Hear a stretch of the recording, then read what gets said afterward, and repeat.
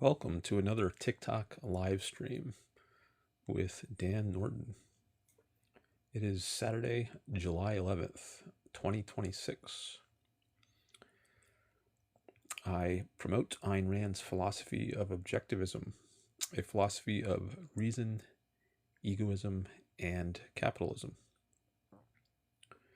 And I invite you to join me in discussing a wide range of philosophical issues.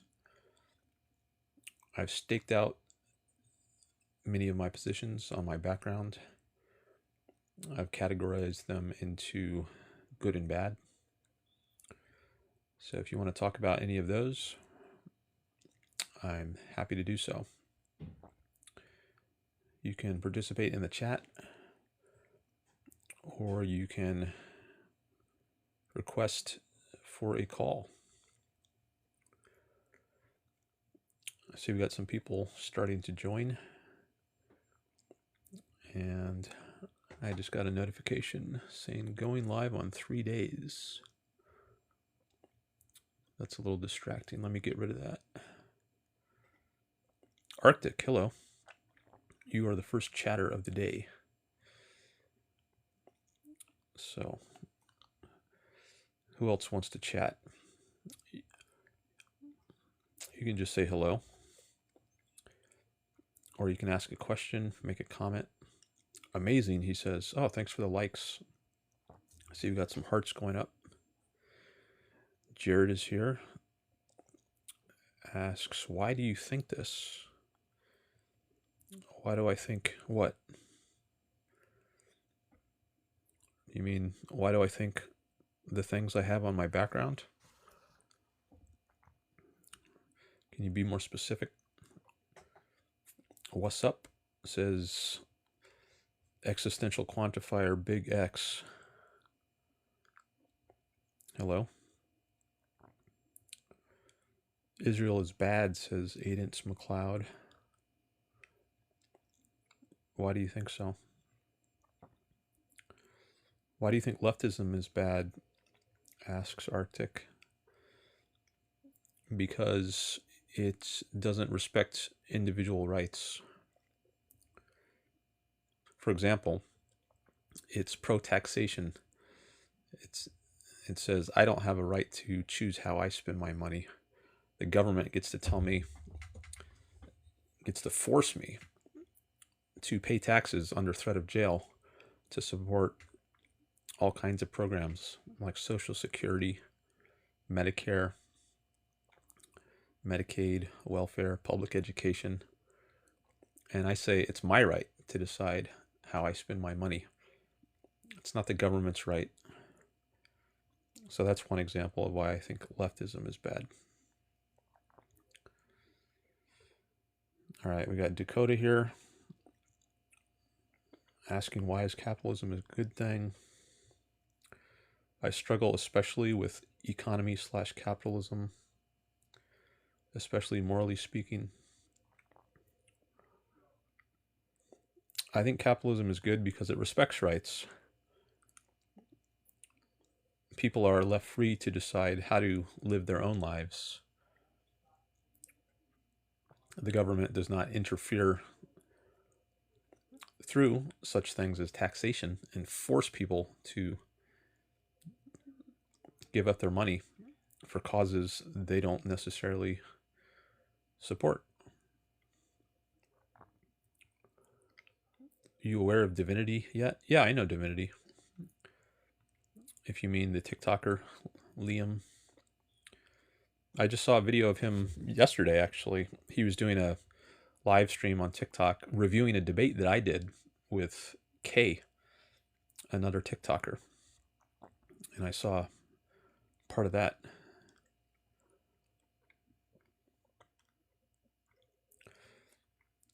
Because they are committing genocide, says Aidence. I don't agree with that. I think that's a smear of Israel.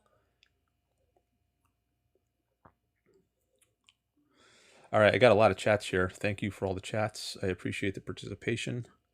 Thanks for the likes. That helps promote the stream. Oh, hi, Bree. I see Bree is here. I see you got a couple people on the guest list.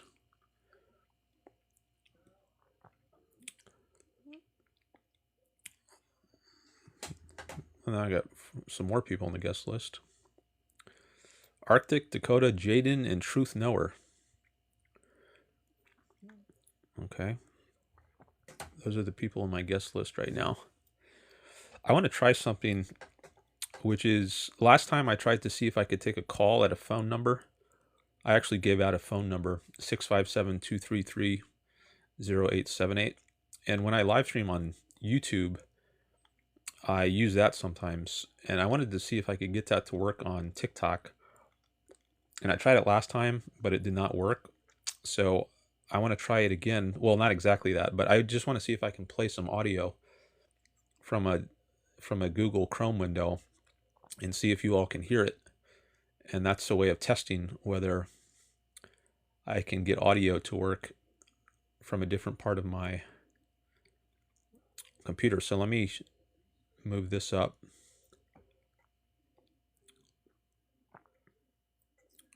All right, you see there's a Chrome window behind me right now. And there's just a YouTube video, one of my YouTube videos. So I'm gonna play that, and I want to see if you can all hear that. And this will be good to know for the future. So if I ever want to play some audio for you, I'll have a way to do it. Or if I want to take a call through my Google Voice line, I'll be able to do it. So I'm just testing out to see whether you can hear the audio. So let me play a few seconds just from the video and see if you can hear it.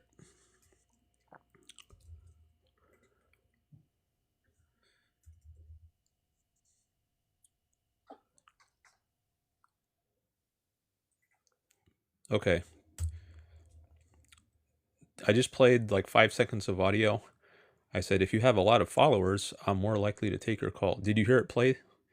Did you hear that? I'm not sure if you did. Nope, we can't, says Bree. All right, let me try to move that window to the foreground in front of me and see if that makes a difference. I don't know if it has to be the highest level window, but let me move that. Okay, now it's in front of me, and I'm going to try playing it again. Are you going to let people up? Yeah, I'm going to let people up. I just want to test this out real quick. I'm going to play this again and see if you can hear it now.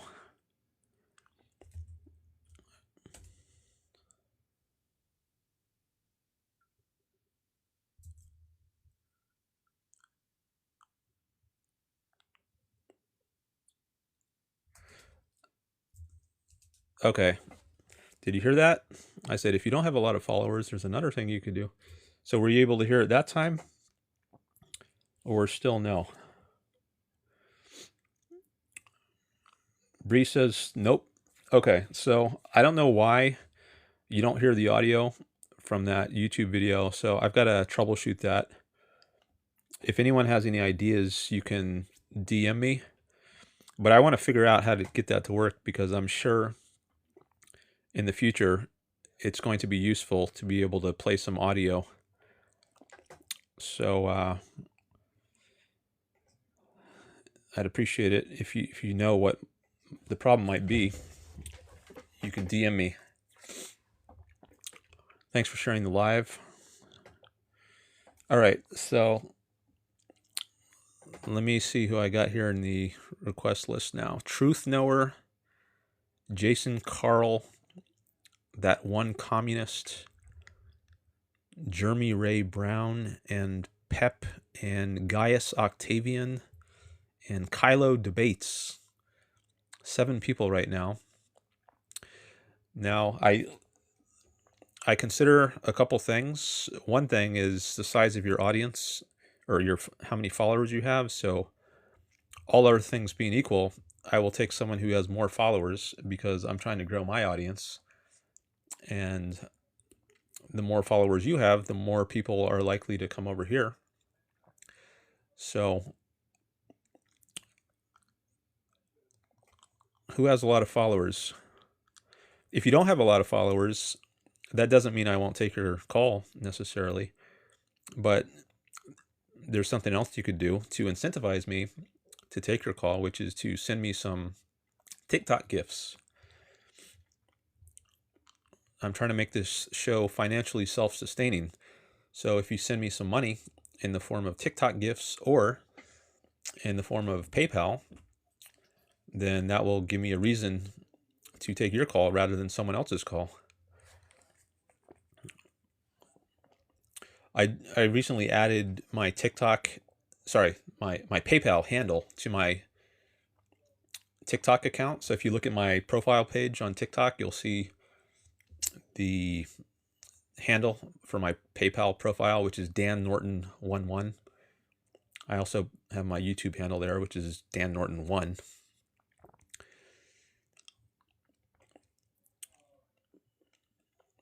All right. So, oh yeah, one other thing I wanted to do is save the chat. I got some followers, I see. Thank you. I like to read the chat, but it's hard for me to do that during a live stream. So I want to copy and paste it from this other window so that after the chat, I can read through the chat. So I'm just going to start a new file here where I can copy and paste the chat into a Google Doc. And then later I will read through it. It's been interesting. Actually, I have been able to read part of the chat for previous live streams after the live stream, but it doesn't save. I haven't found a way yet to save 100% of the chat, but I'm hoping the way I do it today, I will be able to save 100%. So I'm going to title this chat from July 11th, 2026, TikTok live stream. And I got TikTok open in another window, and I'm just going to copy and paste all the chats I can. And the chats are constantly scrolling, so it might be hard to catch all of them, but at least I will be able to catch a lot of them. Okay, so I just copied and pasted a bunch of them. All right. So, Dr. Dan, let Kylo up. Kylo. Let me take a look at Kylo's oh, Kylo, can you type something in the chat? Oh, there you are. Let me click on your profile. Oh, you got 8,100 followers. That's pretty large.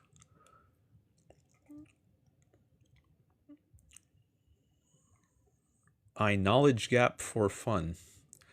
That's what it says in your bio.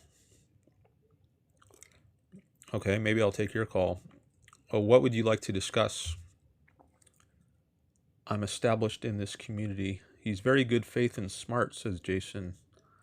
Let him up. He's the biggest debater in this community. Well, I've debated people with over 100,000 followers. I have an argument for God existing.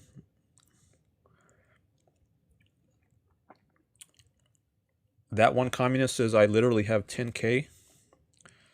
All right, let me click on that one communist. Oh yeah, you got 9,800 followers. Free Palestine, it says in your bio. And you got a picture of Marx. All right. Now, I've debated a couple communists in the past, and I ended up having to kick both of them because they were uncivil. I do like to keep it civil here. Thanks for sharing the live, Mary. Do you want to have a civil debate?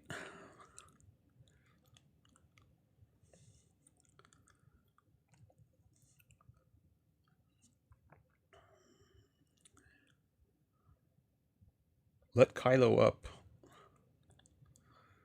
Yes. All right, well, right now, I think I'll go with the communist.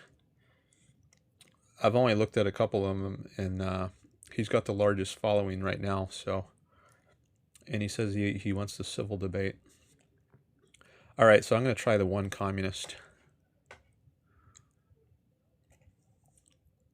And then maybe kylo after that. A lot of people asking for kylo, but I'm going to start with the communist.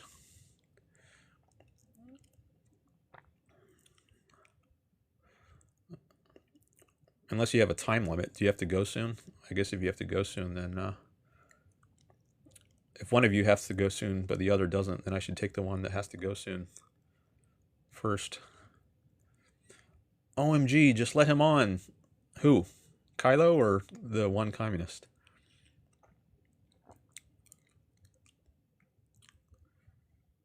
You're going to get more rep from debating me first?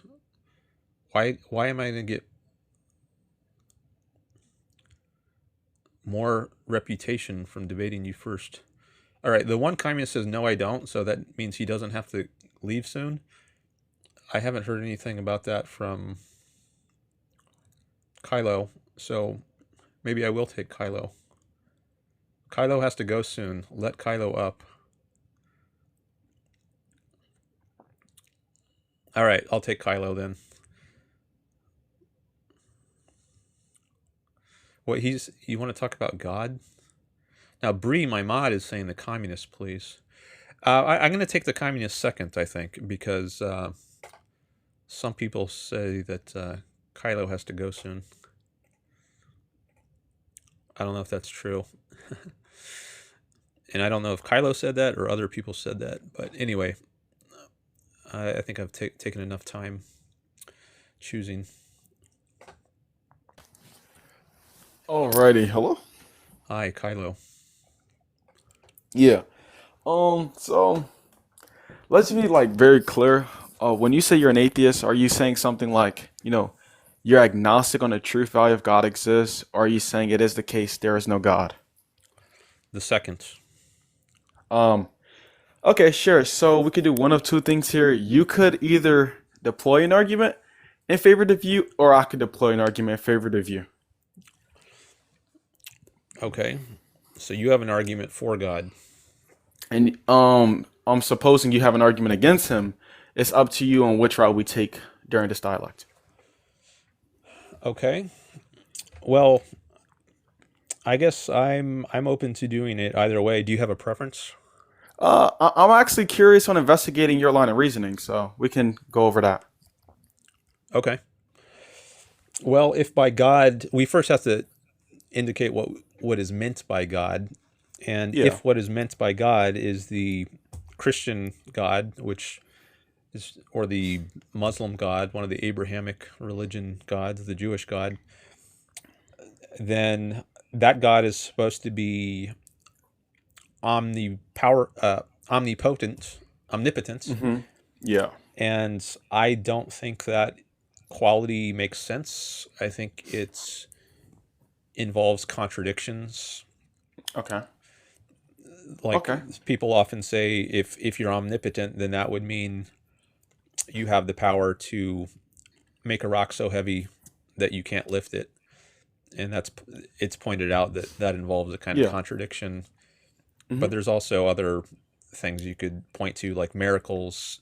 I think those might involve contradictions, like the power to part the Red Sea, or make a man rise from the dead, or turn a Yeah. woman into a pillar of salt. So, Let's do one omni property at a time. We could just talk about omniscient or omnipotence.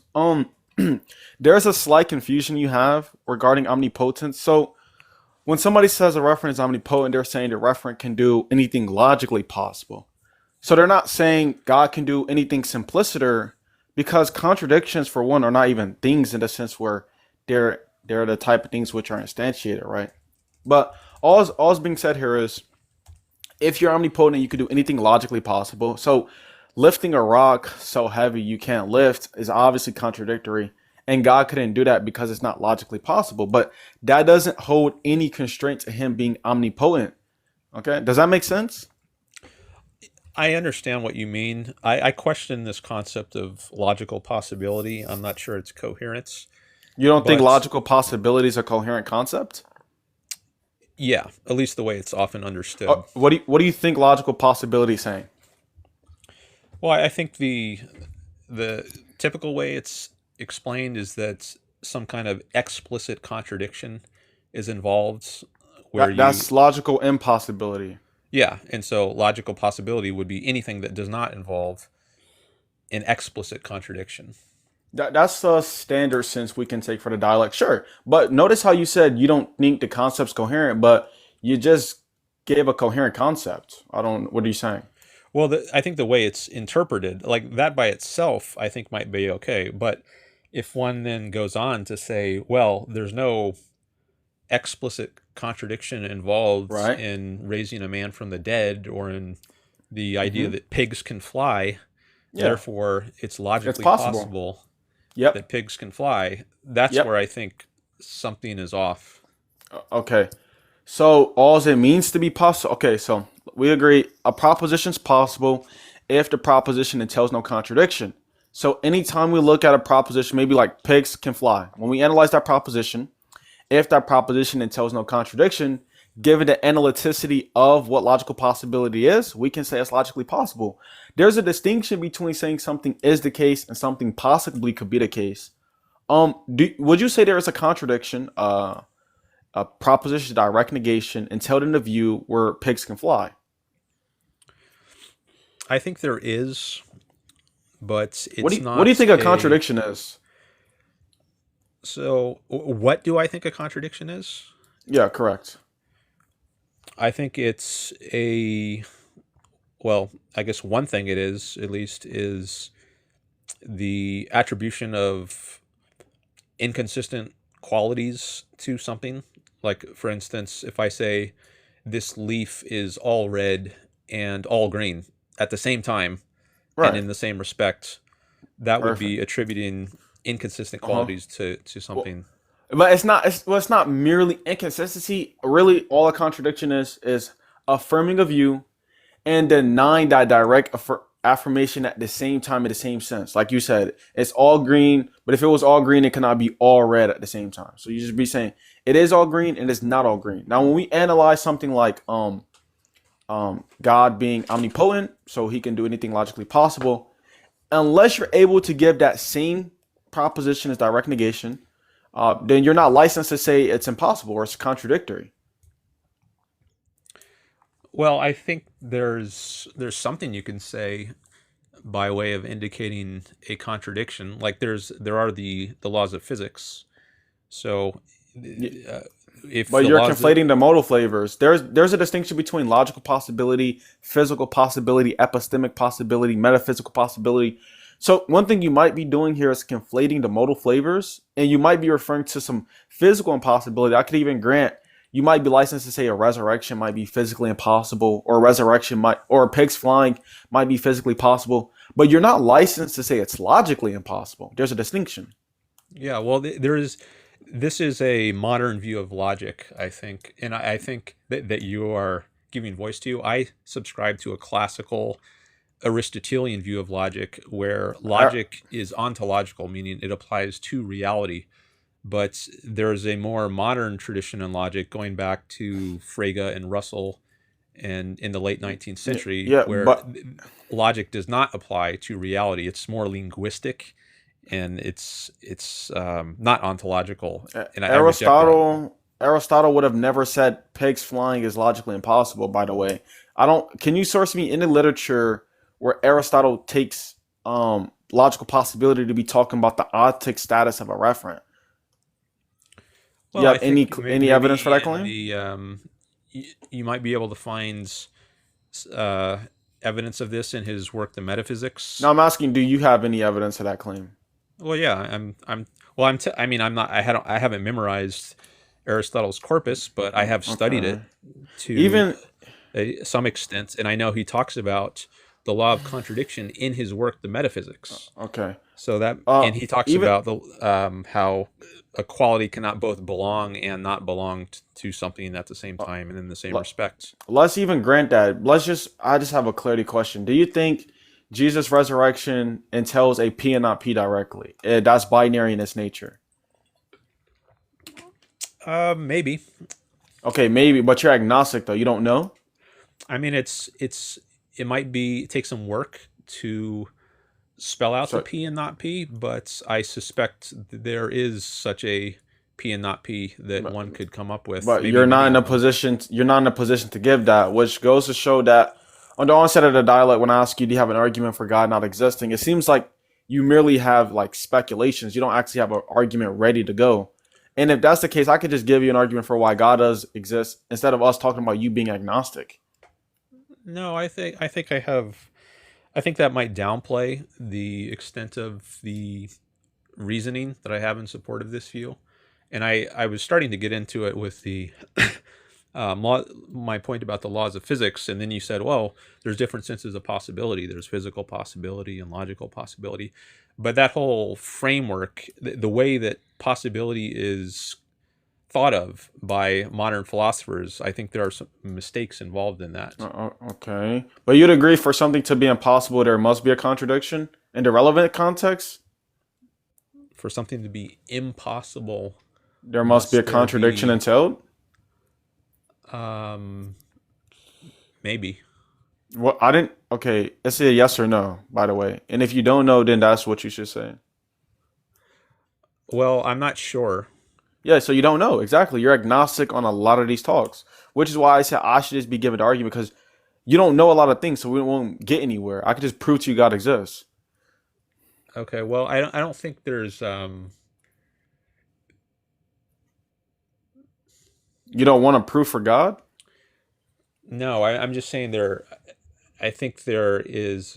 We are prematurely leaving the my side of the argument where I'm showing that God doesn't You exist. don't have an argument as the problem. You keep saying you don't know to every clarity question I ask you. By the way, you don't have an argument. I deny you have. Okay, is I your think that's argument a premise? overstating Do you have a the. premise based argument? I have thoughts on it. I haven't like That's formalized it into right. a rigid syllogism, if that's What what do you you're think an looking argument for. is? What do you think an argument is? By the way, Well, there are different types of arguments. I There are know. I'm. deductive arguments. There are inductive arguments. And which kind do you have? Uh, None. You have neither of the two. My point. But I think you're being a little quick here. no, I no. think you're jumping to attribute things to me, which aren't really the case. Okay. Do you have a deductive argument? Hold No. on. You just jumped in and said no. I know you don't. You It's just just I evident. think you're too quick here. You're like you're jumping to conclusions and you're kind of rushing me and being kind of aggressive. That's the sense I'm getting here. Well, I asked you if you had an argument on the onset. So I was expecting to be concise here.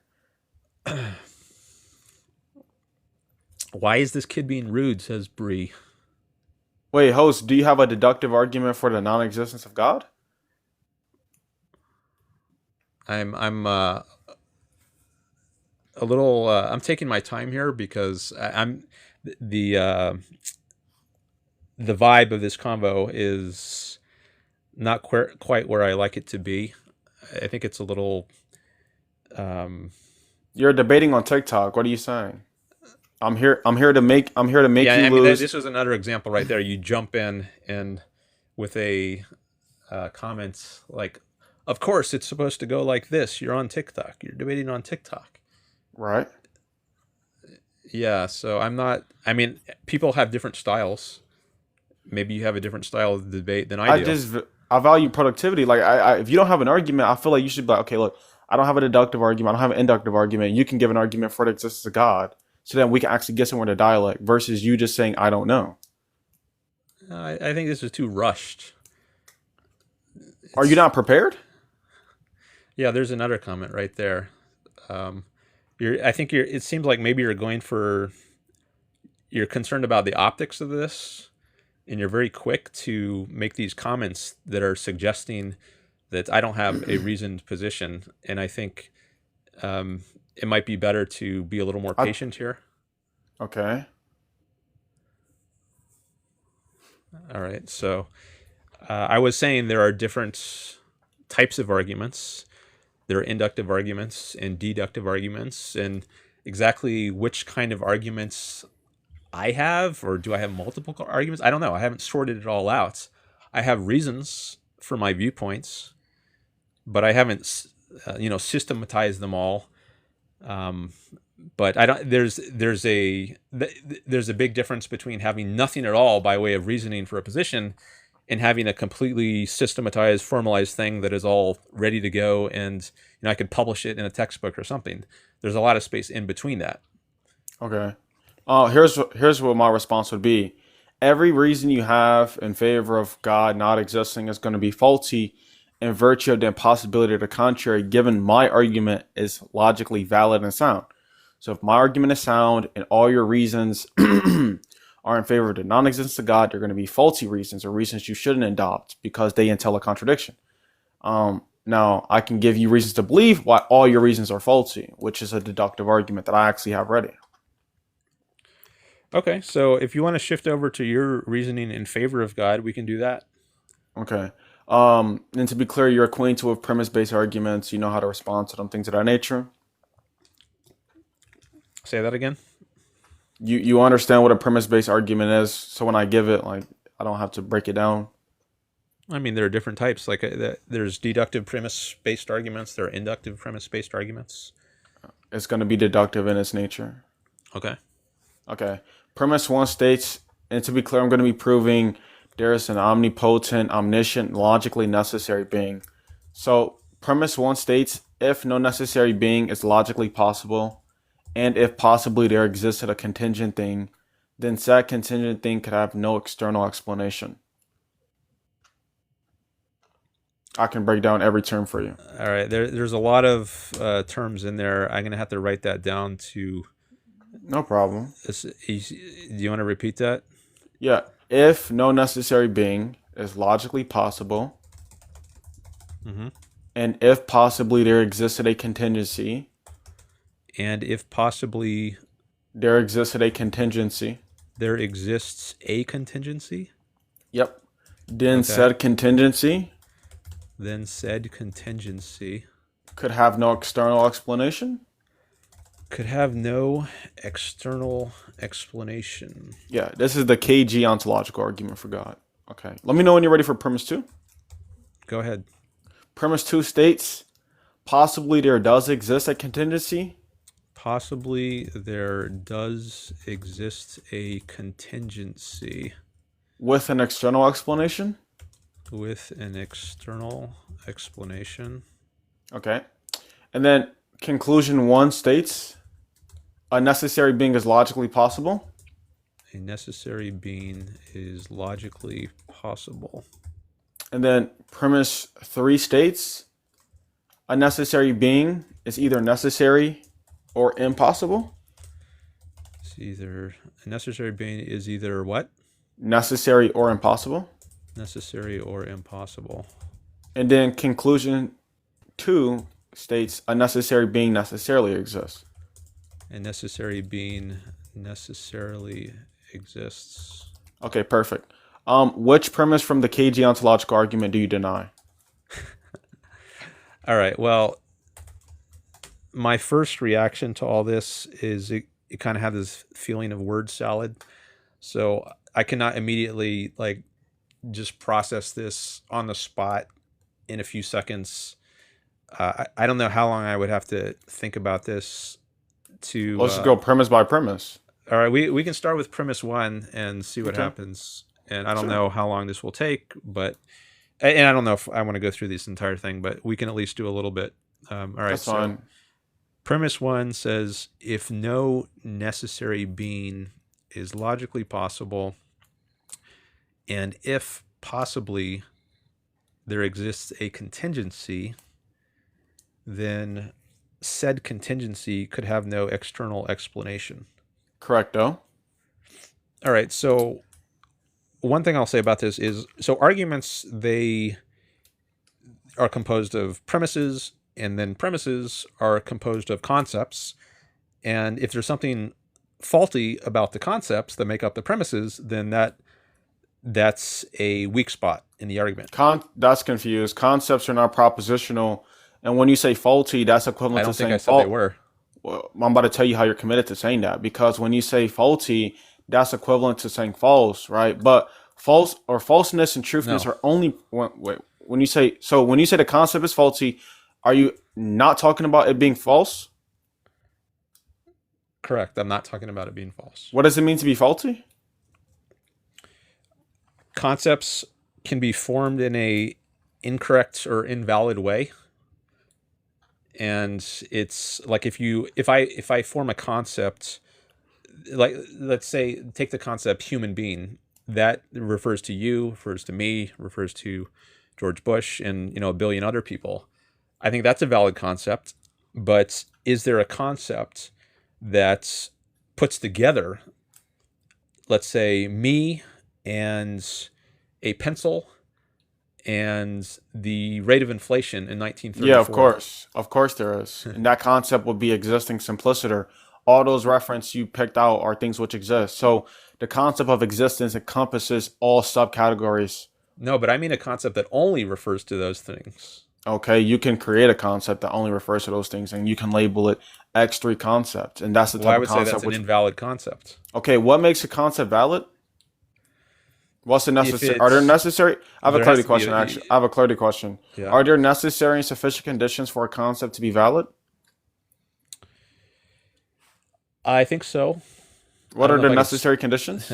I don't know if I could state them all, but I can state some of them. You have to state them all because if you're not acquainted with the necessary conditions, you're not even licensed to say the concept I gave was one which is invalid. You need to know No, if it no, met no. all the necessary conditions. No, if you know that there's one necessary condition that a concept doesn't meet, then that's all you need to know it's an invalid concept. Okay, that's Even if you fine. can't say all the conditions, if you know there's one that doesn't meet, like if I say, No, that's something fine. doesn't have a shape has four sides, and I say, okay, well, it doesn't meet the conditions of a triangle because I don't know all the conditions of a triangle, but I know one of them is that it has to have Which three sides. which condition isn't met, to be clear? The usefulness. I don't think Oh, there might be some very weird context where it's useful to have a one term that refers to me and a pencil and the rate of inflation in so for a 1934. concept to be valid, it must be useful. Yes, And what's being said by useful? useful. Well, helps us in our dealing with reality. Something like Okay, so I can having tell. the concept human Okay. being is a very useful concept. Yeah. We Which term? Which term inside my argument has no utility? Go ahead. well, the concept that led to this discussion is logically possible, Oh, you think that has no utility? and I don't think it's well formed. Like Well, it might have some utility, that's but a I think concession. you're too quick Wait, wait. to Let's. I jump want in because here. I want to be productive. Are you making a claim that it has no utility? Yes or no? I think you're looking for a yes or no, where it might be Yeah. yes to an extent. Oh, well, then that's a concession because you said what it means to have, what it means to be invalid is that it must be useful. And then, so if you're saying the relevant necessary condition, logical possibilities not meeting is usefulness, then you're Yeah. committed to saying, what are you saying no to? All right. I'm again getting the vibe of like too aggressive here. Okay, Too. we can conclude if you're like gonna dodge. That's fine. Oh Take yeah. it. Now here we get a smear, a Dodge smear. So, um, and he left. He hung up. So I think sometimes people they resort to tactics that's sometimes when people they don't have good arguments, they have to start resorting to unpleasant tactics, and I'm not sure if that was going on here, but maybe. um, but I was calling out the kind of aggressive, at least a bit pushy, I think, kind of questioning. I mean, some things they're not binary, there's degrees.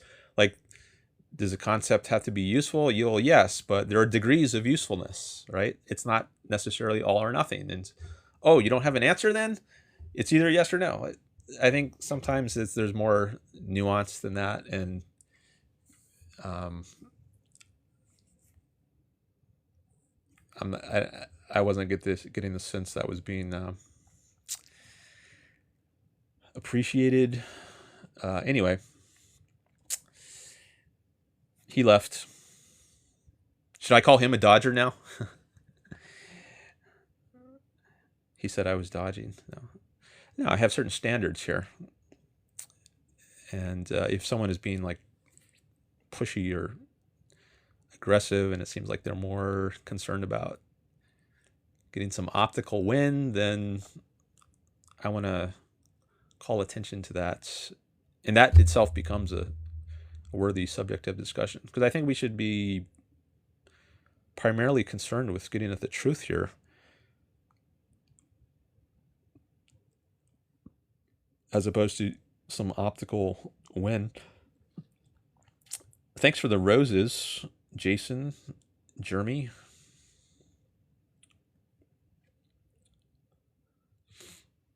All right.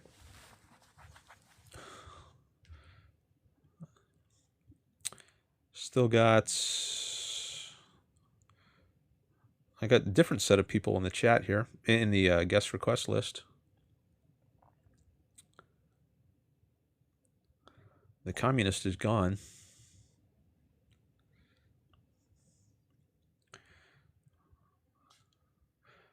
Let me take a little break and look at the chat. Any communist, says Bree. I don't know. At least the one that was in there before is no longer in there.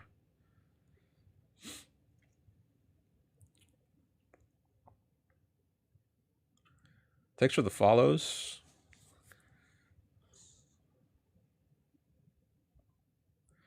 May I join, sir? Says Sushigari.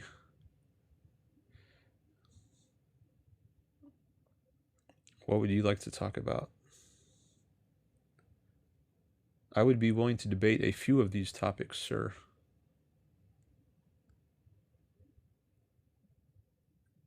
Liberia, thanks for sharing the live. Someone recommends I debate Sushigari. All right, does anyone in here have a lot of followers? You can also tag people, right? You want to tag Dean Withers or Parker? Maybe I should try that. Dean Withers. At Dean Withers. I guess, I don't know how this tag works. I saw, I was actually in a chat yesterday, Liam's chat. Divinityy also goes by Divinityy. And Dean Withers was actually in his chat. And Dean would join in. Liam sent it to him. Oh, is Liam in here? I saw Dean in Liam's chat yesterday, and I tagged Dean and I asked him if he would be up for a debate. And I didn't get a reply. I don't know if he saw my message.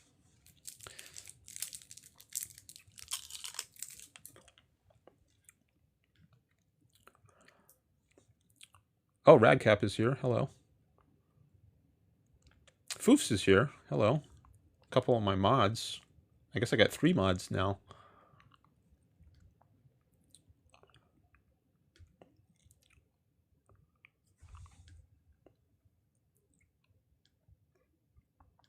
Just looking through my list of viewers, see who I recognize. This is a nice little break after a call.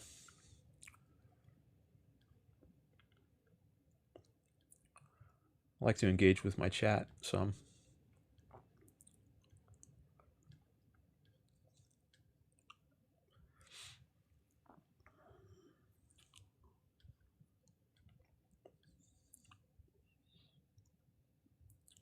Smart way to use TikTok, buddy, says someone.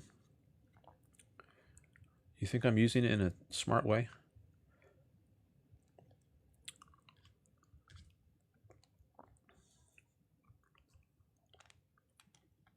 Is this dude a libertarian? No, I'm an objectivist. Libertarians are often anti-state or anti-government. Dan Norton, ASMR. I'm not anti-state I think there should be a government. It should just be limited to the role of protecting people from force.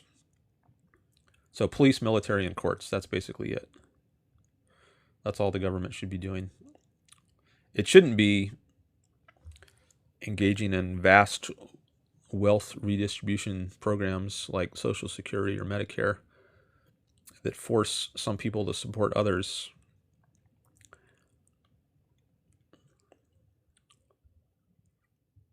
At Gaius Octavian Objectivists. All right, let me see. Do any of these people in the guest list have a lot of followers? All right, now Sushigary's in there. Let me take a look at your profile.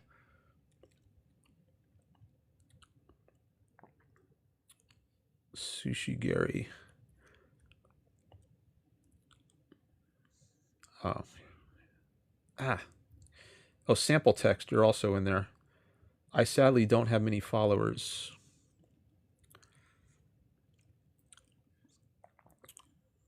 Okay, well, you can send me some gifts. That would also incentivize me. Or you can send me some PayPal.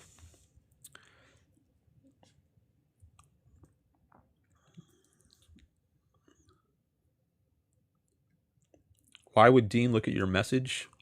Well, there weren't that many people in the chat. I mean, I think he was replying to some people in that chat. Hey, Dr. Dan. Hi, Radcap. I'm back on this other page so I can copy and paste. What age can join? 18 and older. I set this live to 18 and older, so hopefully that will... I don't think it should even be visible by people who are not 18 and older.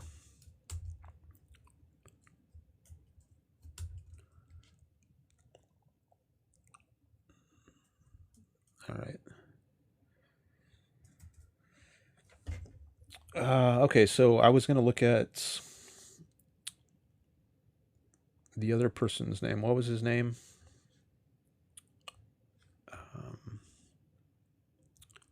Sushigari.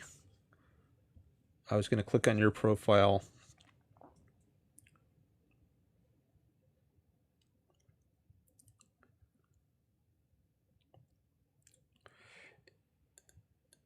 Right when I was going to do that, sample popped into the chat, and then I clicked on his profile instead. So now I'm trying to scroll back to find one of your chats, Sushi, so I can click on yours. Maybe it'd be easier if... Oh, thanks for sharing the live, Licked. Oh, there you are. Thanks for that. Okay, you got 1,300 followers, 1,370. All right. I'll take your call.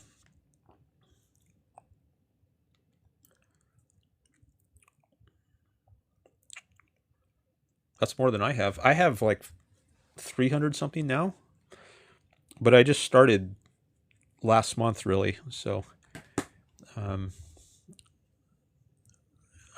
pretty new to this. I forget what you wanted to discuss, Sushigari.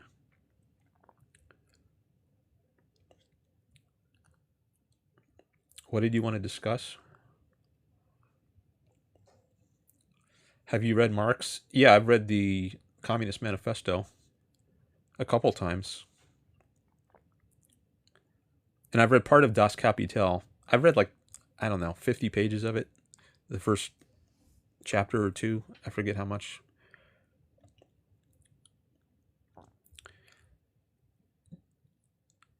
You'll discuss a few of these? All right, I'm going to take Sushigari.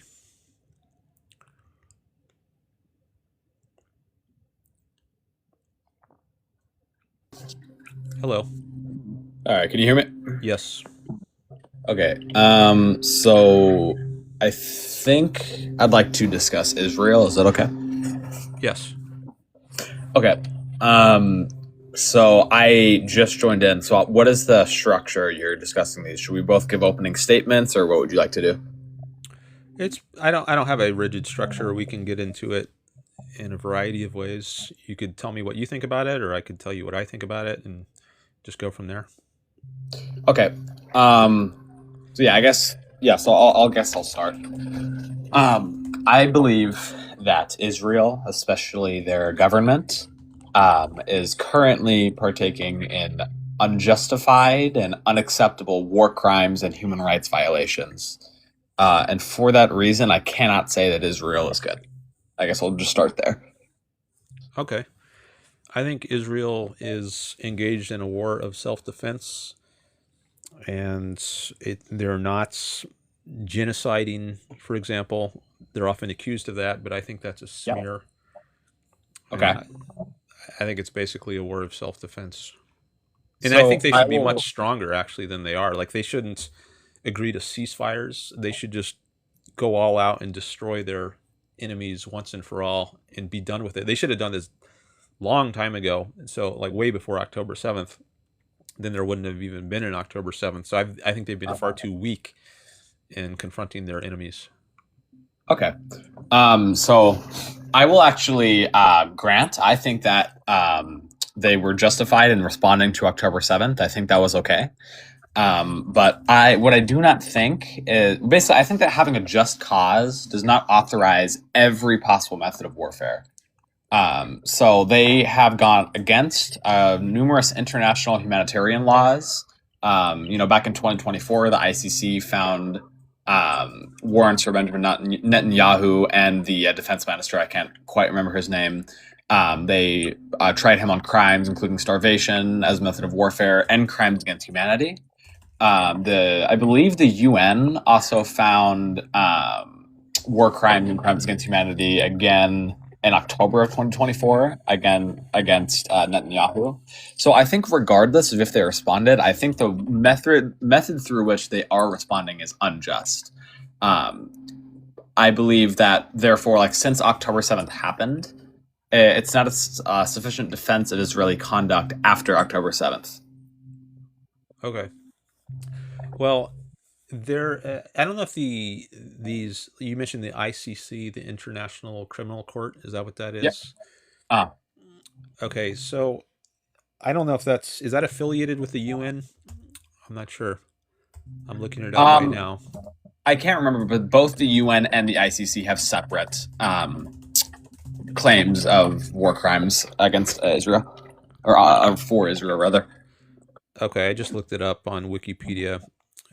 Yep. The ICC looks like it's independent of the UN. The ICC can generally exercise jurisdiction in cases where the accused is a national of a state party. The alleged crime took place on the territory of a state party, or a situation is referred to the court by the UN Security Council. Okay, so yeah, it looks like they're separate organizations.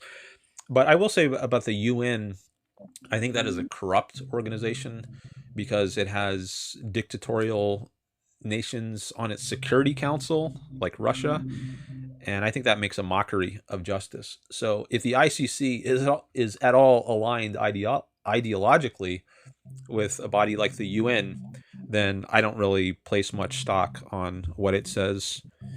So I don't know what its ideological leanings are, but I guess I'm at least suspicious that I don't even think there is an international court with legitimacy. Like, I mean, there's a U.S. Supreme Court, and every country has their own top legislative or judicial body, but there is no world governments with a court whose rulings can be enforced. There's no enforcement arm. So okay, I guess what I can do is lay out what I believe the criteria was for them committing war crimes. I forgot to include the ICRC also found international humanitarian law violations. But anyways, I'll basically just lay out my argument in terms of what I think. Firstly, I think that civilians are legally distinct from Hamas. I think that food and essential humanitarian supplies are a necessity for civilian survival. I believe that the starvation of civilians cannot lawfully be used as a method of defeating an enemy. I think that restrictions knowingly creating catastrophic deprivation therefore require an extremely serious legal justification. And I think that multiple international bodies such as the ICC, UN, ICRC, regardless of leanings, have documented severe deprivation and restrictions on those humanitarian relief criteria that I just laid out. So therefore, I think that Israel's aid and siege policies provide strong evidence of unlawful conduct regardless of the leanings of these organizations. Okay, so we can just set aside these organizations and we can talk about your view of whether you would I say think the Israel I is think committing war crimes. But okay, so for one thing, I'll say I don't think it's Israel's responsibility to feed the population of its enemies. yeah. And they have been doing that, as my understanding. They've been providing aid to, at least for some time, they were providing aid in the form of food or water or electricity or internet or maybe a mixture of all of these things. And I think that doesn't make sense. I don't think you should be sustaining the population of your enemy country that you're fighting. I think many of the Palestinians actually support Hamas. So I think you're feeding your own enemies, which I think is immoral and self-destructive. Okay. Well, regardless, I don't think that Israel should be feeding their enemies. That's not the claim I'm making. I'm saying that they are purposely cutting them off from food and resources of survival, which they would already have if they hadn't cut people off. I think that Palestinian and Israeli civilians are equally capable of suffering and deprivation. And I think Israeli civilian interests can't be assigned like infinite moral weight, while Palestinian civilian interests don't receive any weight. And I think that a military policy should account for harm to both groups. And I think that what the Israeli Defense Force is doing right now is purposely and definitively cutting off survival resources from Palestinian civilians. So I think that even a legitimate Israeli interest in security can't morally justify unlimited Palestinian civilian harm. So I think I think in order for you to win, or not win, but in order for us to reach a point of consensus here, is I believe defense of Israel would have to explain why an Israeli child or just civilian subjectivity has overriding intrinsic importance. But a Palestinian child subjectivity becomes discountable the moment Hamas operates somewhere in the same territory. Okay. Well, for one thing, I will say I think it's the responsibility of Israel to defend its own people, not the people of another country. So if there are innocent children, babies on the other side that die, tragic, but I think the responsibility for that lies not on Israel but on the aggressors, which I take to be Hamas, who started this war. Yep. I don't think, and it's not an issue of numbers like percentage, this percentage or this number of people dying is okay. I think the standard should be victory. Have we won this war? And have we eliminated the threat to our people? And I think you do as much damage and destruction as is necessary to achieve that goal. Okay. So I agree with your first claim. I think that a state does have a special duty to protect its own citizens. We both agree there. But a state also has a negative duty not to unlawfully harm civilians. And a positive duty to protect, your own civilians does not eliminate the negative duty to unlawfully harm civilians. So I think Israel's responsibility to Israelis does not give it unlimited permission to impose harm on Palestinian civilians. So do you believe that initiating aggression transfers moral responsibility for every foreseeable action that the defending state later voluntarily chooses? No, I think you could still do bad things, but I don't think Israel is targeting civilians. I think civilians often are killed as collateral damage. They're caught in the crossfire, and especially because Hamas uses them as human shields. They hide among their population, and they don't wear distinctive military get-up. They wear normal plain clothing. So I think, unfortunately, a lot of civilians die, but I don't think that's Israel's fault. I think they're not targeting these innocents. They're trying to kill Hamas. Okay. So again, regardless of regardless of the human shields argument, um, I think that like human shielding is itself unlawful. It also doesn't erase the protected status of every civilian nearby. So I think that human shields wouldn't alter proportionality calculations. I think that even if that is occurring, there are still separate instances of Israel specifically targeting um, civilians. For example, you said collateral, but that is a description of intent. It's an automatic moral legal defense. So if I granted that the argument that Israel's objective is Hamas and civilian deaths and that they're collateral, why do you think that makes every attack justified? I'd say that intentionally targeting civilians is prohibited. I think we'd both agree there. Not intentionally targeting civilians is necessary, but not sufficient for lawful warfare.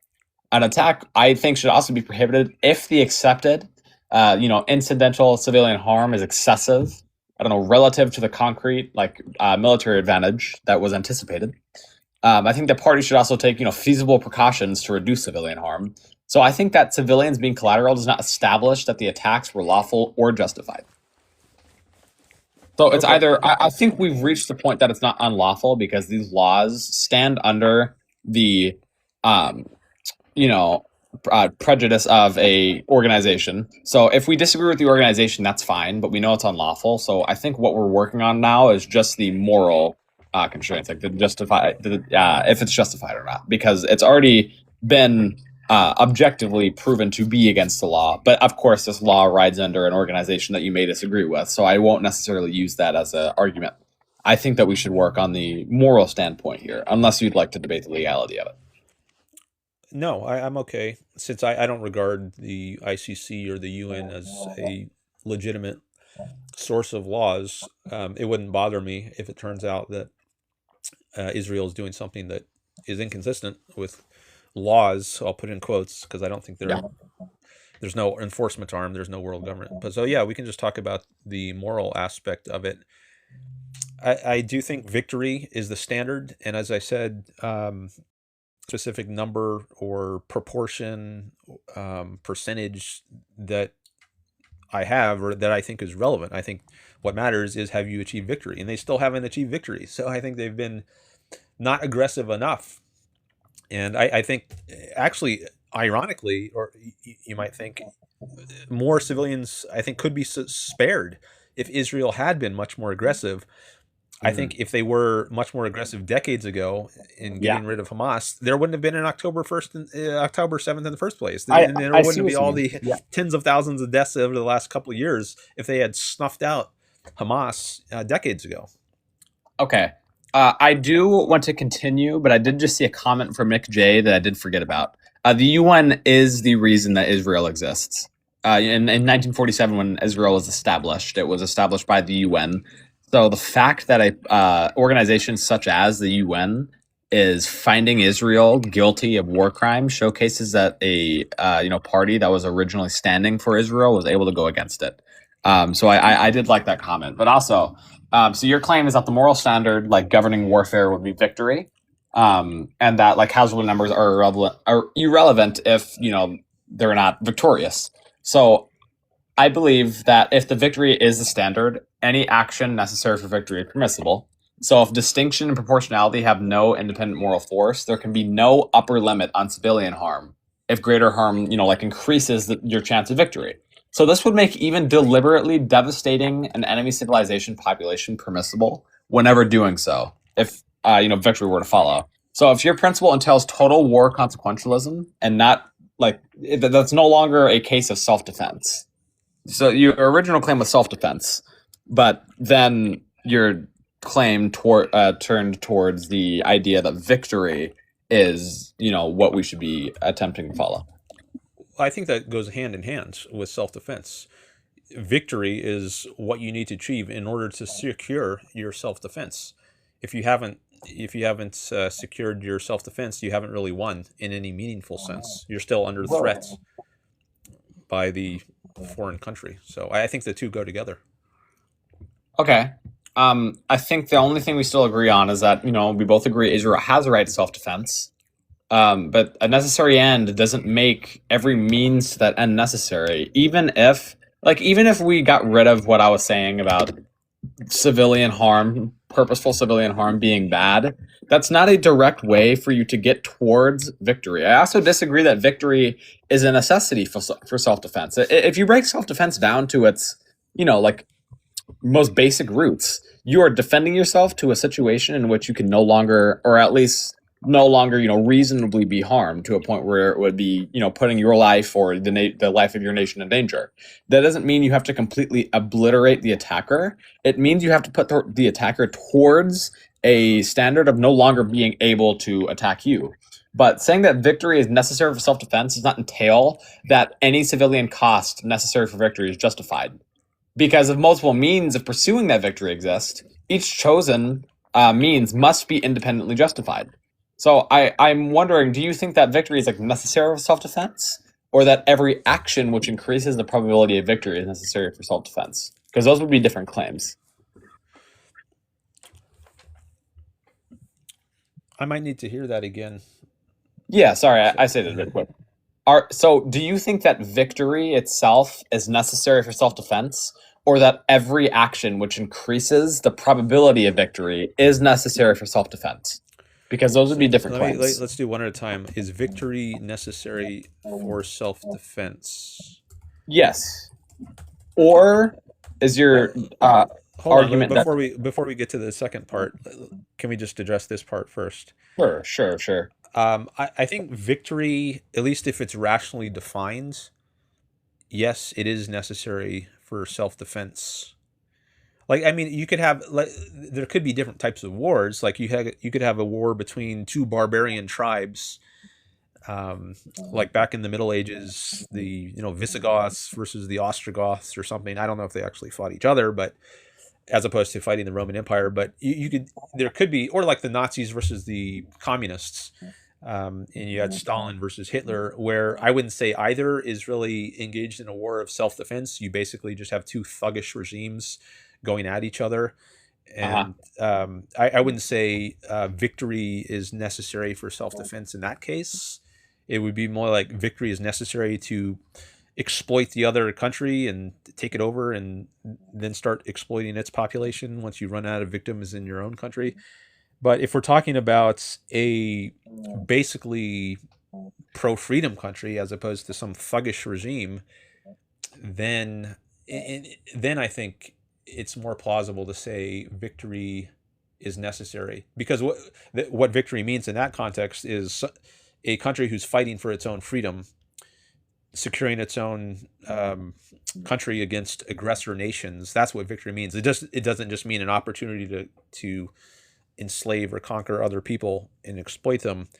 So is victory over aggressor nations, maybe that's how I would need to flesh this out. Yeah, that is necessary for self-defense.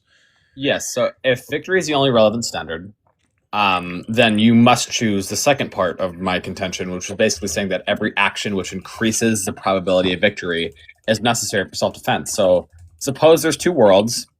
I don't know, one of them has a 70% chance of victory, and there's, 10,000 civilian deaths. But suppose there's a second world where, there's actually a 75% chance of victory. But what comes with that is 500,000 civilian deaths. So if victory is the only relevant standard, you must choose my second strategy. However, that second strategy leads to more unjust civilian deaths, which is a criteria that I provided to say that Israel is bad. So unless you can justify like starvation, genocide, and whatnot as a means of victory, then there's no defense for Israel here. So why stop there? If killing another million civilians increases the probability to 75 to 76, would that be justified? I don't know if that's the right way to think about it in terms of percentages. Like if I'm an egoist, so I think we might have a deeper difference we're talking about politics and foreign policy, but yeah, we might have a deeper difference in the ethical realm, and maybe I can give an example that illustrates this. Sure. So let's say I am being unjustly attacked. Maybe someone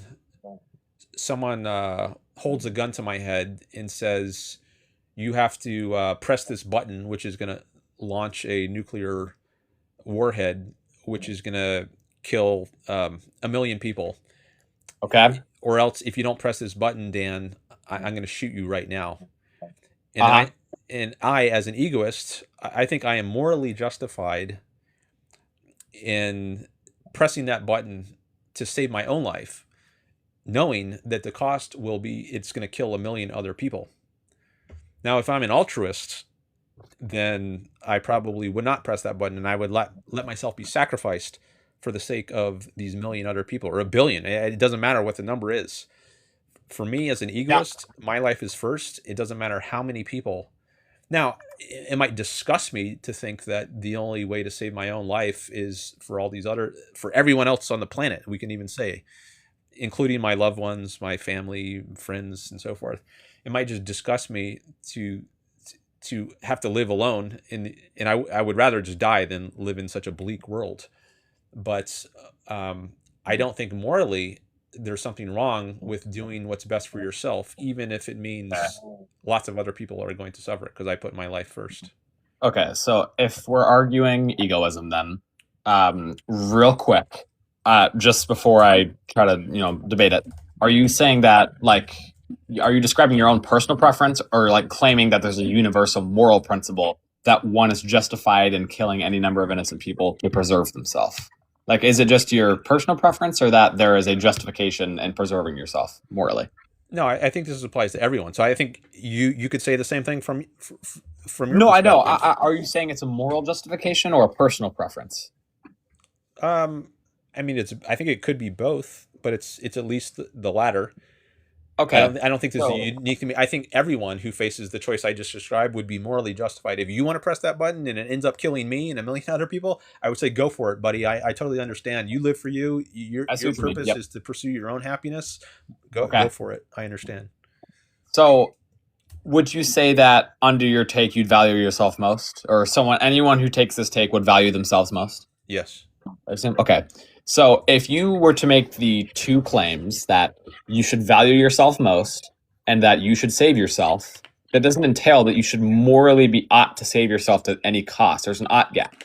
So, if you're defending ethical egoism, and each individual ought to maximize their own self-interest, you should be able to universalize it. So person A would be justified in killing 1,000,000 people to survive. But if each of those 1,000,000 people is equally justified under egoism in killing person A to survive, then there is an issue there. So if the 1,000,000 people kill you first to save themselves, do you think their action is equally morally justified? Yeah, I do. But I don't Okay, think sure. I don't think there usually is a conflict between egoists. I think there's a harmony of interests. Sure, okay. In So- some strange cases, there might not be, but as a rule, I think pursuing my own interest, like it's not generally in my interest to be screwing over other people. I see what you mean. Yeah, no, I get it. So your position is actually consistent. That is good. But now you've conceded that morality isn't establishing that your life should come first. You're saying that it gives every individual conflicting permission to prioritize themselves. So saying that my life comes first would merely be a perspective. It wouldn't be an objective justification for why others ought to accept your survival. And if we're going to apply this back to Israel, if you're defending Israel through egoism, you've destroyed your asymmetrical condemnation of Hamas. So, Palestinians may prioritize Palestinian survival and interests exactly as Israelis prioritize Israeli survival and their interests. So, if every agent ought to prioritize their own interests under your framework, Israelis may prioritize Israeli interests. That's okay. Palestinians also may prioritize Palestinian interests. Therefore, egoism cannot independently establish that Israeli interests override Palestinian interests. You cannot defend a conflict under egoism. You need an additional moral principle to resolve the conflict. So again, saying that you value your life more than 1,000,000 others would explain your preference, but it wouldn't establish that your life has greater moral value. So if you're invoking ethical egoism, then every one of those 1,000,000 people is equally justified in killing you to preserve themselves. So egoism cannot possibly ground your claim that others ought to accept their deaths for your survival. It would only explain why you personally prefer that outcome. So there's no way for you to defend that Israel and what it claims to be self-defense would be justified, because in fact, I believe that what you're doing would justify the Sabbath. because they could claim that those attacks on October 7th were out of their own interest. So if you're using ethical egoism here, you cannot possibly defend Israel. You couldn't defend actually I either. can. If you I were think I using can. ethical egoism. Yeah, I don't think Hamas is egoistic. I don't think many of the Palestinians who support Hamas are egoistic, and I think they would probably explicitly reject egoism and say their highest moral value is service to Allah, and they engage in suicide bombing, and they're told that they will get 72 virgins in heaven if they do destroy themselves. Well, So I don't okay. think they are acting in their self-interest. I think if they actually were acting in an egoistic way, they would put down their weapons and live in a peaceful way and not as aggressors against other peaceful nations. Okay, so sorry, can you say that again? So you're saying that you believe that that every, Palestinian citizen and like all of Hamas is, devoting their value and service to Allah, and you're saying that like for that reason. So I might ask then, ethical egoism under your lens is your own personal view. Why is it that Israel is acting under ethical egoism but not Palestinians? How can you make that claim? What is your criteria for what you've made that claim? Well, I think they're living in a way that Israelis, not certainly not perfectly, I don't think any country, but at least more so than the surrounding Arab countries. I think Israel is a pro-life, pro-happiness kind of civilization, and whereas I think the surrounding Arab countries are more otherworldly and anti-life. There's actually I don't remember the quote exactly or who said it, but there was something to the effect of you value the way you value life, we value death. I forget if some Islamic person said this, but anyways, they have a otherworldly kind of orientation rather than a secular, this worldly orientation, which you find more so in Israeli society. Yeah. So, and I think that's more of an egoistic, self-interested kind of orientation. If you have an otherworldly, well, that's a world where you don't exist. That's like after you're gone. That's the world Yeah. of death. Yes. So I think the issue with that is it's now you're shifting the goalposts, but I feel like you might still be missing. So not a fallacy, but you're changing your arguments here. So originally you claimed ethical egoism, but now you are claiming that since Hamas, is you're claiming that they devote service to Allah and you believe that they value death over life. I don't believe that under your interpretation that I don't believe that Hamas's motives would determine whether Israeli egoistic conduct is morally justified. Because of its individual ethical egoism, an Israeli citizen should prioritize themselves, not Israel. So an Israeli soldier dying for Israel may actually contradict straightforward egoism. That's the reason you can't use this to defend a conflict. So you've moved away from I may kill 1 million people to save myself to Israel may harm Palestinians to preserve Israel, because Israel has better, views and conducts than Hamas, because you believe that them pointing their lives towards Allah would be negative. But Israel isn't a conscious ego with welfare. It's a political abstraction. It's composed of individual subjects. So you need to explain how individual ethical egoism could transfer to a collective state of egoism. Because you've abandoned egoism as a fundamental justification if you cannot do so. I don't see that I've abandoned egoism. Seems like you think there's some gap between endorsing egoism for an individual and endorsing it for a country as a whole. Yeah. I mean, a country is just a collection of individuals. And I agree. I think How each of them how should would be pursuing, and it's not universal. I mean, there are very religious Jews, Orthodox Jews, and I think they're not egoistic relative to more secular Jews. So, but if we're just taking a very broad brushstrokes view of the society, I think as a whole, it's more aligned with people pursuing their own interests and their own happiness than is the case. Now, there might also be exceptions in the Arab countries. Maybe there's a minority of people who are secular and self-interested, and they're not religious and otherworldly and self-sacrificial. But as a whole, I think there is this difference between the two countries. Okay, so let's just say, would you? I mean, if the collective state can still follow, egoism, then you've abandoned it as a fundamental justification because you're now appealing to the welfare of a collection of other people. So we're back to comparing Israeli welfare versus Palestinian welfare. So you need a principle explaining why Palestinian interests count for zero if you can't use egoism.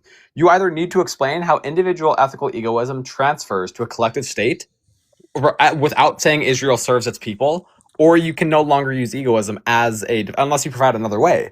But you've now started classifying ideologies, such as Arabic nations being secular and whatnot. So even if I grant for argument that Israel's behavior, sure. Even if I grant for argument that Israel's behavior is, more aligned with egoistic reasoning, how does that establish that Israel's conduct is morally justified? There's no reason to look at these other, secular, non-secular, etc. If we're to put it formally, Israel's conduct may be described as nationally self-interested, which I don't believe is egoistic, but anyways, I'll continue for the sake of the debate. A description of an actor's motivations would not establish a moral obligation to follow those motivations. So therefore, even if Israel is more egoistic, it would not establish that its conduct is morally permissible. So I personally don't care. Sorry, I personally don't care whether Israel is more aligned with egoism than Hamas. We are debating whether Israel's conduct is justified. You switched from, normative ethics to ideological classification. So you must defend whether or not you are prioritizing egoism or ideology here.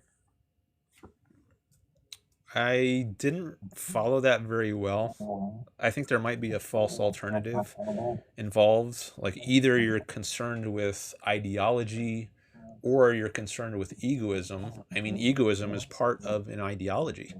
It's an ethical viewpoint, and it's part of, philosophy includes ethics, it includes politics, includes metaphysics, includes epistemology, but it is an ideological viewpoint, among others. Okay, so again, how would that justify Israel's conduct? Like, sure, even if egoism is an ethical ideology, I guess I can concede that. It's a tangent. My original question is whether Israel's conduct is morally justified. So are you arguing ethical egoism is the moral principle that justifies Israel, yes or no? Uh-oh, we got a yes or no question.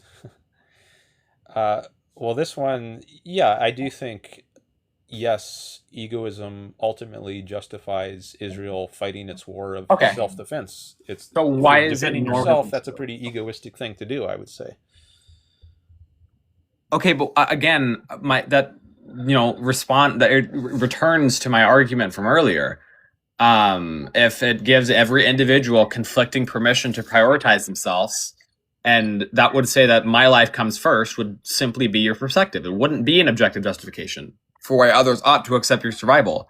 So even if we granted that, even if I agreed with you there, then there would be no reason for you to say that Israel is good. You would have to be agnostic on that take, because you are now claiming that any individual ought to be able to defend themselves. Thus, you cannot possibly claim that Israel is good, because by claiming that Israel is good, you are directly claiming that Hamas is bad.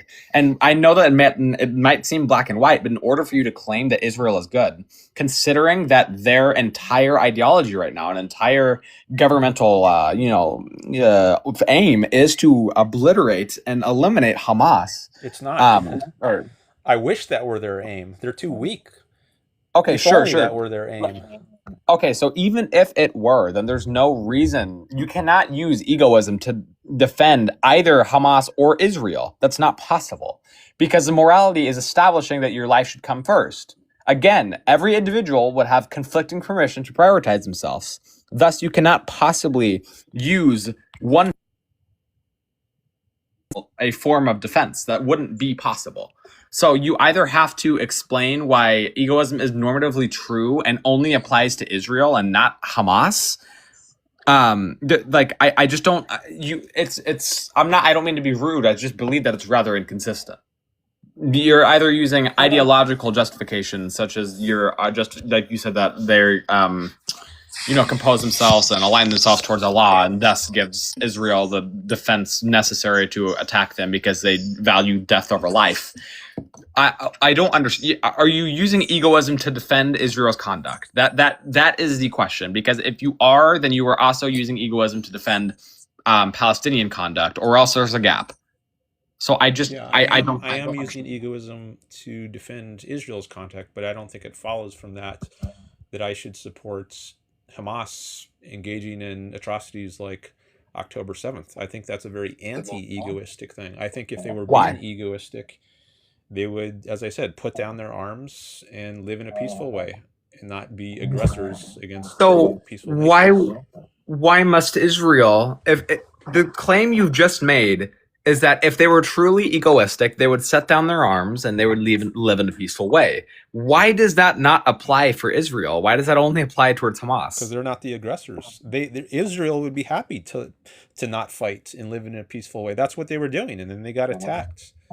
And that's happened in 1947. There was this partition plan, and they were happy to have their states. And then the next day, they get the civil war starts, and then the thing is, in 1948. I agree with what's his name, 5-6er there. Egoism is incompatible with compassion, which I'm not saying that's an issue for you. I'm saying that. I'm saying that egoism, I'm not saying compassion like emotional, like saying that you're compassionate towards someone. I'm saying that it's incompatible with the ability to defend one nation over the other, because both nations ought to defend themselves and ought to keep themselves at the highest moral justification under true egoism. So you cannot use, logically, you cannot use egoism as a framework to defend a nation's actions. So it's either that you are agnostic on that take, or you're using another framework. I do have to go in a minute, but I'll let you respond there. I don't want to just get the last word and then leave. But I got about like 5 minutes and I'm going to have to leave. Okay. Well, I'm curious if you've ever read Ayn Rand. I have not read it, no. Okay.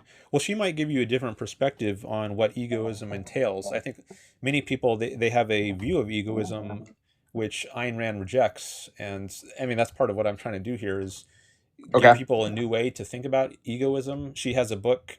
I mean, this is discussed in many of her books, but there's one called The Virtue of Selfishness. And the subtitle of that is A New Concept of Egoism. So what you might think is egoistic is something that she questions. So I would just recommend anyone who finds this issue interesting or intriguing, maybe check that out. Or listen to me some more. Maybe I can also help convey the perspective, but I am here to basically promote Ayn Rand's ideas because they make sense to me. And that's why I'm promoting her ideas. They make sense. And so I just want to mention that resource. Okay. But I do appreciate the call. If there's any last things you want to say before you go, feel free. I think I've basically gotten all my arguments out. I enjoyed the debate. It was interesting. I thought it was really educational, but yeah, it was nice to talk with you, but yeah, goodbye. All right, bye. All right.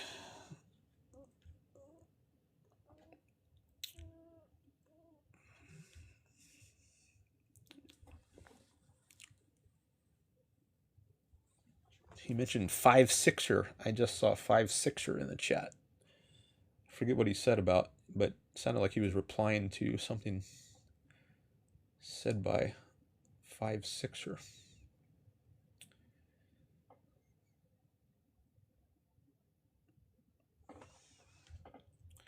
All right, let me now take a moment to copy and paste some of the chats here from my other window so I can read them later, because I don't have time to read all the chats during the live stream. And once the live stream ends, usually they don't all get preserved in my TikTok live studio. Only like the last, I don't know what percentage of them gets preserved, but if I copy them from this other window, that'll help me preserve them, because I am interested in reading the chats. I just can't do it during the stream. All right, now why isn't this refreshing? Because the last chat I see here is from Radcap, but I saw that like an hour ago. Maybe if I refresh this screen.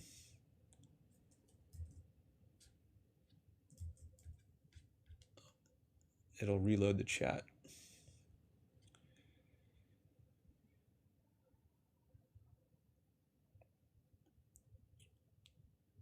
Okay.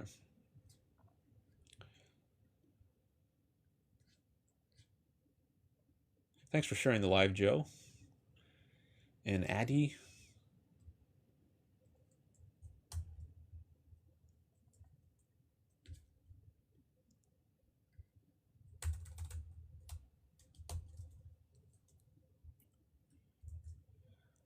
Let me debate you, says Kanye News. Chai, thanks for sharing the live.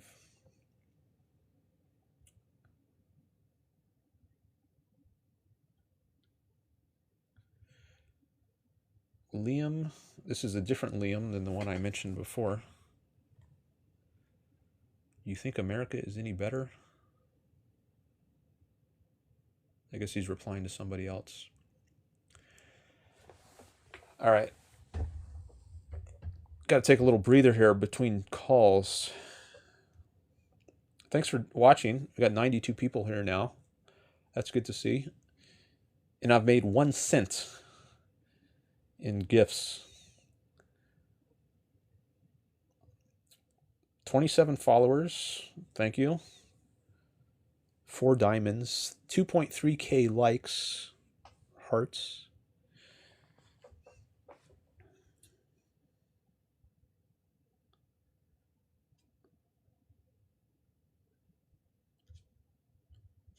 All right, let me see who I got in my request list now. Kanye News and sampletext. All right, sampletext has been there for a while.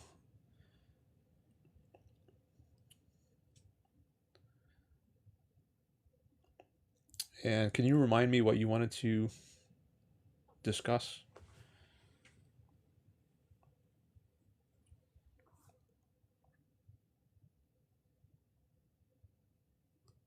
Israel is the most popular topic. More people have wanted to discuss that than any of my other topics. All right, sample text. You say taxes, regulation, veganism, God, etc.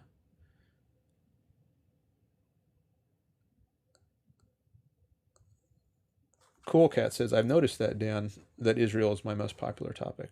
Yeah.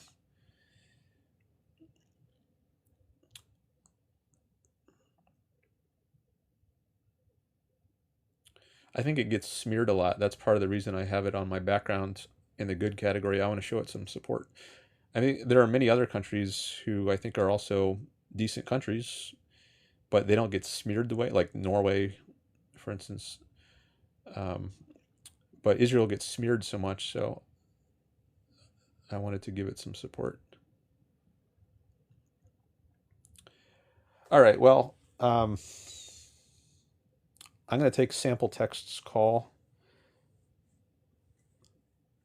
And if you all know anyone with a big following, I'd appreciate it if you could tag them and maybe invite them to come over here and debate me.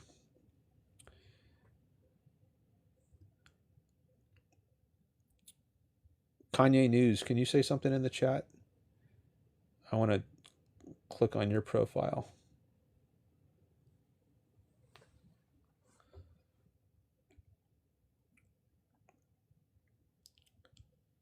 Yo, he says. Okay.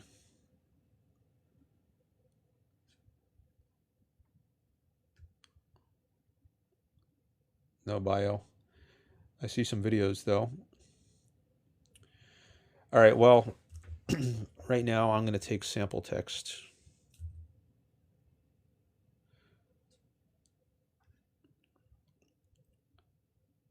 Someone says they have a 1.5K followers. salad. But first, tell me the reason of capitalism. Because it's pro-freedom. That's why I support capitalism. But there's a lot more I could say, but maybe I'll say it later.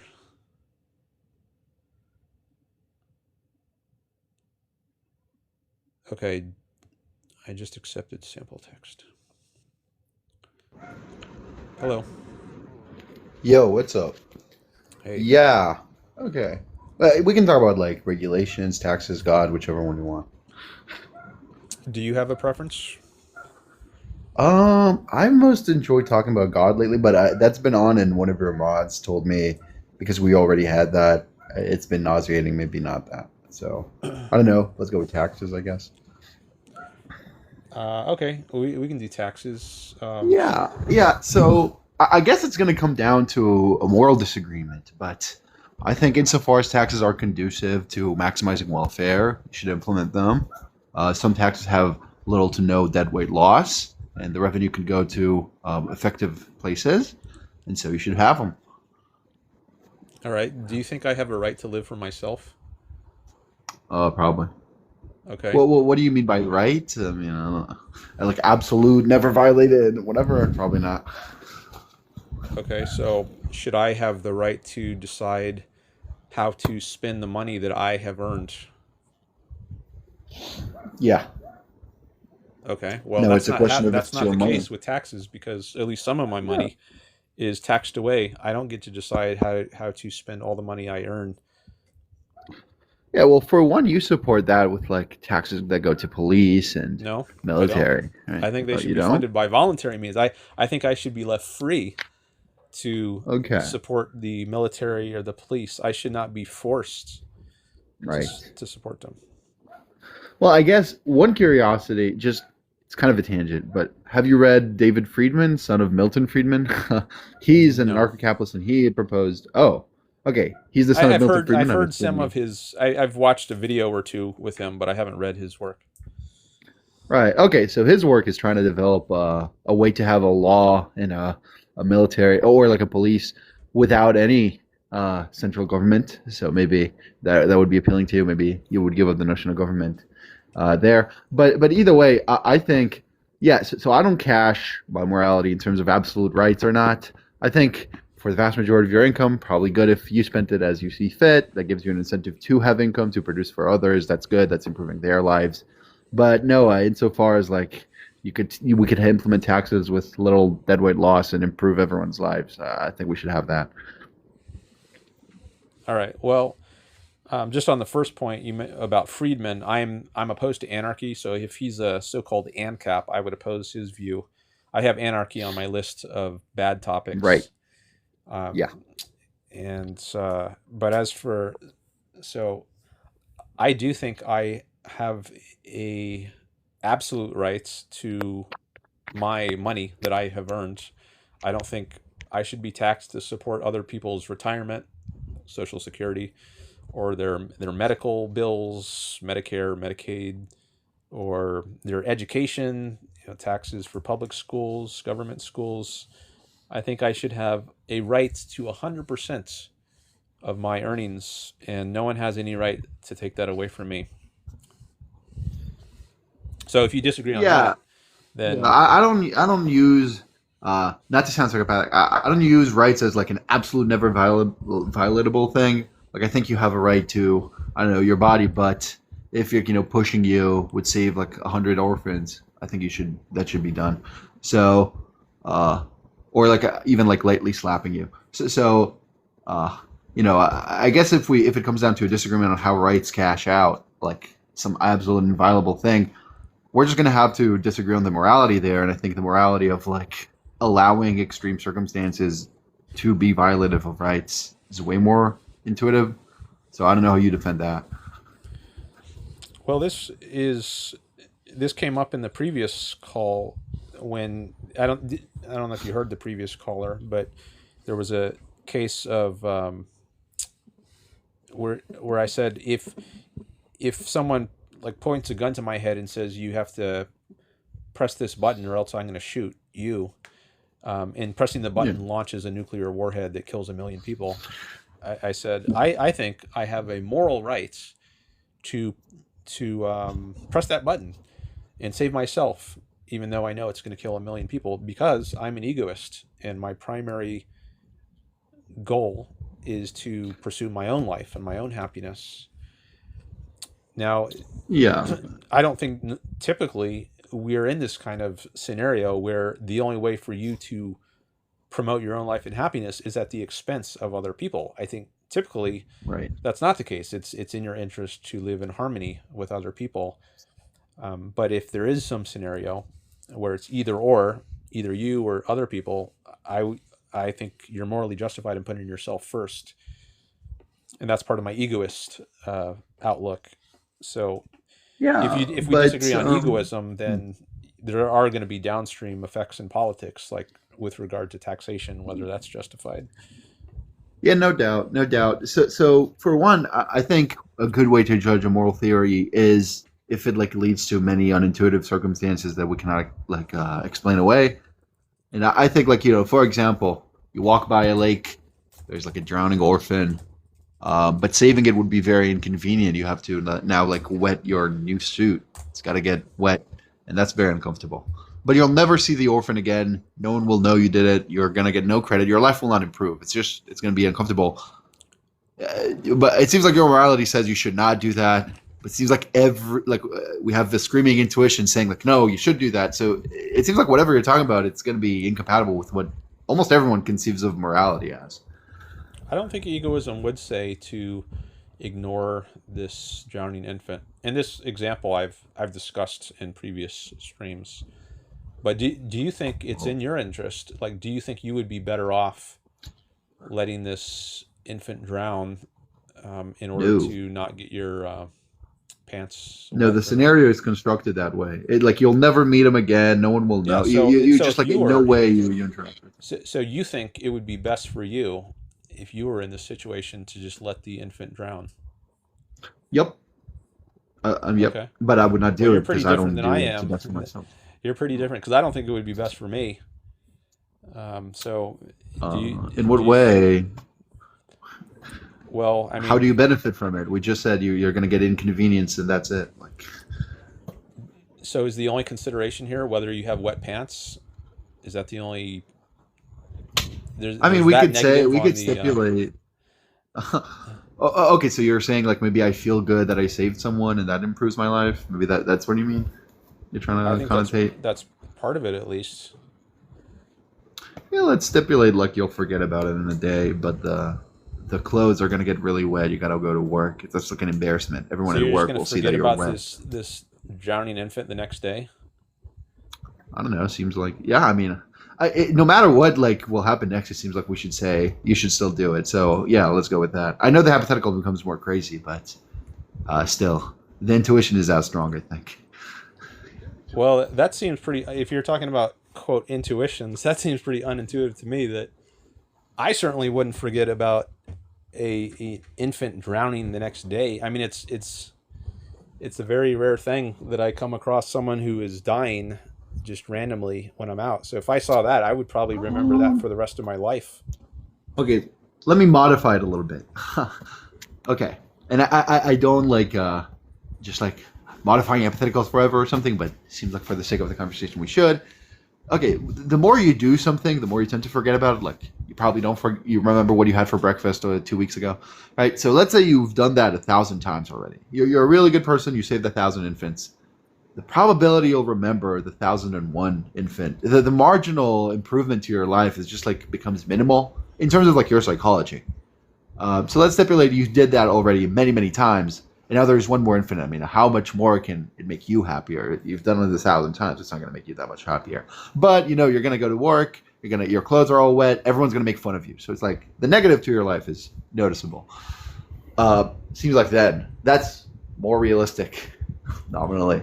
Well, now it doesn't seem really realistic that you're going to come across thousands of... I mean, I've been alive for decades. I haven't come across one infant You never know. Now, never know, Dan. I think you're changing the hypothetical in a way that I think is pretty unrealistic, and I think that Yeah. changes. Like, I'm not going to spend my whole life going around the world looking for drowning infants, but in the one time where maybe it happens, I think I will save the infant, and it's not going to Right. be I just, grant that the hypothetical is not realistic. I mean, by construction, but also you had no problem answering the nuclear one, which is I think more unrealistic probably. Like how many people well, I have mean, that? the point of that wasn't that it's likely to happen. It's just to illustrate what egoism entails, as I see it, and to give a very to show how consistent I am about egoism.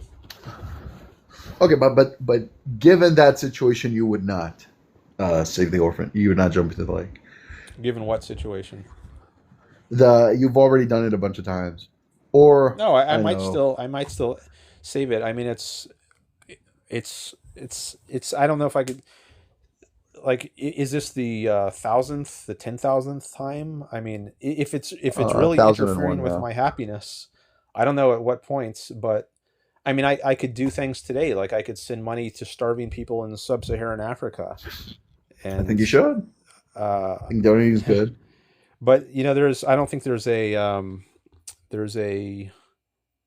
moral obligation for me to do that, and I don't think that means that if I come across a starving orphan in my path, that I'm not going to help that orphan, but I'm not going to spend my whole Okay. life sending money to starving orphans at the expense of my own happiness. You know, no, of course that's right. And if you live a life that makes you incredibly miserable, you'll not be motivated to maybe earn income or donate anymore because you're associated with bad stuff. So I think even a philosophy that says you should help others insofar as practical will say you should live a happy life, maybe spend some money on yourself, have a nice car.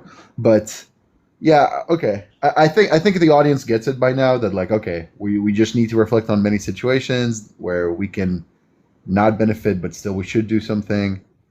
So I think the audience gets it. Maybe we move on to God, or you want to move on to a I don't guest or know. something. I'm feeling like maybe I should say something about the nature of these cases that are brought up. Ayn Rand Yeah. makes a point in one of her articles called "The Ethics of Emergencies" that it's a symptom of altruist morality that people, when they think about morality, they ask about these kinds of emergency cases. Like, what would you do if you're on a lifeboat that can only hold one person? There's two people fighting for it. Or what would you do if you come across this drowning person, a drowning child in a pond? It's always these emergency kind of cases, which I think are very detached from our actual life, which Mm-hmm. might indicate there's something um, wrong about the way, like, how practical is morality if the only thing it can do is give you guidance in these sorts of cases, which you probably will never come across. What does morality have to say about cases that you do have to confront much more commonly? Like, should you lie or should you be honest? I mean, I guess there are that is discussed Yeah. to some extent, but I, like the Bible has things to say, like "Thou shalt not lie," right? It has something to say about that. But I think right. the way modern philosophers often approach ethics, it's in a way that's kind of detached from reality and cases that people actually have to make choices about in their actual lives. Yo. Okay. I've seen Divinity in the chat. Oh yeah. Yeah. Either way. Yeah. Right. Speaking of modern philosophers, just as a side, have you read Michael Huemer's critique of Ayn Rand? It's more about it's about a bunch of stuff, but the beginning is about like her semantic theories or something, and then it gets to how she derives moral claims. Um, I don't know. So I know he wrote an essay called "Why I'm Not an Objectivist," something like that, right. and I That's the think one. I read part of it many years ago, but I don't remember it well. Okay, that's So fine. That's fine. Yeah. Okay. So on the morality stuff. So for one, in emergencies, I think hypotheticals are fine. I don't see the point is just to test a moral theory. It's not to say we're likely to see it or something. Now, someone might make the case that because it's like a really rare scenario or intuitions are not reliable there. I mean, right? You're more reliable in situations you've been tested on and have seen before. So maybe that's a response you want to go with, but it doesn't seem like what Ayn Rand's saying is that. Either way, I think there are many realistic scenarios. Like, let's say there's you're in a mall and there's like a I don't want to risk your life. Let's say a pew pew. Okay, someone's going around and pew pewing others. Okay, I don't know. TikTok is weird with that. Seems like you have an obligation morally. You want to say to help others, even though it puts you at such a risk that it cannot tangibly improve your life and expectation. Do you think you should just not do that? Just a second. I was trying to, while you were talking, I was trying to adjust my background because, oh, here we go. I need to, see right now there's a white background behind me, but it should be black. And I just changed that because now the text shows up better against the background because I think it shows up as white text. And I'm sorry that it was white for so long. I guess I was messing with my background at the beginning and I forgot to change it back. Well, I think the background is still so the background of the text is white, but now you have a black background as far as I see it. Maybe that's not what you want. Maybe that is what you want. Yeah, that is what I want because I thought on most people's phones, at least on my phone, the text shows up as white. So if it's white text against a white background, then it's hard to read. Yeah. But I don't know if. Okay. Anyways, little changed on my end. It's just that your background. Yeah, okay. Either way. Okay. So let's sorry go to if it was white on white for a long time for people. But anyways, it's hopefully fixed now. But you were asking about a case of pew pew. You said. Sorry, could you repeat that? I just don't want to risk your life. I don't know what the TikTok rules are. But yeah, someone is killing people in a mall. Seems like you have an obligation to step in and help others, even though it puts you at a really big risk that your psychological benefit cannot possibly overcome the risk to your life. Like, let's say there's this 30% chance you die, but your life is not going to improve by more than 30% by this. It's just like not. You might feel good about yourself, but not by 30% more. So, yeah, just like the risk to yourself is greater than the benefit to yourself, but we should still say you should do it, right? Like we all have the I think it really depends. Like if your child is in the shopping mall or your friend or your spouse, then you have more of a reason to try to stop the mass pew pewer than if it's just a bunch of strangers. So now, and also it depends on what is your training. Do you have a military background? Do you have experience disarming armed shooters? Then the likelihood of that it would be egoistic to risk your life is higher because you have a less chance of death. No. But I don't think there's any duty that says you must risk your life, and no matter what the circumstances, no matter what the values are at stake. I think it depends on the particulars of the case.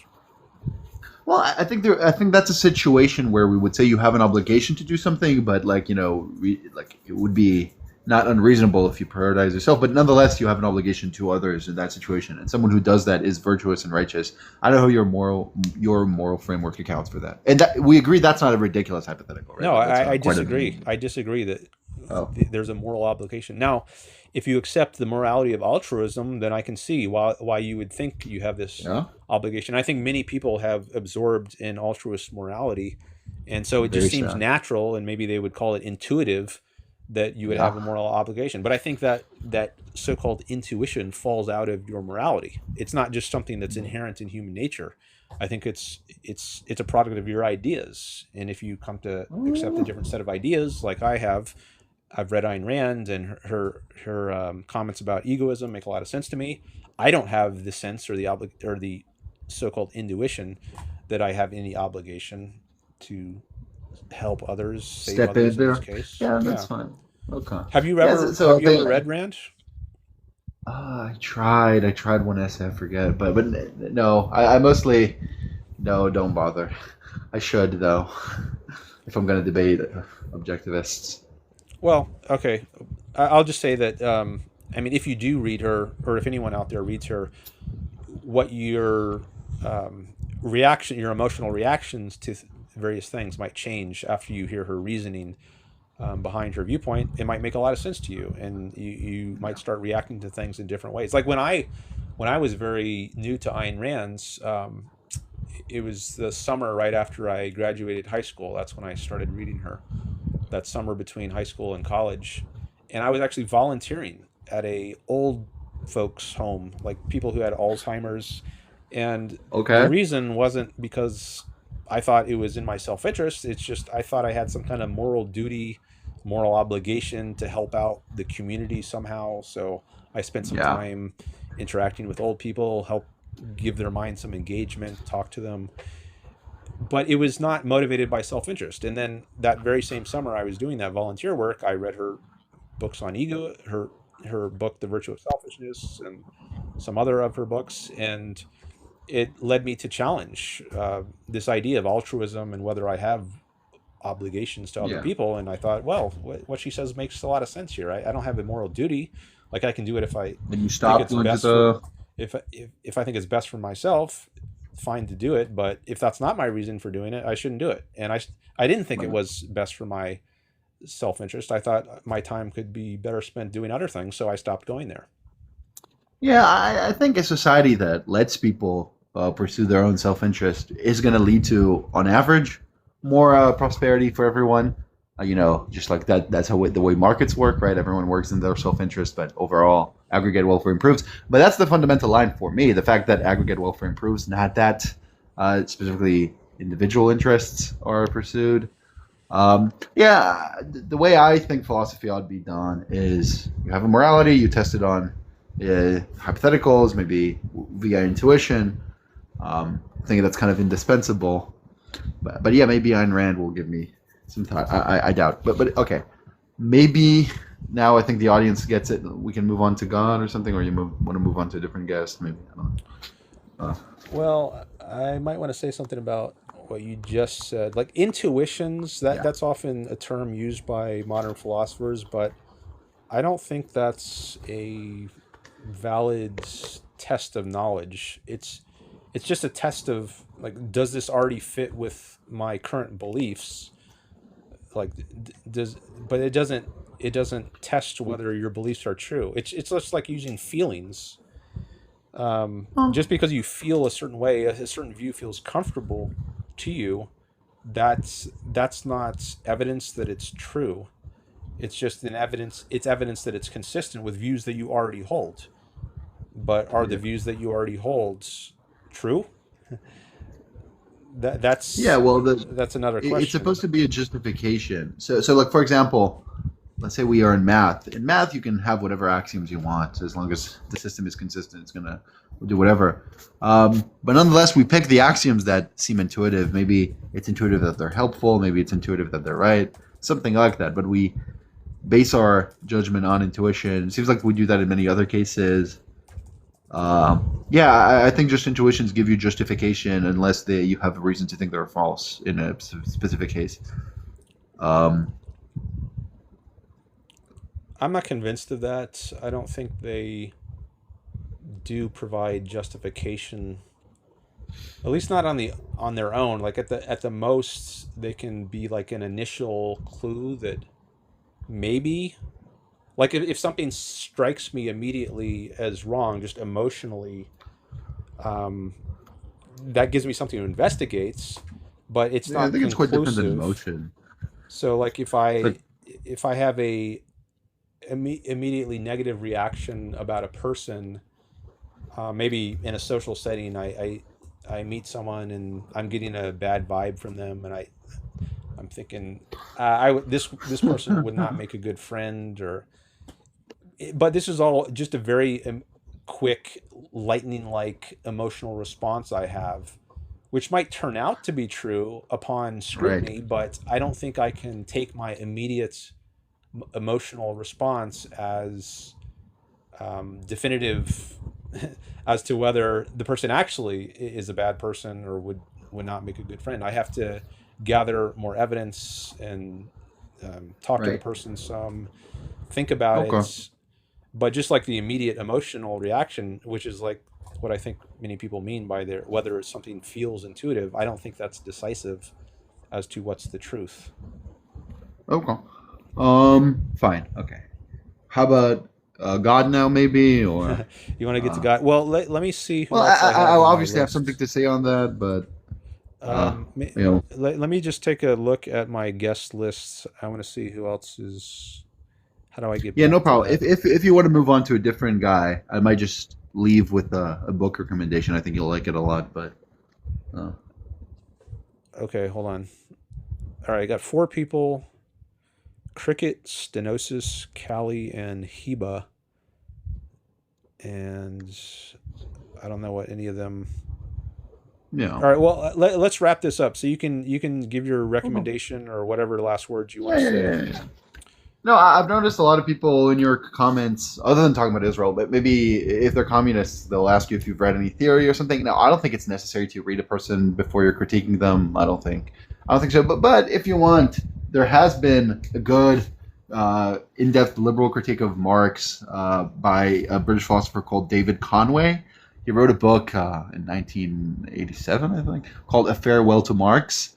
And I think based on my engagement with Randians, it seems like written in the same like way. I think that they'll like it. So I don't know. Perhaps if you want a book, a liberal critique of Marx that is engaging with the theory in a way you like, I think that might be a book you'd enjoy. I don't know. That's about it. Maybe we can talk about God another time. Nice chatting. You're nice. Yeah. Have fun. All right, thanks Yes. for your call. Appreciate it. No. Yep. Bye. Bye.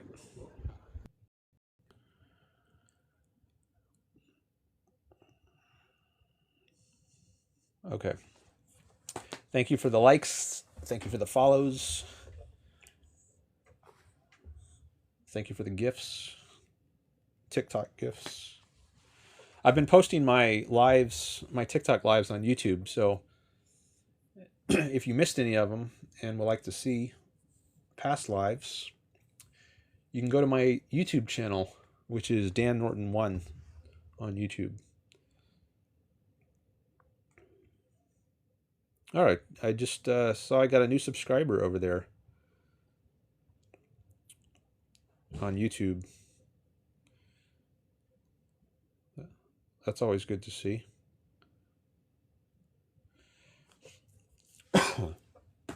It's harder to get followers on YouTube than it is on TikTok. I tend to get a lot more followers on TikTok for some reason.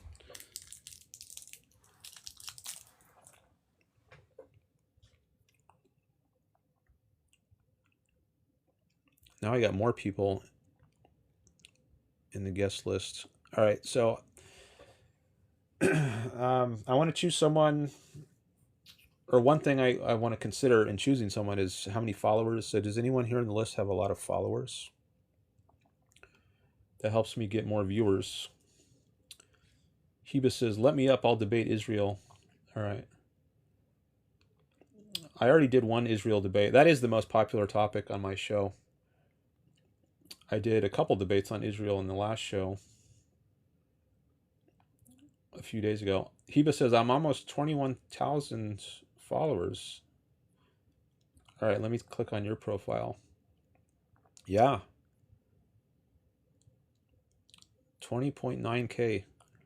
Lebanese and like 0.001% Palestinian podcasts.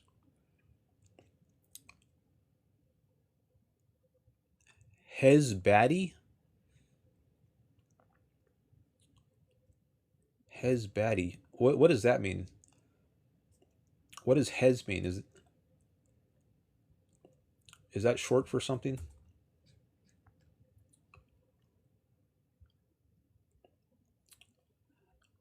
Does it mean Hezbollah?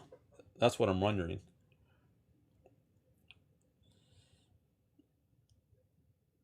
Oh, his baddie? Oh, you say absolutely not? It doesn't mean Hezbollah? Okay. I was gonna say if you meant Hezbollah baddie, then that makes me hesitate.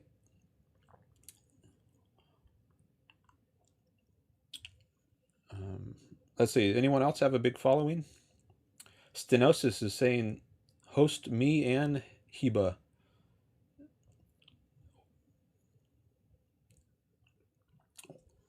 Why do you want to come up at the same time? Do you also want to talk about Israel?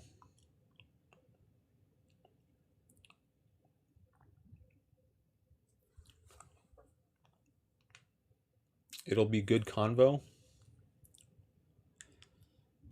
Well, maybe I should start with one of you, and then depending on how that goes, bring up the other. All right, I'll try Hiba. Why do you not want to debate Israel? I didn't say I don't want to debate it. I said I've already debated it. That doesn't mean I don't necessarily want to debate it again. um, Especially if you have a large following. So that gives me a reason to debate it again.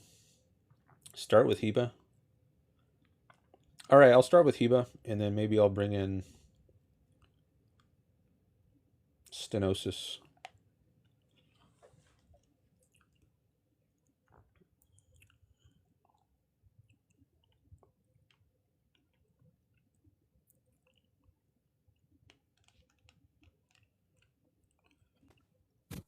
Hello. Hello. Hi, how are you? All right, how are you? I'm doing well, thank you. So I'm just curious about the good list. Why is Israel good? Because it respects rights. What kind of rights does it respect? Rights to life, liberty, and the pursuit of happiness. Not perfectly. No one does it perfectly, but I think relatively speaking, especially relative to the other countries surrounding it, I think Why? it does better.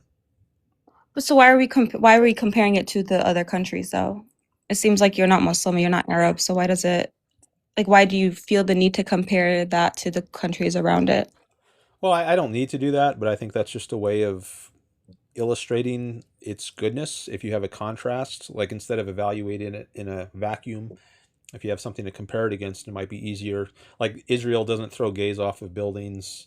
It doesn't force women to wear burqas. No, I mean, sure, but they do yeah, they allow, sure. They don't throw gays off of buildings. They don't force women to wear these things, but they do dictate whether, Palestinian citizens of Israel can marry outside of their religion. They can, there's about like 40 laws, ish, where Palestinian citizens of Israel are disenfranchised. They can't own land.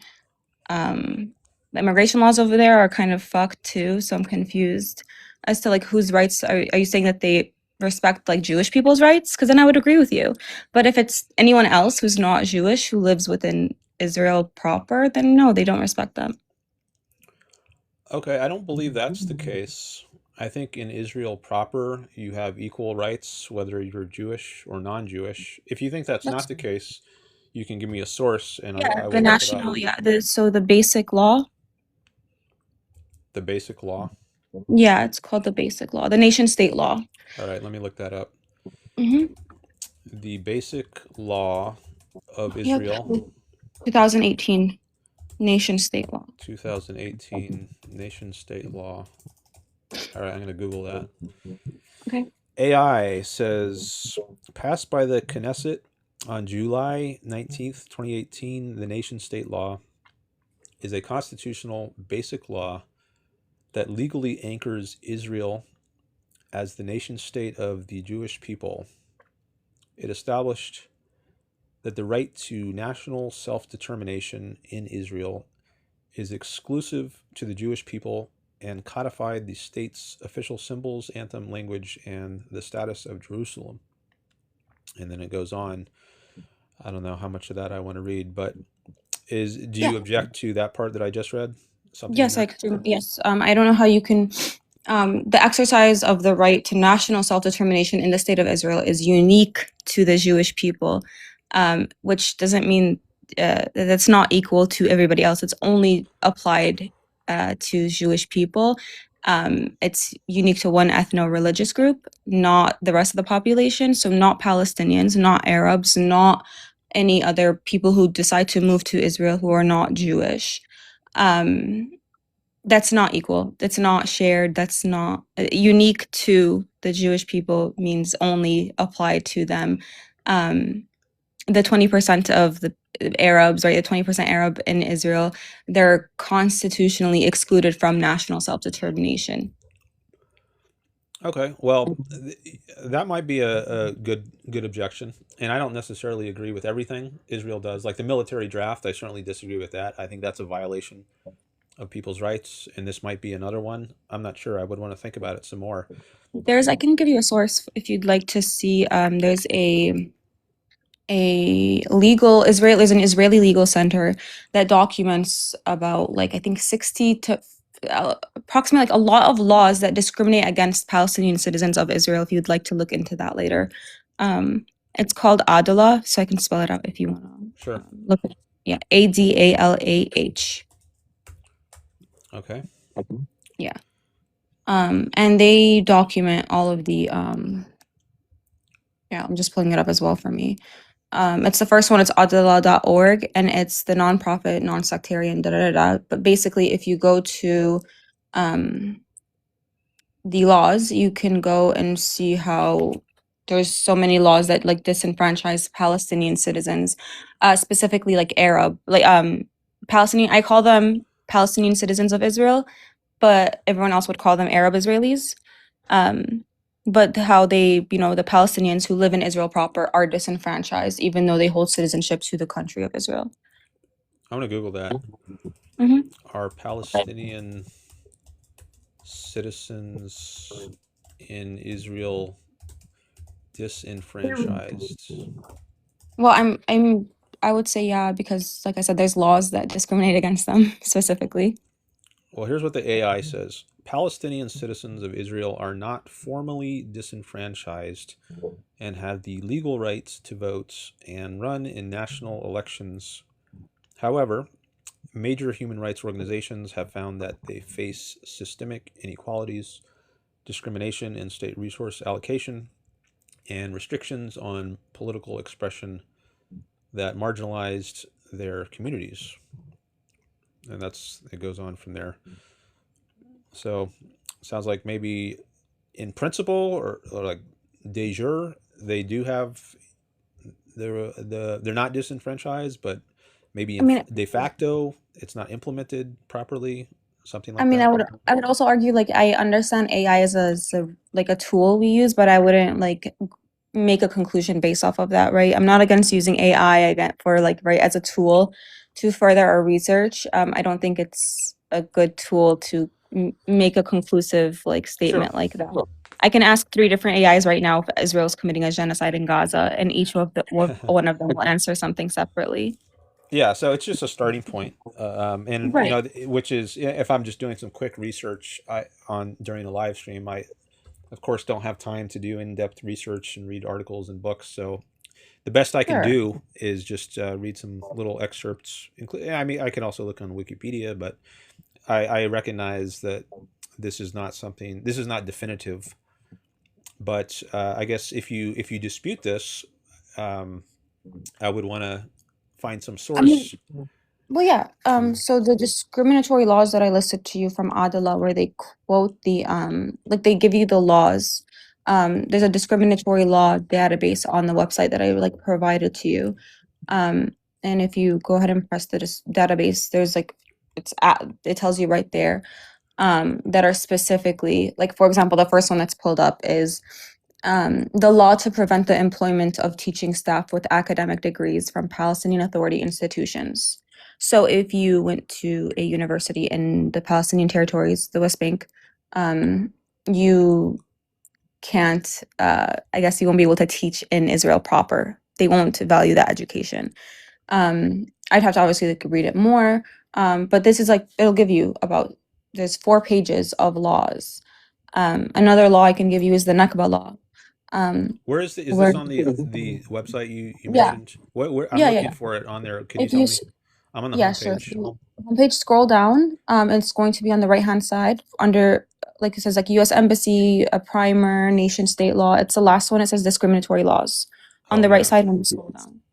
If you press that, you can press the database. You scroll down a little bit and it says click to explore the database. Discriminatory laws database. Click to explore. Okay. I just clicked on it, and I see a bunch of laws, it looks like. The law to prevent, I guess this is the one you just mentioned. The law to prevent. Yeah, that's just like the first one I pulled up.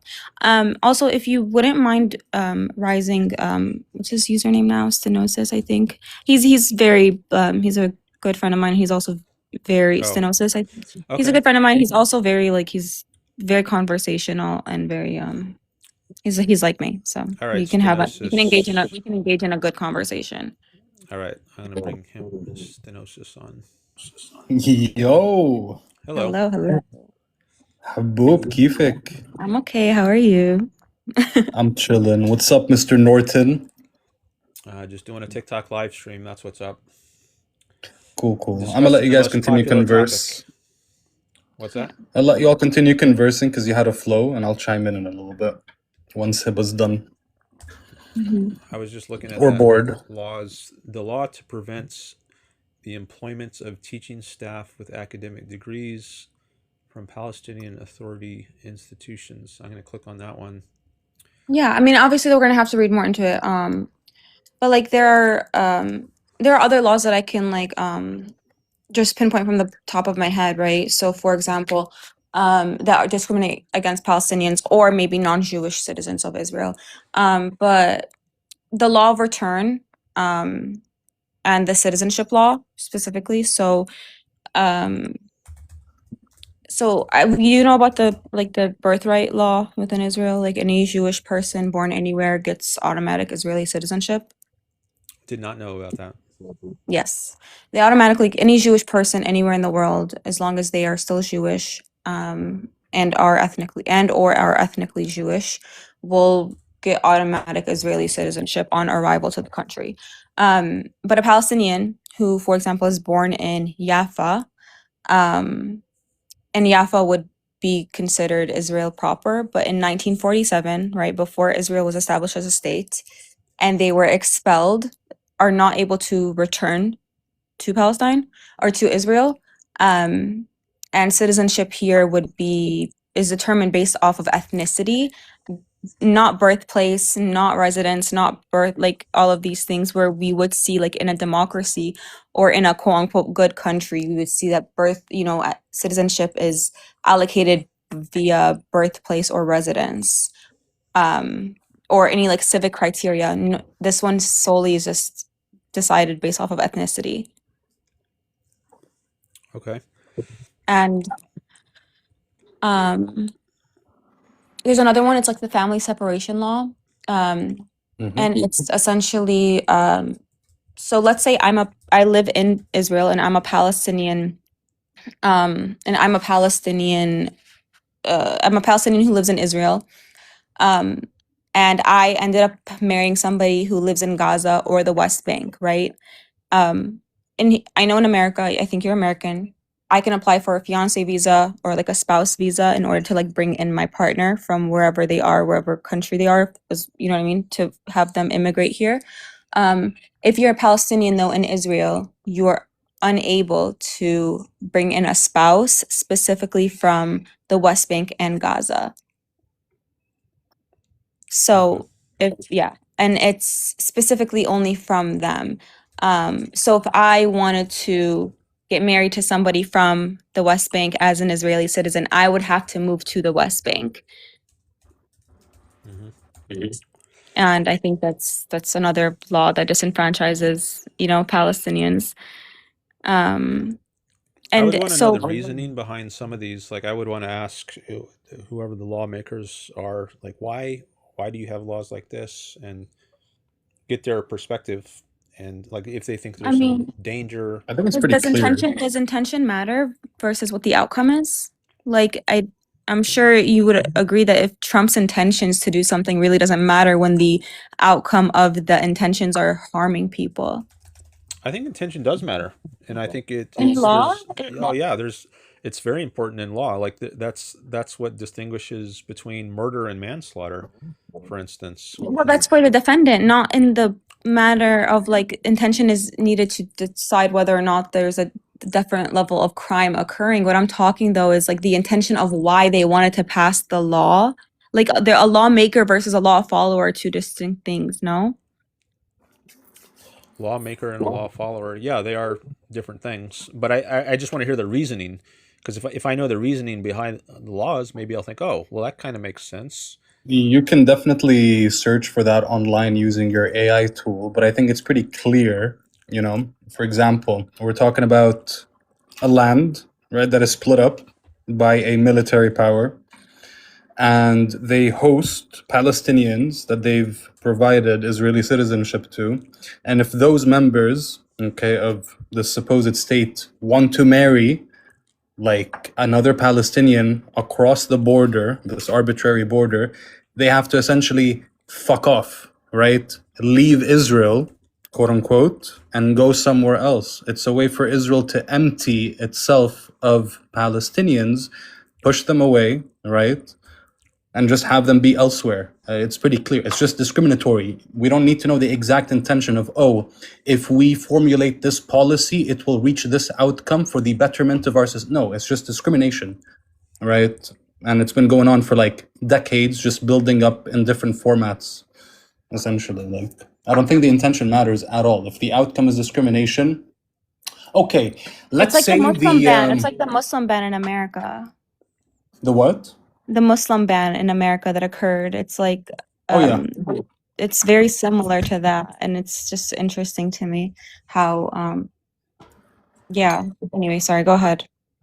No, I was just gonna say, like, if my intention is to help like an old lady on the street, but then I somehow end up injuring 10 people, I don't think people are gonna come to me and ask me for my intentions. Maybe I'll talk about my own intentions to make myself feel better, but then I know I'm like hurting all these people somehow by wanting to help this old lady.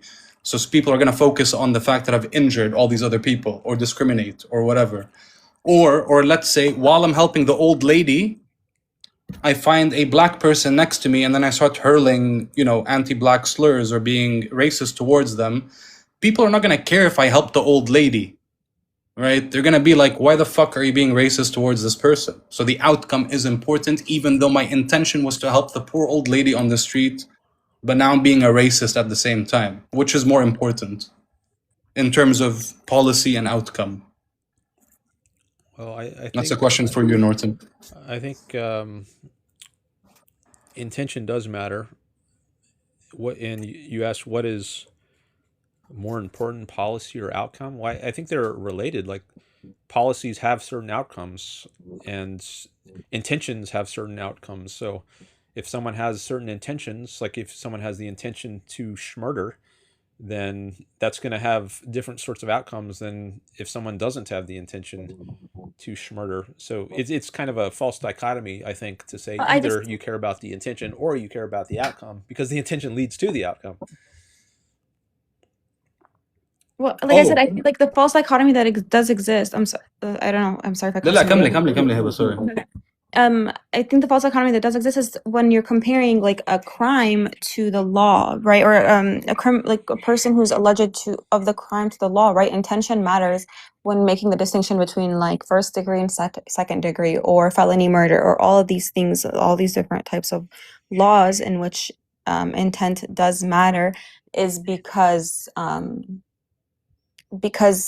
intent is necessary to prove whether or not it rises to the level of the punishment, the crime of the crime that they're being accused of is determined, right? Versus when you are making the law, right? If I make a law that drinking water from a glass cup is illegal, it doesn't necessarily matter what my intention was. It could be that I don't like glass, or I just don't like people drinking water from, I don't like the sound that people's teeth make on glass cups. Like, it doesn't really matter. It just matters now that people are not going to be able to drink water from this glass cup.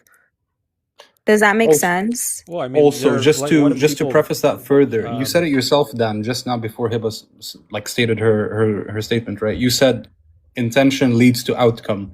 So if the outcome for Palestinians is that they feel like they're being discriminated against consistently for decades due to these policies, would you not say then that the intentions are harmful because the outcome of all of this whole a plethora of bureaucratic laws within the codified law book of Israel somehow every single time ends up discriminated against us and our people and our families, historically, presently, and into the future? So intention leads to outcome. We feel like we're being disenfranchised. So would you not agree with us that the intentions are not good if we feel like we're being harmed?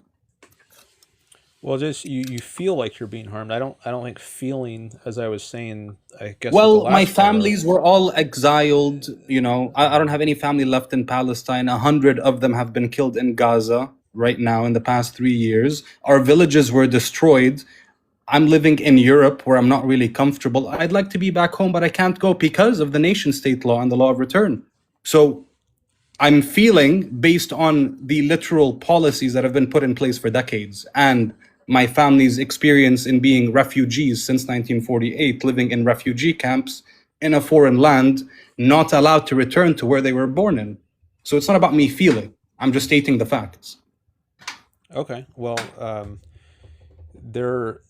I think there's multiple stories here. Like, I want to hear from both sides in an issue, and I mean, Israeli people might also say like they feel concerned, like if they don't have certain restrictions in place, like you mentioned before, arbitrary borders. But I think if you have terrorist attacks emanating from Gaza or the West Bank, and you have different rules for those areas, I don't think it is arbitrary, because that's where their So own what terrorist should cells what should we do about Israeli terrorism, though? I mean, we don't even have the ability to form our own borders or feel sovereign in our own land. So they get to do whatever based on our terrorism, but we can't do anything about theirs. We just have to shut up and live with it, die in the hundreds of thousands, and be like, oh, well, you know, the other side might feel a certain way because they're concerned about these Arabs reacting to being occupied. Yeah, well, I don't get that's a exactly what way you're of saying. see that way of portraying it. It indicates that Arabs are on the defensive, and it's the Israelis who are the aggressors. Whereas I think the Israelis would portray it the other way and say, no, Arabs are the aggressors, and we're fighting in self-defense.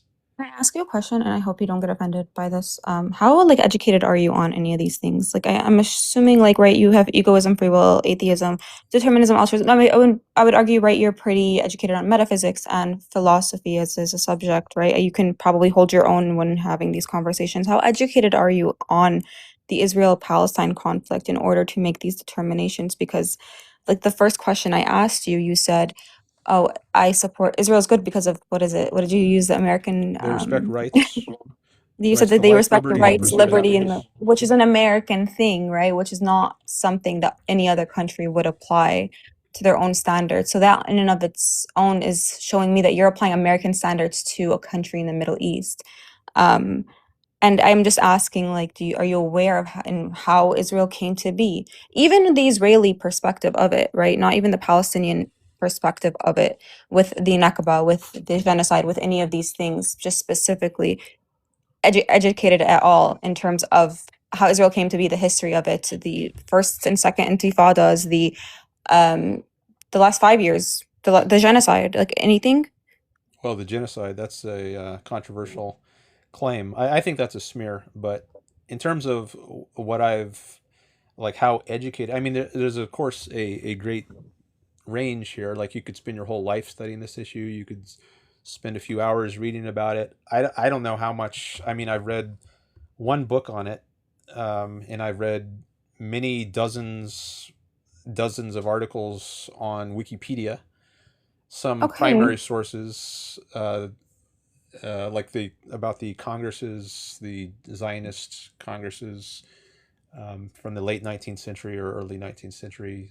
But I don't know like how many dozens or hundreds of hours I've No, for spent. sure. I just wanted to know kind of your baseline level of it, just so I understand like where I'm meeting you, like where I like to meet you in this conversation, because I understand I've been privileged enough to educate myself to know all of the, most of the. Obviously, I'm not going to know anything, but just so I know where to meet you. So I know what arguments to bring up. I'm not going to bring up like something specific, very niche, that you wouldn't understand, because I feel like that would be unfair in this conversation, and it would be just me trying to be like, do a fuck you, and I'm not trying to do that. I'm trying to actually engage in a conversation, right? So I was asking that just so I know where to meet you. That's all. Sure. Yeah, I mean, it's not an issue that I mean, I have been reading about it recently. I'm in the middle of reading about the 1948 Arab-Israeli War for the second time, the Wikipedia article, and before that, I read about the war on the Civil War from 47 to May of 48. And after I finished this article on the 48 war, and I want to read about the refugee situation and the Nakba. And I've read some about that before, but I want to read more about it. But I don't keep up like with the daily news of what's going on very much. I focus more on the history of it. I hear a little about like what's going on right now, but not as much as the history. Which is fine. Have you read any other like because I know Wikipedia, I know people like dog on Wikipedia. I like Wikipedia as an introductory source because they have like maybe like 10 years ago, I would have been like, yeah, maybe let's not use Wikipedia. But now they're like a little better with their sourcing and their materials. Have you read the sourcing for the Wikipedia pages? Like, have you read any of the books that have been sourced? I mean, sometimes every sentence on the Wikipedia has a footnote to a source, and I mean, I obviously I wouldn't get through one article if I followed up all the sources. So it's pretty rare that I actually dig into the sources. I do that sometimes, but yeah, not often. There are a few Jewish or Israeli historians that have made books on like the history, like on the Nakba or on like the 1948 Arab-Israeli War, if I recommend you. So there's like Ilan Pape, there's Benny Morris, Zach Foster. Zach Foster. He has a dissertation, not really a book, but yeah, essentially, if you would like want to write down any of these names so you can read them, and they are Israeli, they are Jewish, they do come at it through that perspective. Just because I feel like you might be like, oh, you did say specifically you want to hear the other side of it, so I can give you a few title of the books. And to add to that, Hiba, sorry, there's a maybe you've heard of him, Hiba, Ben Marmarelli. He's actually an Israeli lawyer. Dan, you mentioned something about rights and policies and liberties.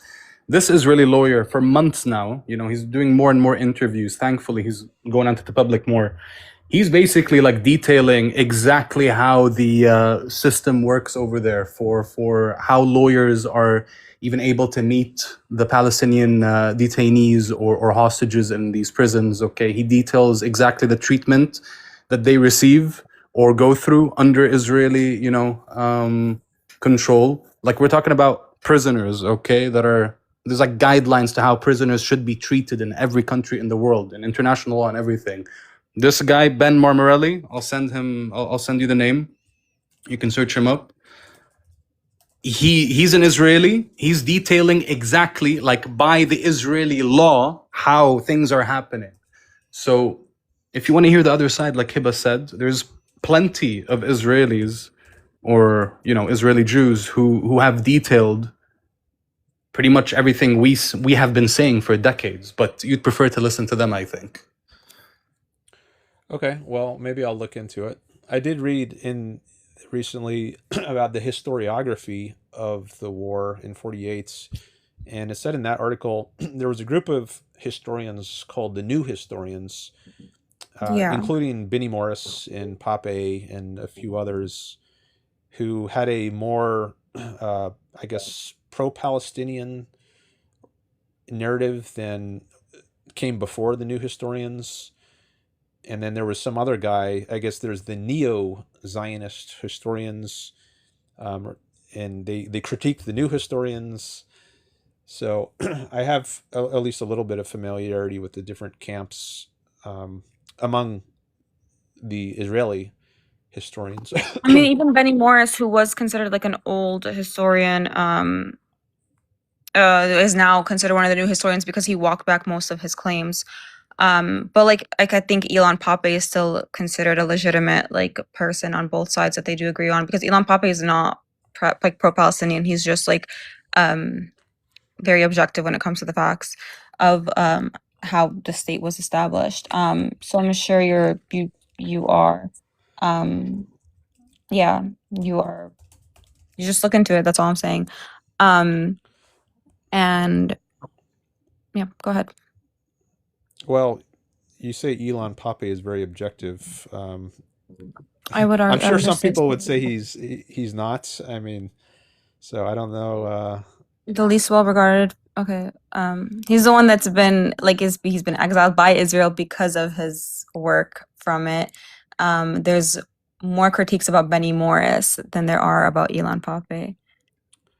Elon Pape said facts aren't necessary for history. Oh, okay, buddy. I'm just looking up his Wikipedia article. There's a Mhm. critical assessment section. Those critical of his work include Benny Morris, Ephraim Karsh, and activist Herbert London, as well as professors Daniel Gutwein and Yossi Ben Artsy. Dan, I'm just gonna give it to you straight up. Like, we've seen the Gaza Strip completely decimated. It's destroyed. We don't know how many people have been killed. What exactly, like, have you completely ignored the past 3 years and you're sitting here like trying to say, oh, Israel cares about rights within their own designated territories, but they can do whatever they want to like a neighboring civilization, even It's wipe not it even off the face of the neighboring. map? It's occupying. They have. Occupying. Sorry.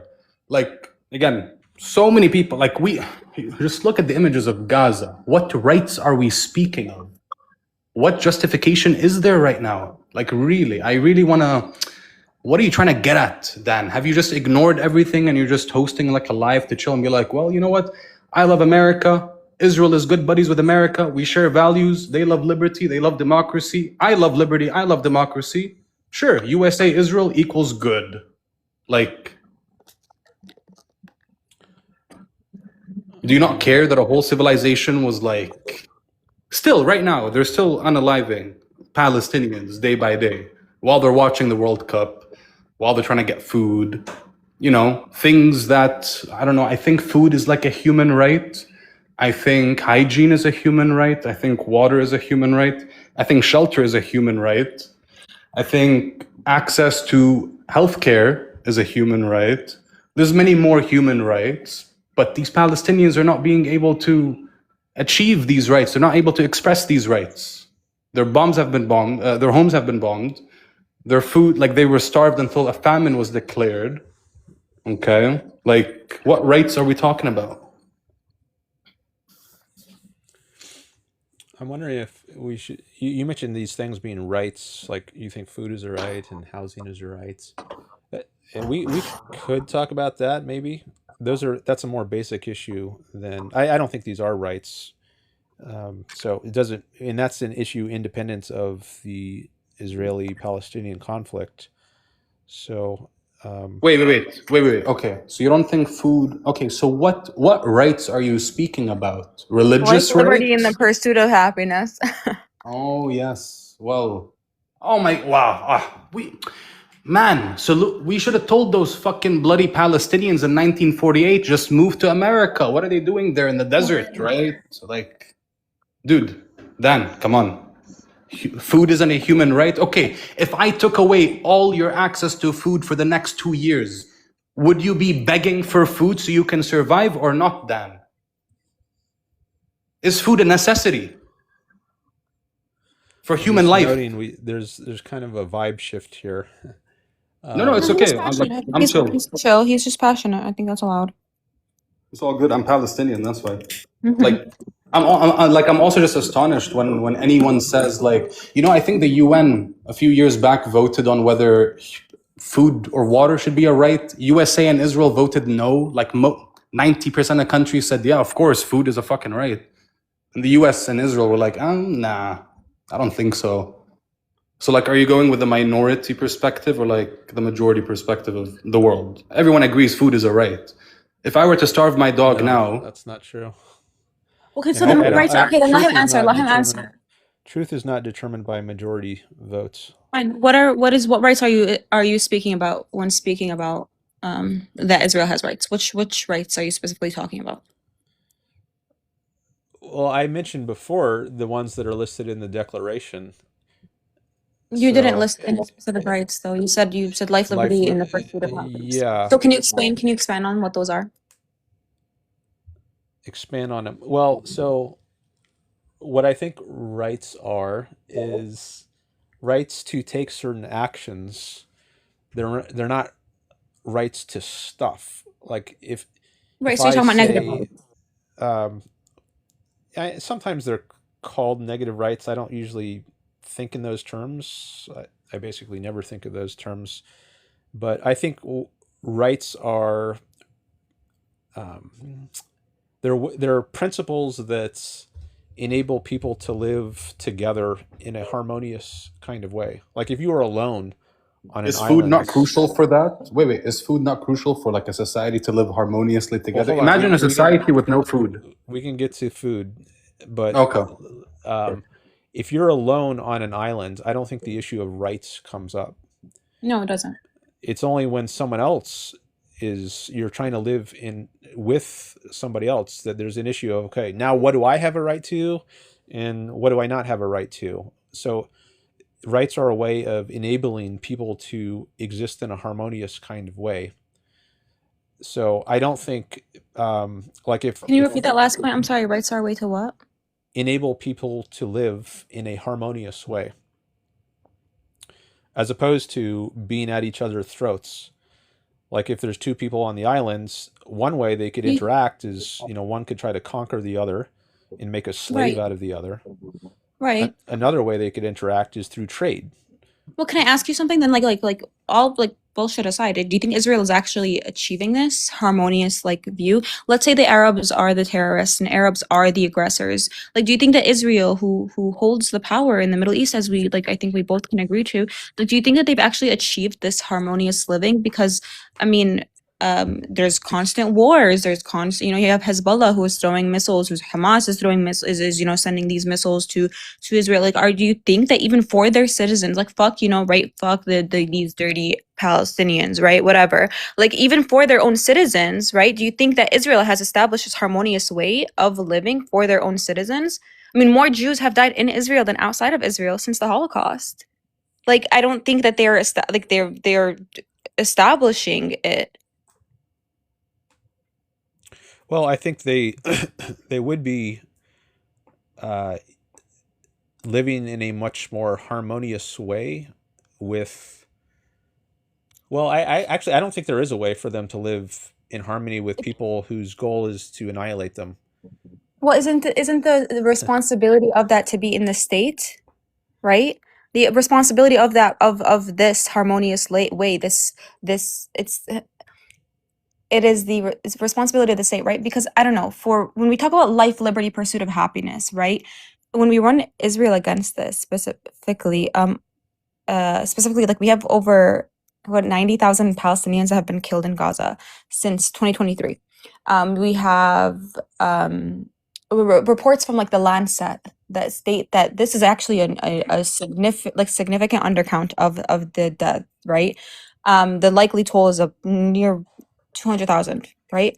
Approximately. I could be, couple dozen thousand wrong, like up and down, whatever. When we have even before October 2023, where we have like NGOs documenting that Israeli forces are on, like, I'll just want to fix my language just because I don't want to get you banned, but like unaliving over 10,000 Palestinians, right? Between 20 and 2023, including children, right? So right here, as it stands on its face, the right to life is prohibited for Palestinians. And then we go to the next one, liberty, right? What is liberty? It's liberty is like, what is it, like law, being able to decide, like travel is having like what is it called, equity in terms of like legal standards, or like being able to have your voice heard, or like whatever count, right? Per OSHA, there's about 600 plus obstacles to movement between the West Bank. So if I want to get from like Ramallah to Nablus in the West Bank, there's so many obstacles in order for me to get there, checkpoints or like makeshift checkpoints. And not just that, when there's also there's like the permits, right? This permit whether or not a Palestinian can travel from Bethlehem to Jerusalem, which is only 8 miles apart, but now we have now Israel determines whether or not we can move. There's blockades on Gaza before the genocide happened, before 2023. There's administrative Genocide. detention. Okay, sure. Yeah. Before administrative detention. The fact that people in the West Bank, there's a 99.9% conviction rate of Palestinians. In what world, in what democracy, in what life, liberty, pursuit of happiness, and what anything could that ever be viewed as something good, as something just, as something that gives liberty to people when there's a 99.9% conviction rate of Palestinians in the West Bank? All right. So, Look, that's just like liberty. I can keep going. yeah. Like Well, see, for the pursuit of happiness. One thing that makes me skeptical is that you use a term like genocide, and I think Sure. that's pretty Okay, not. I'll use the war if you want. I'm not gonna get into semantics. Like Well, I don't think I don't it's want a to. semantic issue. I don't want to deflect the conversation with all due respect. So I want to go back to what we're talking about. I will use the word war to make you comfortable. Well, I don't think it's about making me comfortable. I think it's about the truth. Sure. If you want to deflect to that, I would want you to say, "Hey, I'm deflecting because I don't have an Okay, answer so to that. now I would if you're like to going to move towards accuse me of the deflecting, then I'm starting to wonder, do I want to No. continue? With Then all I'll due put it this respect, way. like with all I'll due put it this respect, way. I'm bringing up like it's just a semantic term, right? Whether or not I'm talking about war, I'm talking about the same thing. You understand what I'm talking about. If you want to have a debate right now, shift the debate and talk about whether or not there's a genocide that Israel is committing. That's fine, and I'm more than happy to do so. However, you would need to just acknowledge that, hey, I don't have a response to the life, liberty, and pursuit of happiness claim you just made, and I would like to move on to the genocide claim you made. That's a false alternative. How so? I would not say I don't have a response to the life, liberty, pursuit of happiness point.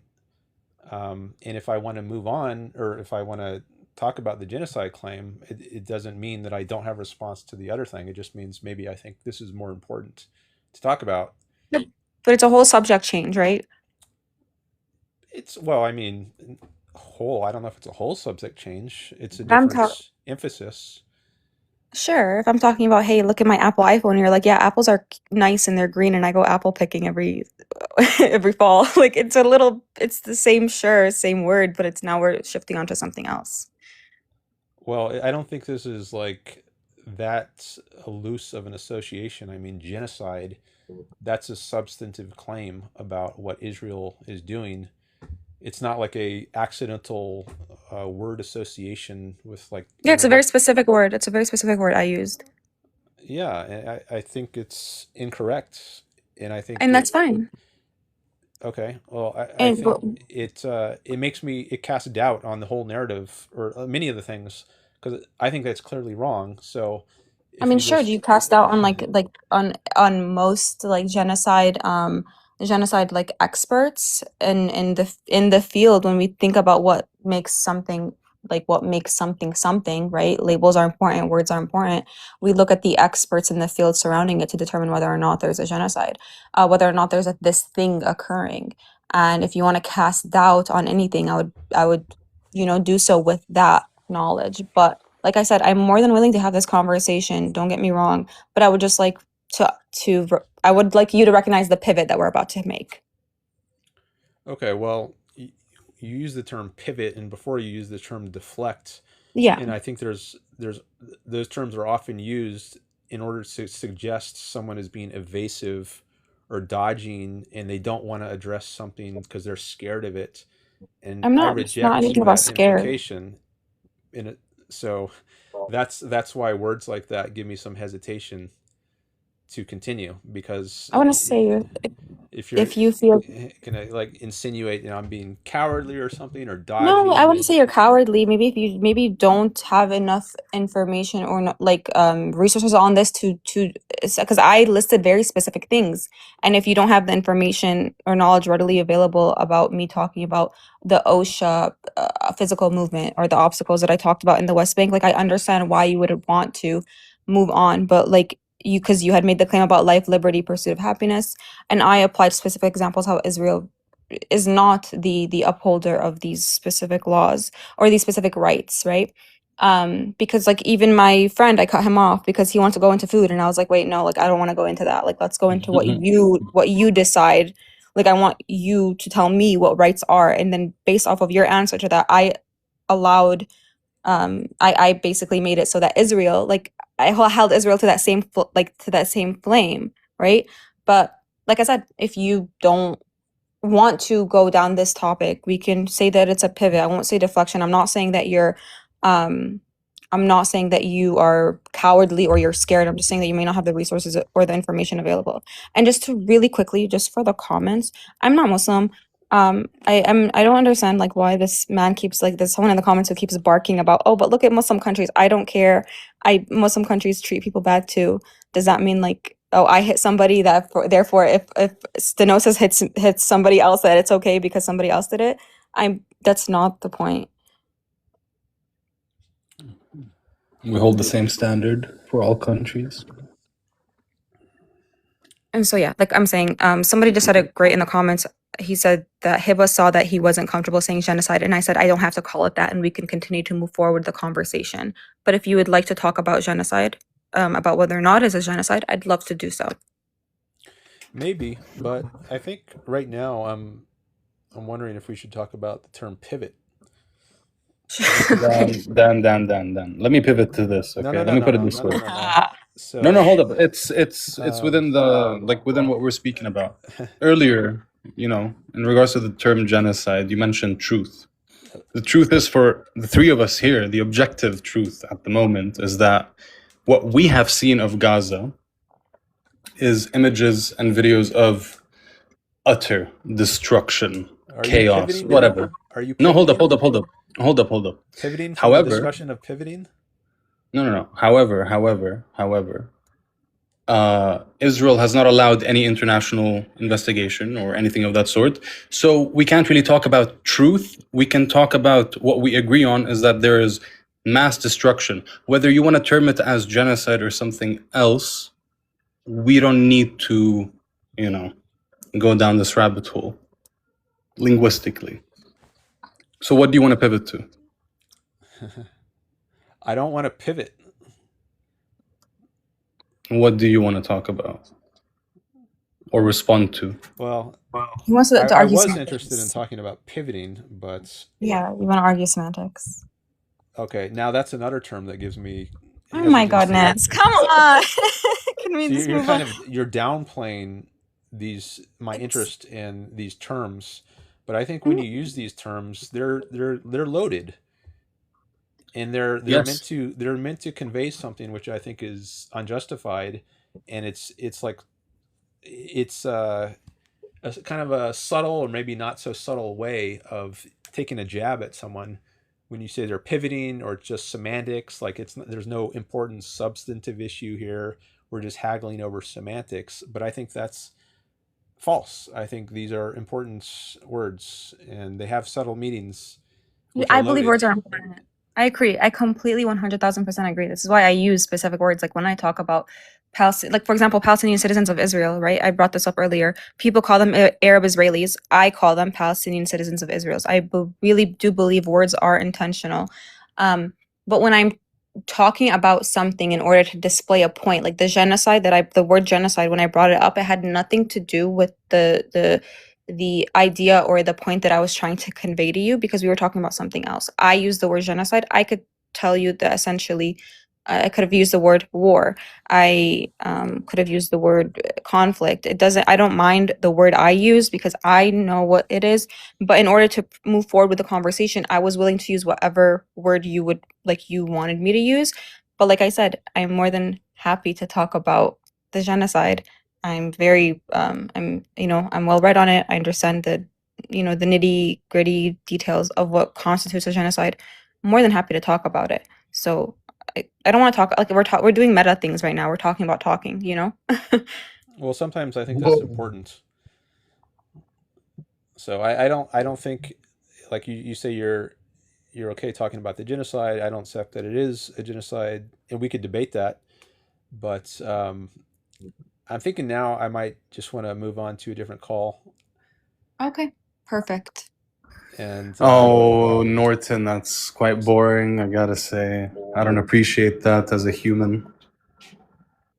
okay, well you can have whatever. We almost got evaluation- somewhere. That's the issue. We almost got somewhere, and then genocide is where you drew the line. Not that 100,000 people have been killed. Like, come on, All right, you could do better. But have a good day if you want to move on. All right. Probably going to be a much shittier conversation. I can assure you that. All right, I just disconnected him. Okay. He was saying some things at the end. Now you can have a much shittier conversation. That's kind of a not very nice thing to say. And I was sensing that the conversation might go more in that negative direction. I was getting hints here and there, and I don't want this to become a nasty conversation. I like to have civil conversations. So if I sense that it's going in a bad direction, then I want to end it and find a different conversation. No, that's fair. Would you like to continue the conversation with me? I don't know. I'm hesitant to. Okay. I think I would be open to talking to you again if you're interested some other time. But I think for now, I think we should just end it. Sure. Can I ask you a question? Just because I'm not sure if at any point in this conversation was I ever advocating about like Muslims running Israel or like Muslims running Palestine or like any Muslim rule or anything like that within our conversation? Oh, were you advocating Muslim Or rule? have I? Yeah, what was I advocating for Muslim rule or for like anything like that? I mean, I wasn't. I haven't. I've never brought up Muslim rule or talked about what I would I don't want a remember you Palestinian. saying anything like that explicitly. I mean, maybe by implication, if you were thinking like the Palestinians were being unjustly treated, and therefore, by implication, they should rule their land or something. But I believe people should have self-determination. They should Okay. decide whoever they want to rule them, you know? But I Yeah. believe in a secular Palestine and a non-sectarian, secular, you know, free Palestine for everybody to live that's not dominated by religious belief. I'm a very secular person. So Okay. I just Well, wanted to maybe make that clear because, yeah. Yeah, we didn't talk much about the concept of self-determination. I have some thoughts Sure. on that, but maybe we could talk about that some other time. All right, cool. All right. Yeah. Have a good one. Great All right, you too. conversation. Mm-hmm. Thanks.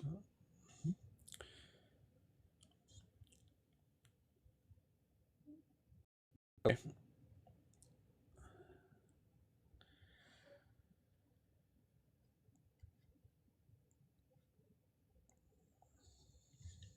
Thanks for the follows. Let's see. Cap, thanks for the rose.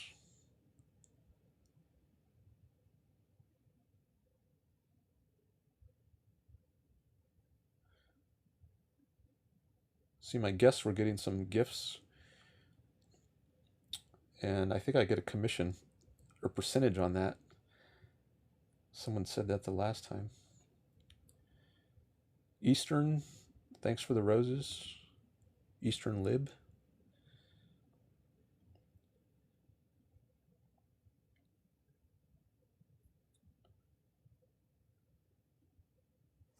Jeremy's World, thanks for the rose.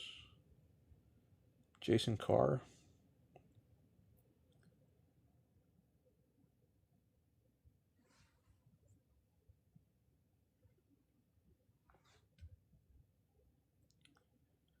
Just want to thank all these people who sent me something. Okay.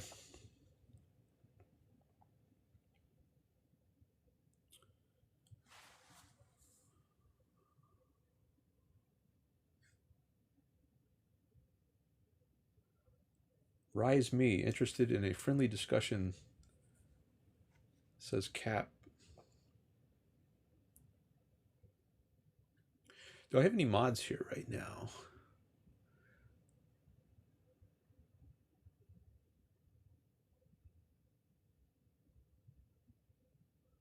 Where's my viewer list? Oh, that reminds me, I want to copy some more of the chat.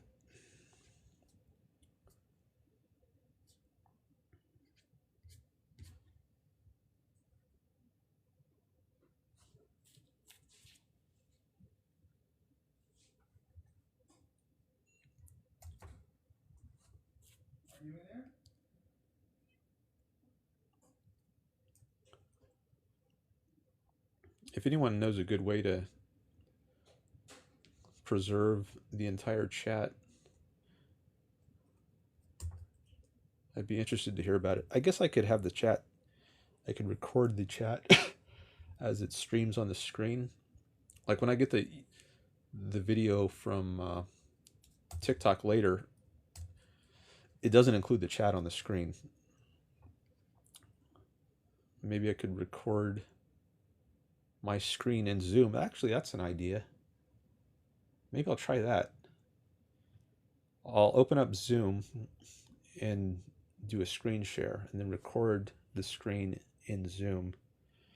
I just hope that doesn't slow my computer down and the video might start being choppy, because sometimes when I have a lot of software open, the stream becomes choppy. But I guess if that happens, I can just close Zoom. But I'm at least going to try that.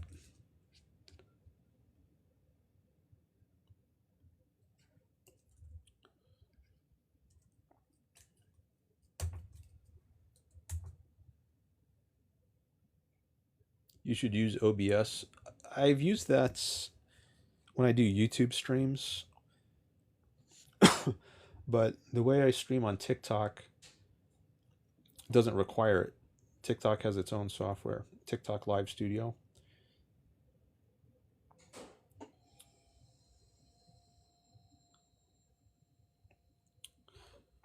But I'm going to open up Zoom now.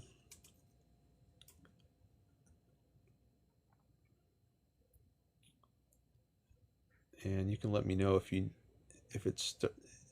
the video starts to become choppy.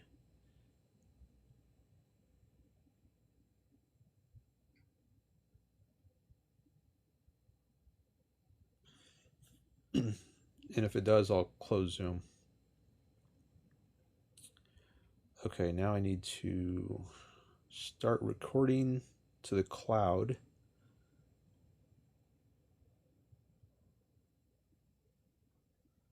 And now I got to share my screen. Here we go. And share the audio. No, I guess the audio doesn't matter, but yeah, I don't need the audio. Okay, so now I should be able to see the chat later. Hopefully the video stays smooth and non-choppy.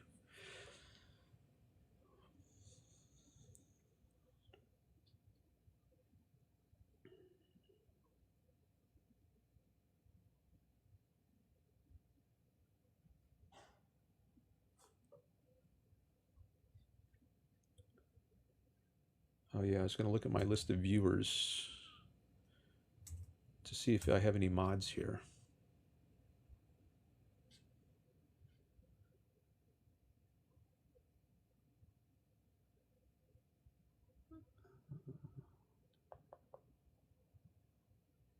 I don't see any mods here right now.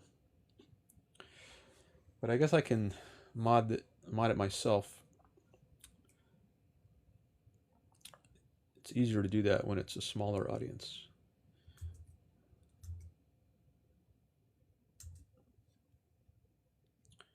All right, who's in my guest list? Anybody?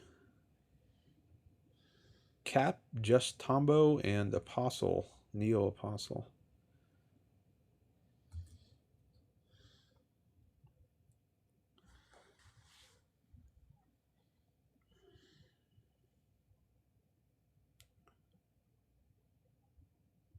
I'm looking at Capp's profile. Okay. Oh yeah, I must have looked at you before because I recognize it. I knowledge gap for fun.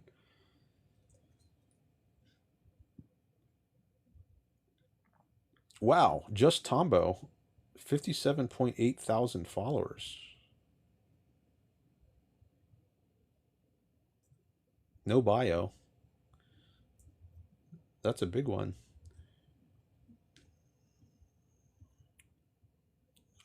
Okay, well, that gives me a reason to take just Tombo. What do you want to talk about, just Tombo?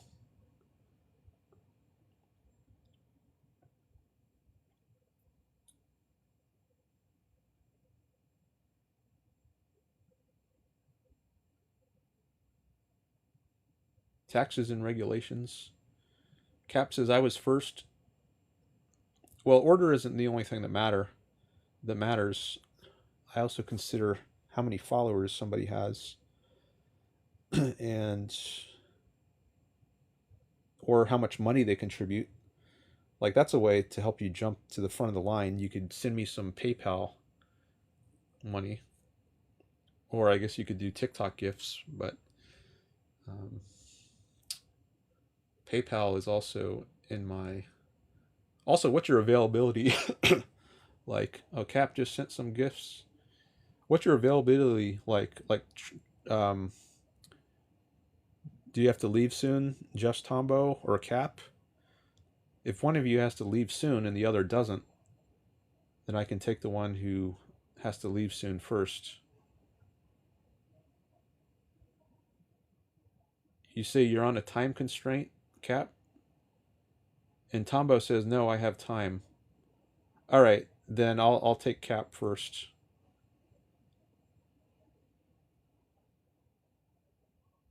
Kylo says, when you debated me, you went to 150 plus views. Cap will do the same.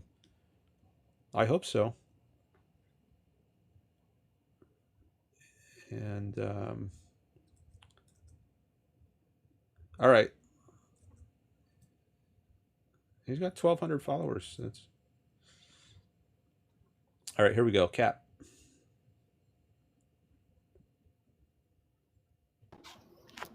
Yeah, hello. Hello. Yeah, the topic I'm particularly interested in discussing is atheism. Okay. I'm currently a freshman in my undergraduate for philosophy, and I've read the Fine-Tuning account by Robin Collins.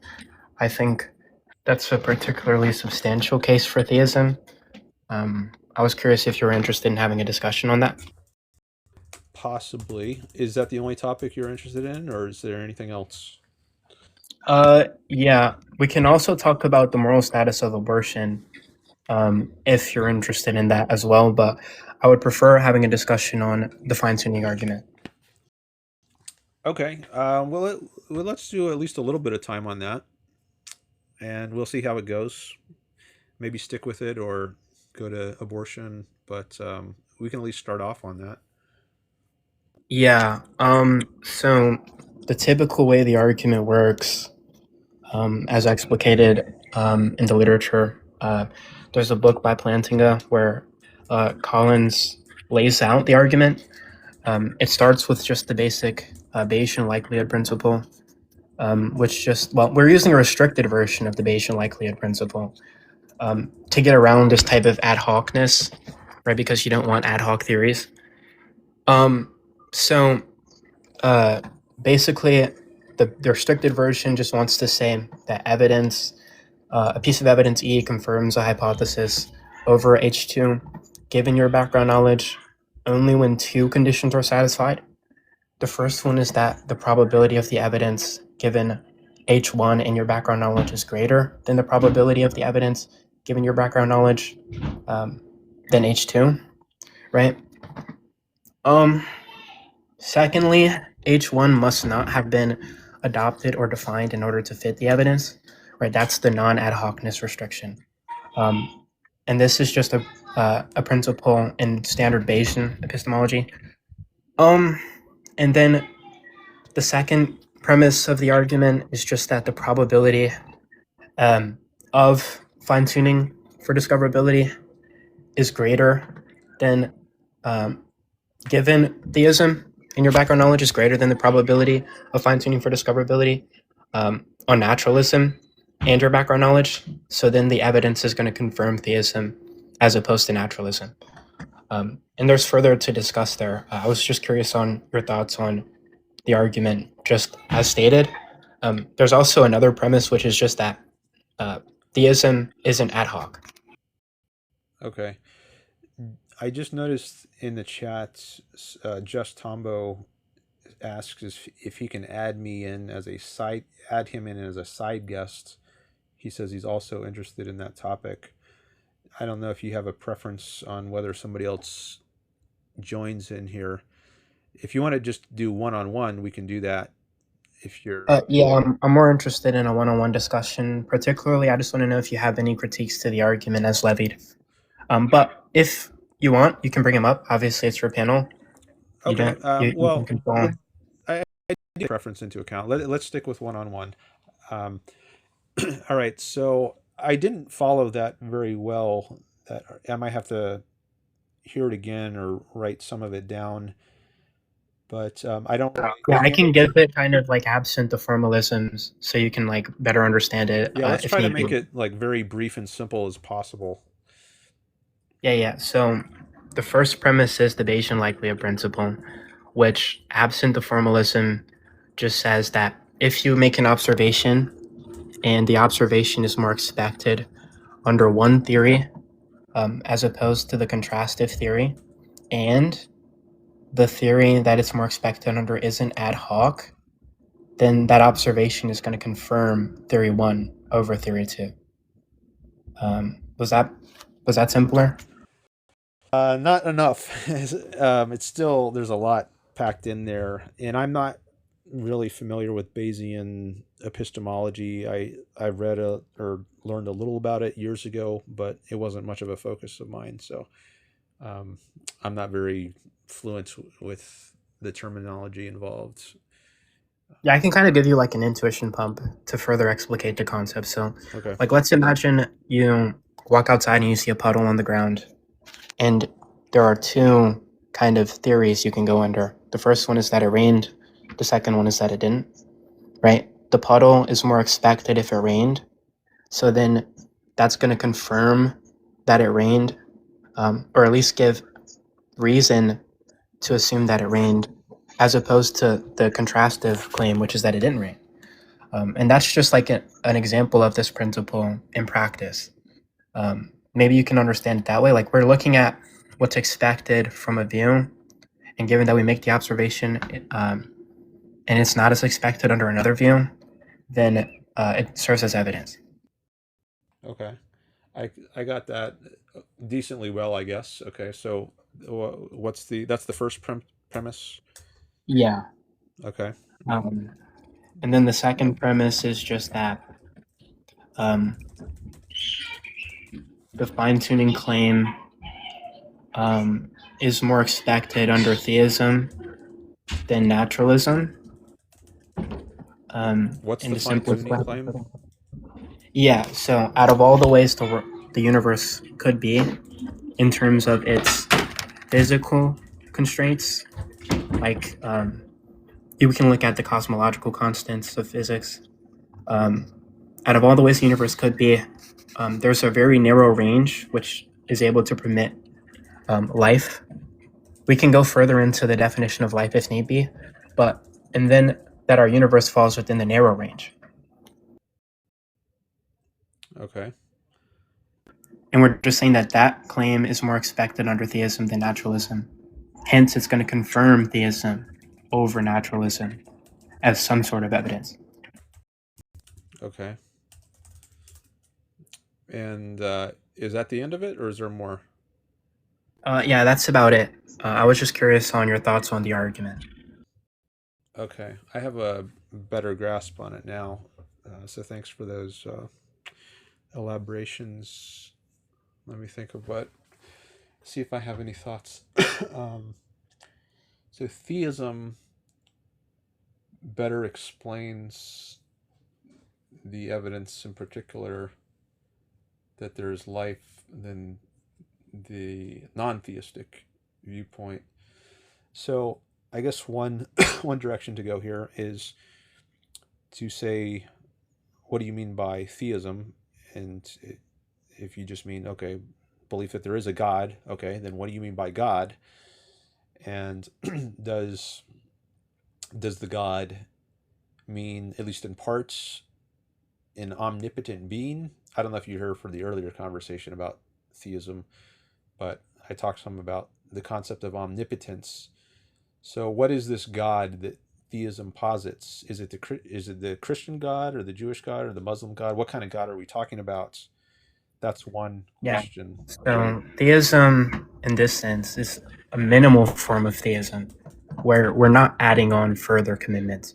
So theism is just simply the claim that there is a extremely powerful, causally active, disembodied rational mind that created the universe and is guided to bring about value in the world. That's just what theism in this sense is. We can kind of call it a form of minimal theism. So maybe that gives you a bit of clarity. And also, we're not necessarily saying that it is omnipotent, although I think that might give you a better mechanism by which this mind can create the universe, but we're not positing that yet. Okay. So you said it's the minimal theistic commitment is that there is an extremely powerful, disembodied, rational mind that brings about action in the world, something like that. Yeah, and then a further one last stipulation is that it's motivated to bring about value. Right? It's motivated to bring about the good. It doesn't have to be all good. It's just motivated to bring about good. Also, I would recommend, if you want more views and gifts, you should rise my friend Kylo. I'm pretty sure you debated him earlier. He's going to bring you a lot more viewers by just simply being on the panel. Oh, Kylo? He's not going to be, yeah, he's not going to like interrupt or our discussion, but he will bring us more viewers. He's going to stay muted. Okay, so I debated him before, right? Today? Was that right? Yeah. What did we talk about? I don't remember what I talked about with him. I'm not fully familiar either. Okay, well, if you want him on, I'll go ahead and bring him on.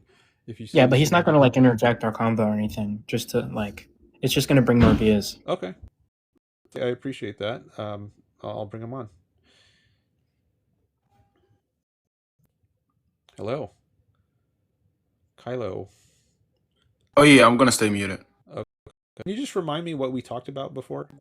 We talked about the objection you were giving about omnipotence, and you think the concept is like no utility. Right. Okay. Okay. Thanks for reminding me. Yeah, I'm trying to remember how it went after that came up. Utility. Yeah. Okay. Anyways, I'll come back to Capp now. All right. So it's motivated. It's also, you added this point. God is motivated to bring about the good. All right. Well, that's I don't know what to say about that. It seems like a pretty a disembodied mind. Like, what? How do I make sense of that? Like, I'm a mind. I've got a mind. I've got a body to which my mind is related. Can I imagine a disembodied mind? Is it logically possible? There's that term. I don't know if that came up in the discussion with Kylo, but that's one thing we might talk about. I guess I would just appeal to my field of mind view, of course. I take a philosophy of mind view called substance dualism, which is just the view that the mind is non-physical. It's this type of container for mental states where the mental states are also non-physical. I think this account is good for several reasons. One of the reasons is just that I think if the mind were physical, what you would expect is for there to be sort of this positive advancement in epistemic access to the mental states and the nature of the mental states over time, with this type of understanding that they're physical, especially given how modern science has evolved. Whereas that's not fully what we see. So it just seems like that is going to give us reason to reject the type of physicalist theories where the mind is this type of thing which is physical. It's not going to be the type of thing which is possible to even be disembodied. But on the logical possibility point, it just seems prima facie, like straight up, that there is no contradiction in there being a disembodied mind. So then it just seems like it's trivial that it's possible. Or like I think even physicalists, well, it depends on the type of physicalist you are. If you're like a type B, it seems like you might think that there is this type of epistemic gap where you can say it's logically possible given our background knowledge. But yeah, I'm gonna let you get a turn to speak now. Okay. I just noticed that who was the other person who I was going to debate next? I don't see him in the chat anymore. Yeah, he left. See, he told me, maybe I don't know if he's going to come back. I asked him if he had to leave soon, and he said no. So maybe he'll come back. Anyways, I hope he comes back. Okay, but let's see. So substance dualism. Now, there's different types of substance dualism. I think one type is where to be a substance is to be something that it can exist on its own apart from other things, like a basketball you might say is a substance, but the orangeness of the basketball is not a substance. It's an attribute of a substance. So if you have a substance view of the mind, that means the mind can exist on its own apart from other things. So that doesn't seem right to me based on experience. Like, where do I have evidence that a mind can exist on its own apart from a body? Now, maybe you would bring in the notion of logical possibility here and say, well, and you said you think it is logically possible. I question that notion of logical possibility, whether it makes sense. Sorry, hold on a second. Just got to get a cough drop here. So, like, pigs can fly. That's an example of something people will say is logically possible because they can't imagine. They can imagine it, and they don't see how it involves any contradiction. But I think that view of logic is a modern one, which I think is flawed. I take a view of logic where it's more Aristotelian, and to flesh that out some more, what can I say? So the laws of logic apply to reality and not just our thoughts. So the fact that you can imagine something, like if I'm imagining pigs fly right now, that's not really imagining pigs with all their properties. It's just imagining something with some of the properties of a pig, like its shape and its color. Maybe it's a pink thing, but to imagine all the properties of the pig is to also imagine its mass. And to imagine a pig fly is, you would also have to take into account the laws of gravity. That's part of reality. And you're just ignoring a lot of that when you're imagining a pig, which I'll put in quotes, flying. It's not really a pig. The pig, if you include all its properties, all its characteristics, not just some superficial ones like its shape, then it can't really do the thing that you're imagining. So the logical possibility, so-called, doesn't count for much. And it's not really logical if you think logic is meant to apply to reality, pigs can't fly, given their nature, given all their properties. It's to say that it's logically possible is to confuse Walt Disney with metaphysics. That's a line I got from Leonard Peikoff. He's an objectivist philosopher. He was a student of Ayn Rand's, and he wrote an article about logical possibility, among other things. So if you have a view of logic where it's not, it is meant to apply to reality and not just imagination, then it's not logically possible for a pig to fly. But let me not go on for too long. Let me bring you in here, see what you want to say. So I think you're committing a category error insofar as modal logic, because logical possibility in the literature just is the idea that there's no violation of the axioms and syntax relevant towards logic. And I think the modality you're specifically in reference towards is the metaphysical modality, which is very distinct from the logical modality, right? If we look at just the standard literature, logical possibility is the account that I'm talking about. Whereas what you're talking about seems to be the metaphysical modality, where you want to say, given the constraints of our reality, these type of metaphysical principles, is there a contradiction, right? And that's very different than, is there a contradiction simpliciter? So that is a category error. But not only that, but you saying that the logical possibility doesn't account for much, then I don't understand why you would even put it in question. And I did respond to that.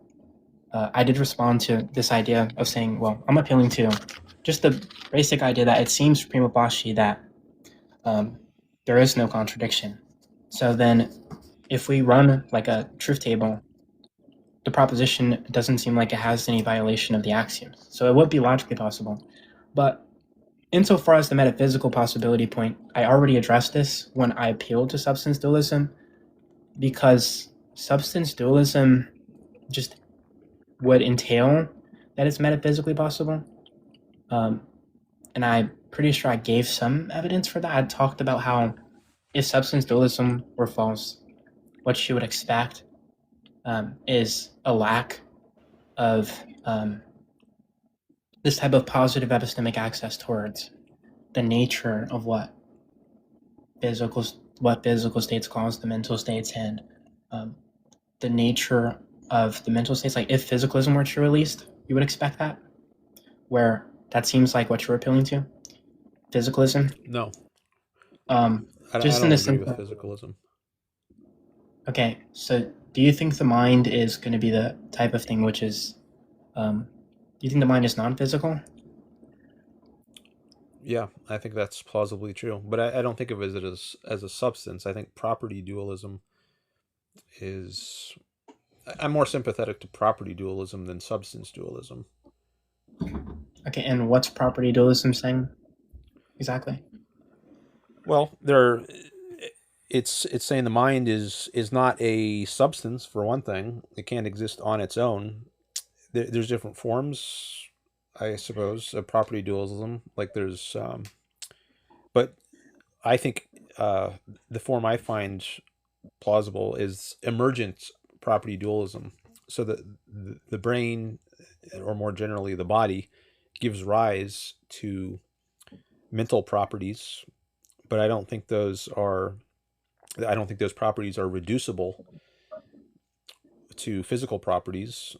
Hence dualism. They're two separate types of properties, but that doesn't mean that the mental properties are free floating. They couldn't exist on their own apart from the physical. They do need the physical to give rise to them, but they're not the same as the physical properties. Yeah, so do you think, because it seems like you were kind of skeptical of the claim, that this thing is metaphysically possible. Do you think that within all of the principles governing reality, if we accept those, at least the ones that we have access toward, do you think that there would be this type of contradiction entailed if we were to say that a mind can be disembodied and act? would there be a contradiction entailed? If we accept all the metaphysical principles, at least the ones that we have knowledge of or we're committed to, because the metaphysical modality is relative towards the agent, right? So something that I might take as metaphysically impossible might be something that you take as something which isn't, right? And that just has to do with your background commitments on what governs reality. Okay. Well, I'm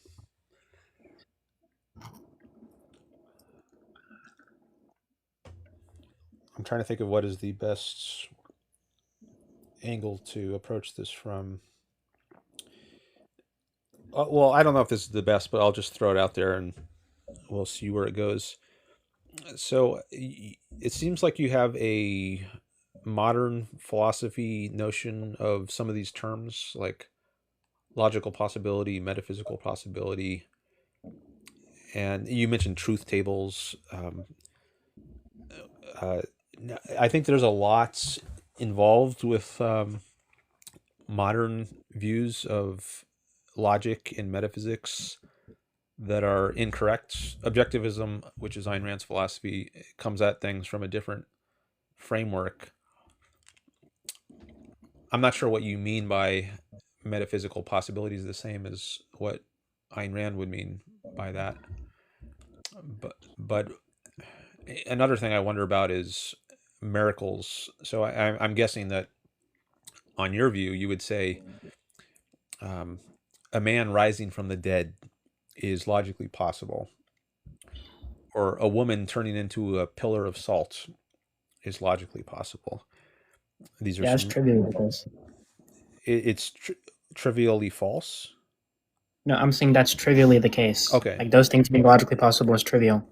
Okay. Because it just seems like if we accept the stipulations of that view, then it seems like there's no contradiction there. I would Okay. even go so far as to argue that the things you just mentioned, we have evidence for, but it just seems trivial that there's no contradiction. Evidence for miracles. Yeah, Okay. at least the ones you mentioned. We can talk about those if you want, but the point here is just that there's no contradiction. So then it would be logically possible under the account that I'm talking about. Which, if you're talking about an account different, then it seems like you were just talking about the metaphysical modality, which would just be a category error. And I kind of pointed that out earlier.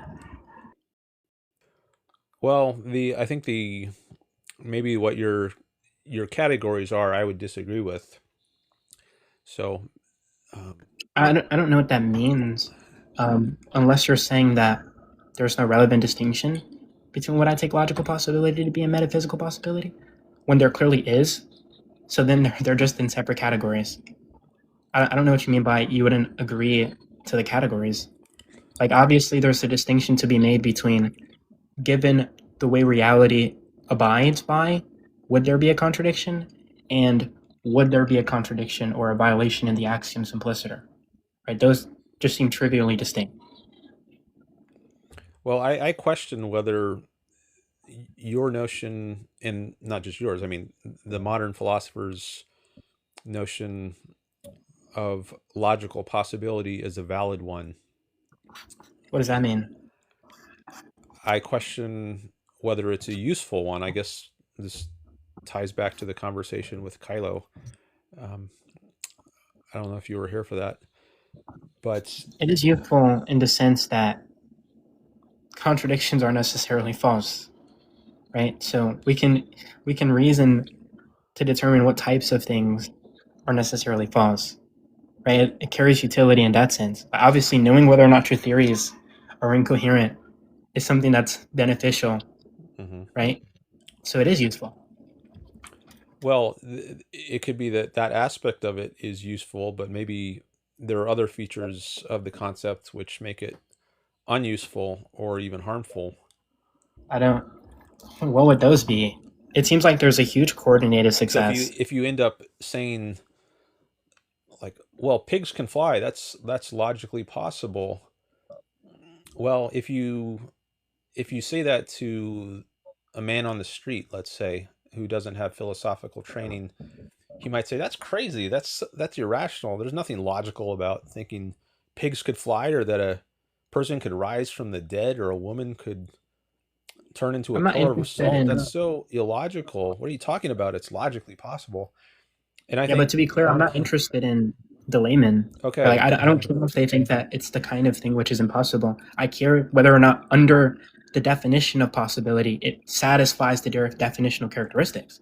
But if it satisfies the definitional characteristics, then the layman is just wrong, and they're the ones who are being irrational. Maybe they don't have an adequate understanding of the concepts being employed, right? Which is fine, but that's not going to change the fact of, does it satisfy the definitional characteristics to be possible, right? So I don't even know what saying that even adds well, I to the don't take talk. it for granted that because a philosopher or a whole philosophical profession uses a concept, therefore it's better, superior to the kind of concepts a layman uses. In this case, Never said that.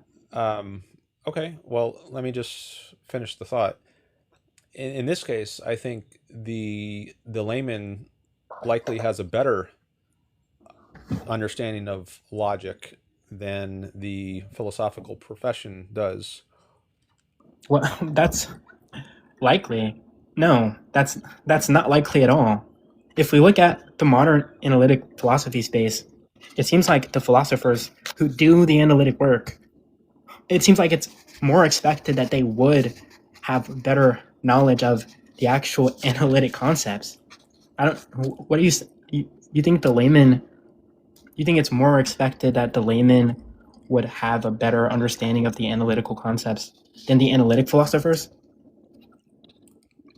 That's the claim you just made, to be clear, because the likelihood just is whether or not it's expected. I just want to be clear if you want to commit yourself to that. I'm saying the layman's understanding of logic, I think, is revealed as better than when he says it's illogical to think that pigs could fly. I think that's a better understanding of logic than the modern philosopher who says it's logically possible that pigs could fly. There might be other aspects in which the modern analytic philosopher has a stronger command of the rules of logic, the rules of inference, but I think there's some kind of basic point that's not being grasped by the modern philosopher, which is the Aristotelian view of logic, which is that logic applies to reality. It's not just about some arbitrary set of inference rules and axioms that we come up with. Laws of You can be logic a are logical ontological. realist. Yeah, it seems like what you're talking about are called the laws of thought, where you can be a logical realist and affirm everything that I'm saying.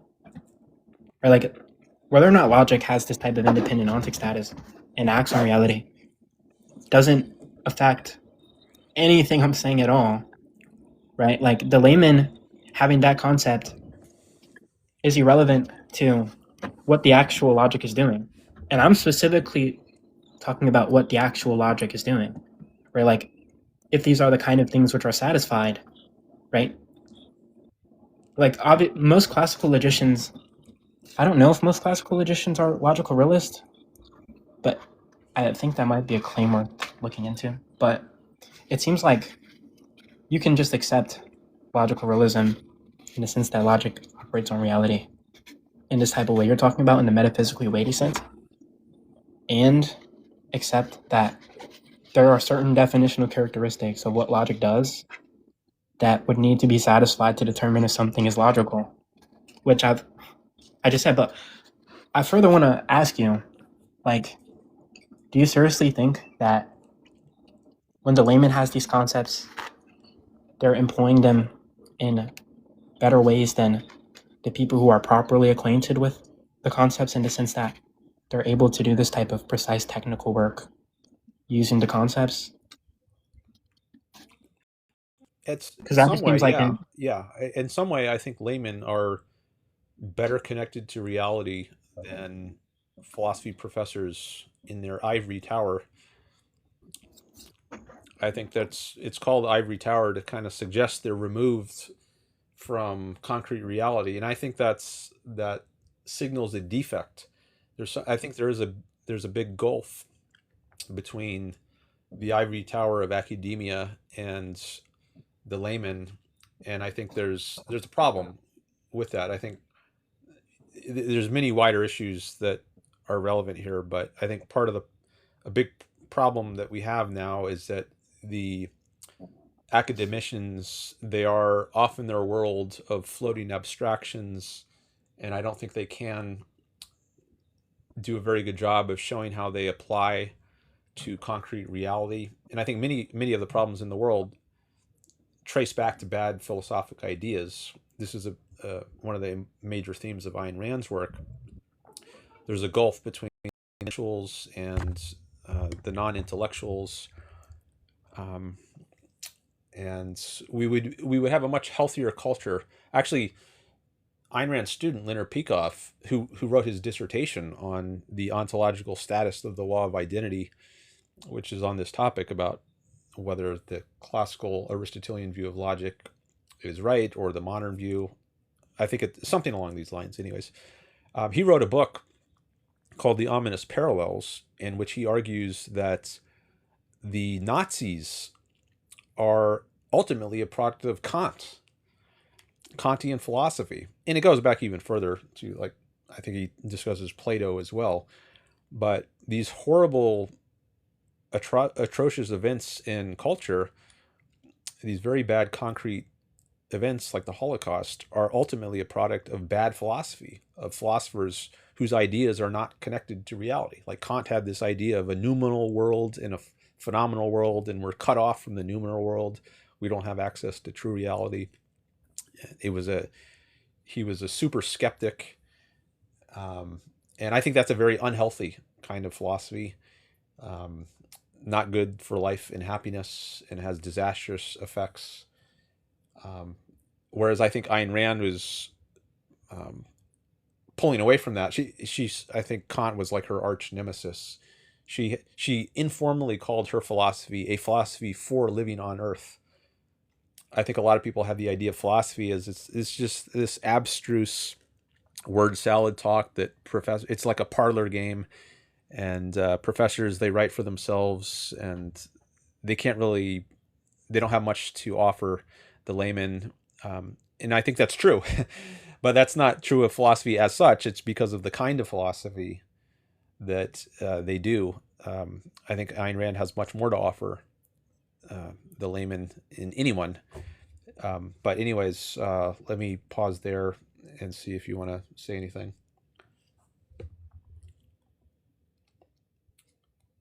Yeah, so it seems like within the analytic tradition, because I want to be very clear at the point of discussion, which is just, does the layman have a better understanding of logic than within the analytic tradition?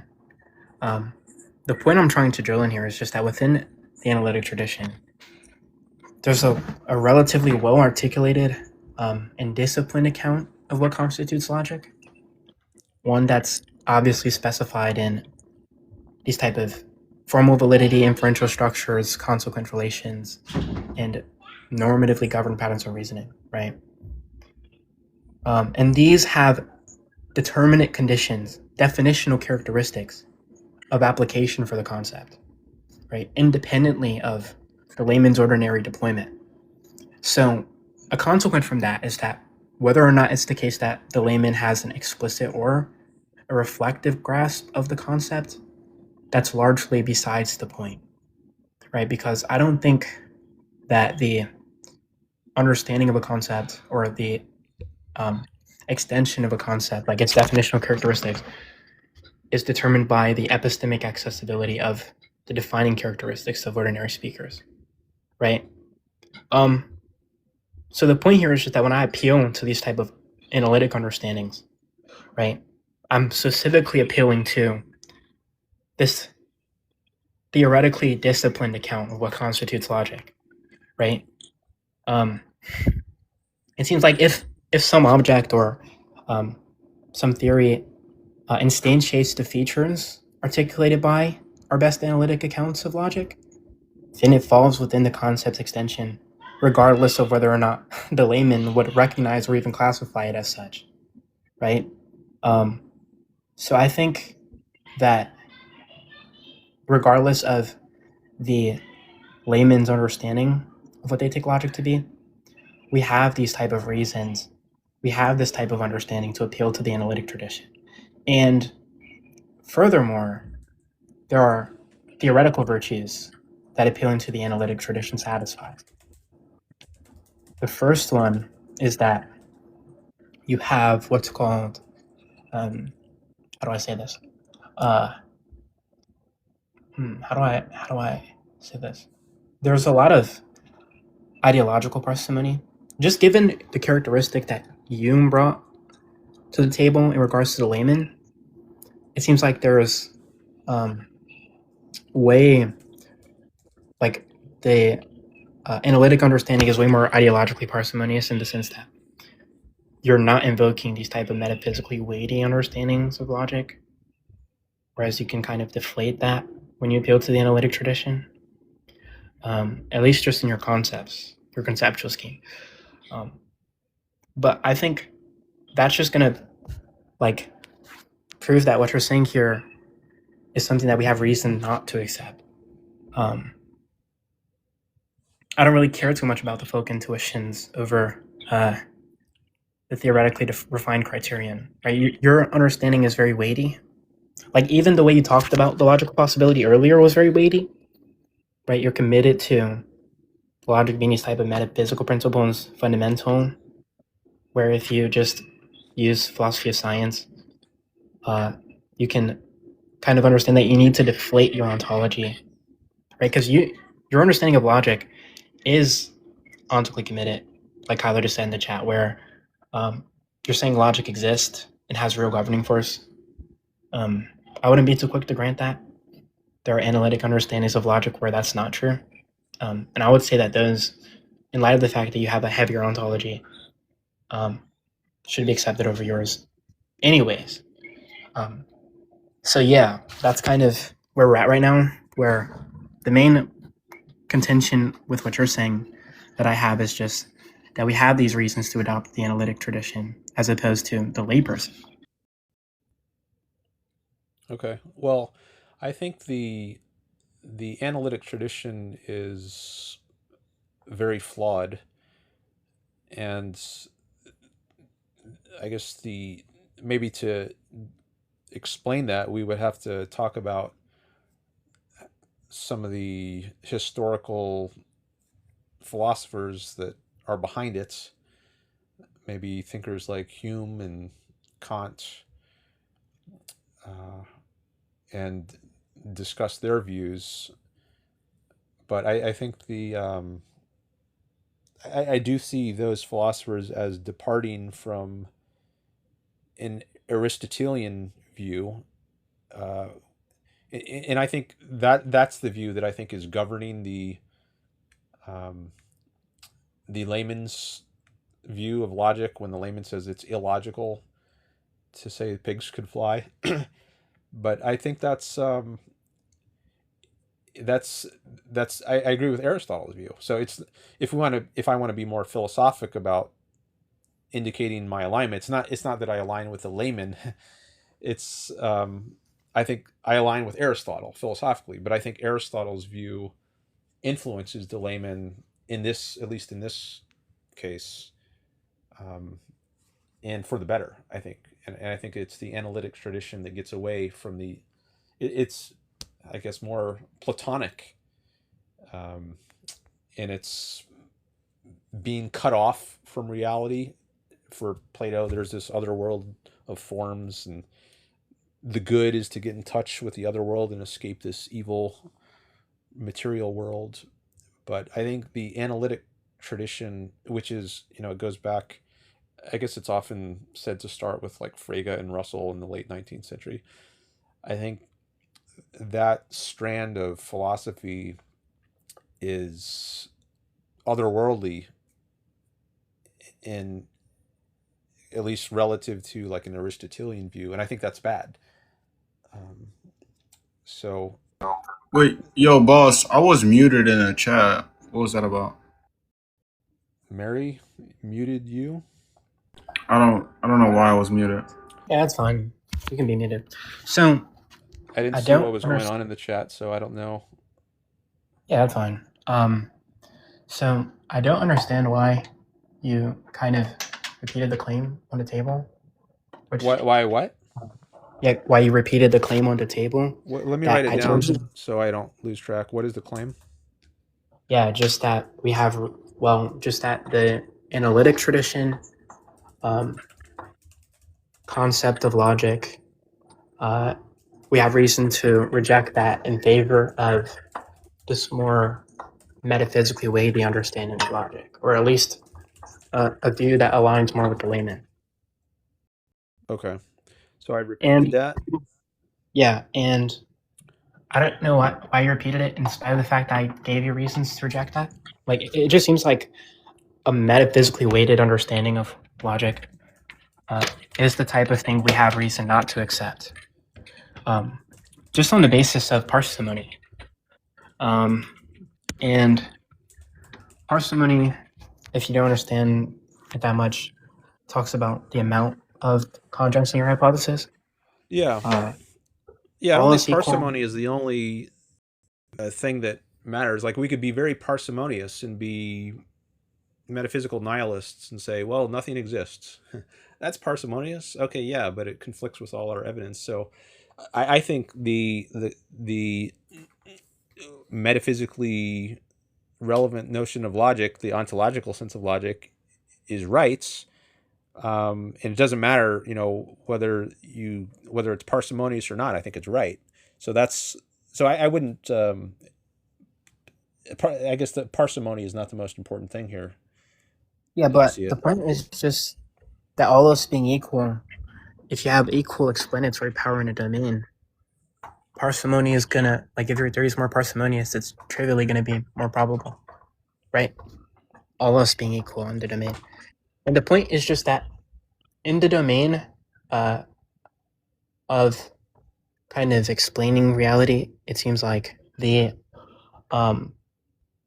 explanatory value, the explanatory power is equal if you take the conceptualist understanding of logic and the kind of ontologically weighty understanding of logic, right? So then you want to look at, well, which one's more parsimonious? Obviously, the conceptualist one is, and yeah. But I don't want to make the convo too long. I think this was a very good discussion because it allowed me to kind of debate in a way that I haven't been debating before. I'm down to end the talk here. I might come back next time you're live with further thoughts, but I'm down to end the talk here. Okay. Well, I appreciate your call. I'll just say on the last points about parsimony. So I guess I don't see. I'll call it classical logic, or the Aristotelian view of logic, or the ontological or metaphysical view of logic, as equally explanatory as the modern view of logic, the analytic view of logic. I think the Aristotelian approach is superior. And I think a lot of modern symbolic logic, this kind of stuff you see in the wake of Frege and Russell, is a bunch of hot air or castles in the sky, and it doesn't do well at explaining reality. But to fully flesh that out and justify that, we might need to have a longer conversation. But I just wanted to throw that out. So I might agree with you that all things being equal, go for the more parsimonious explanation. But I don't think all things are equal in this case. Yeah, there's definitely further to be said on that point, but I don't want to drag us out too long. Okay. There probably is people waiting to request, so I do want to say that this was a very respectful convo. I appreciate it. A lot of the debates I have don't typically go this way, but yeah, this was a great debate, man. I wouldn't even categorize this as a debate. I think it was more of like a discussion. So yeah, have a nice day, man. Yeah. You appreciate it. Yeah, that was civil. I appreciate that. That's the kind of discussions I like to have. And I say on my background, discuss, debate or discuss. So it doesn't have to be a debate. We can just have a discussion. And this also ties into my egoism. Part of being an egoist is doing things that are good for me, and I see it as good for me to have respectful civil discussions. I enjoy that more.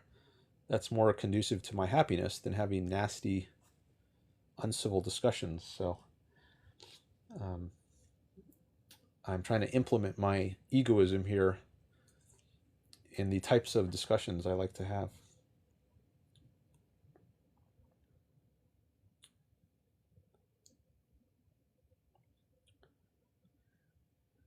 Ego maxing. Yeah, that's right. I think everybody should ego max. But what you think ego maxing is might vary from what I think it is. A lot of people's view of what it is to be an egoist is very different from my view, which I get from Ayn Rand. So,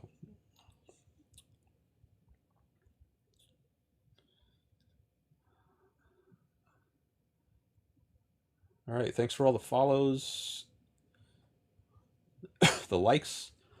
We're up to 4.7K likes. Let me take a look at in the gifts. Thank you.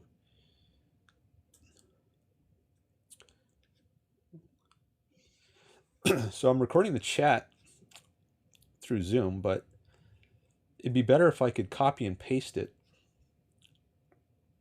because then it's searchable. If I have it's like a text version of the chat, not just capturing the video of it.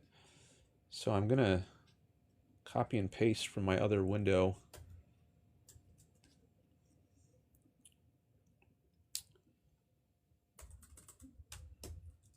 Oops. And get at least a lot of the chat into my Google Doc here. All right, I might need to take a short break. Stenosis says, Dan, please open your heart to Palestine. You were the one who came up here earlier.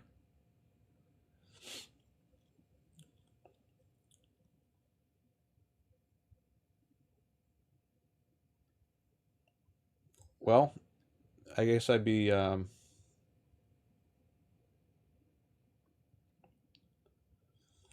disconnected you from the call, didn't I? Or did you leave voluntarily? I don't remember. But I remember at the end of your time up here, you said something. Oh, yeah, you said something like the next conversation was going to go back to your boring conversations, or use a different word, I think. But it wasn't a nice thing to hear, so I didn't want to continue. I guess I'd be more sympathetic to engaging with you more if our interaction was more respectful.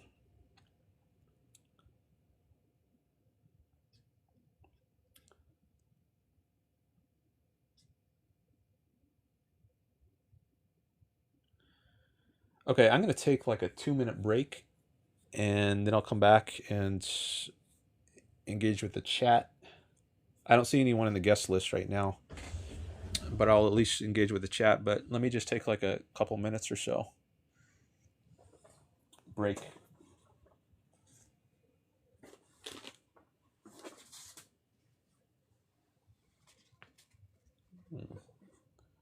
Just going to find my camera cover. All right, now he disappeared.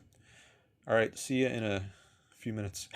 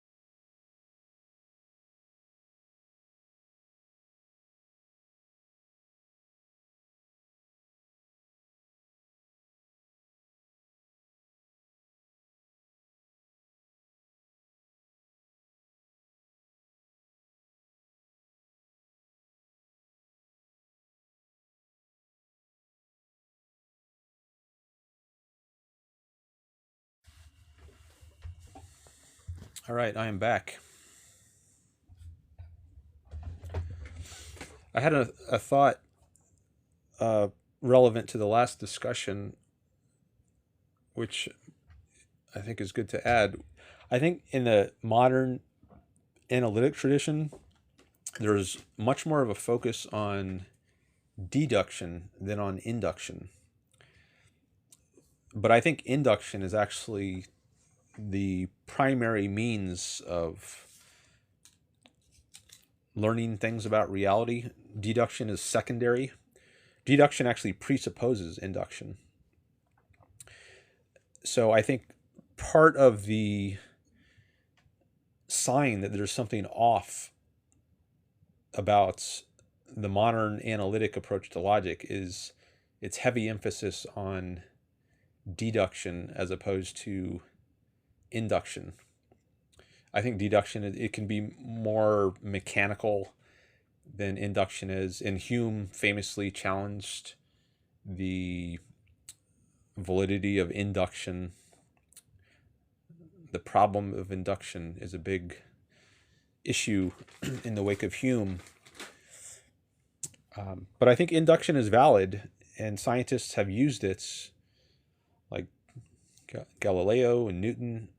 Now, exactly figuring out how induction works, I think that's challenging. But that it works, I think, is correct. I think it does work. But figuring out the theory of how it works is challenging. And Ayn Rand herself did not develop a theory of induction.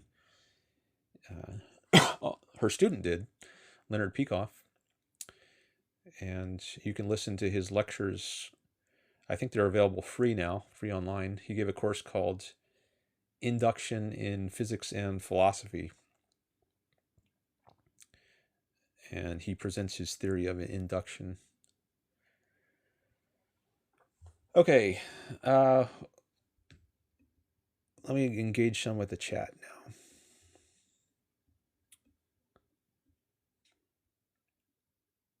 Thanks for the follow. Could you define supernatural? That which is beyond the natural. Maybe you could define the natural as that which we are aware of by means of our senses and reasoning on the basis of what we observe with our senses. Like electrons, I can't directly observe electrons with my eyes. They're too small. But science can engage in experimentation and reasoning to figure out that there are such things. So even if you can't observe something, that doesn't mean it's supernatural. But if you can come to believe in something, either directly based on what you see with your senses or observe with your senses, or by reasoning therefrom, reasoning on the basis of your senses, then I would consider it a natural phenomenon. But if you posit something which is beyond the evidence of the senses and beyond what reason can lead you to believe in, then I think you could call that supernatural. Thanks for the share, Julie.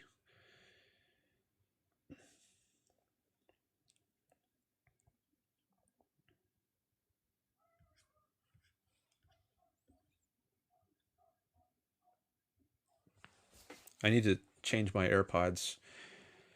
The one I've got is about to run out of battery.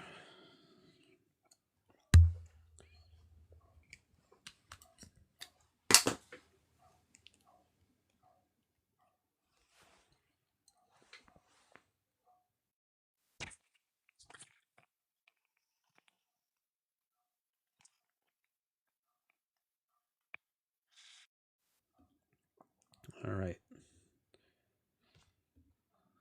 Thanks for the hearts. See, a couple people have requested calls. Mark and Cardiskany.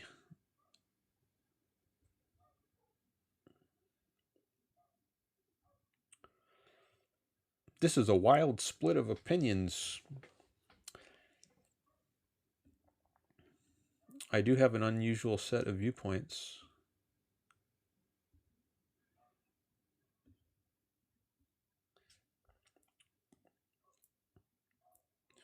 Which follow from Ayn Rand's philosophy.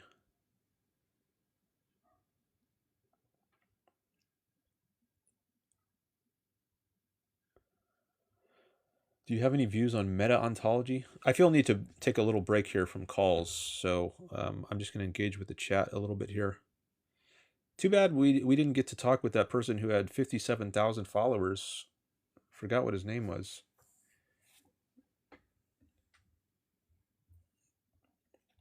Maybe he'll come back.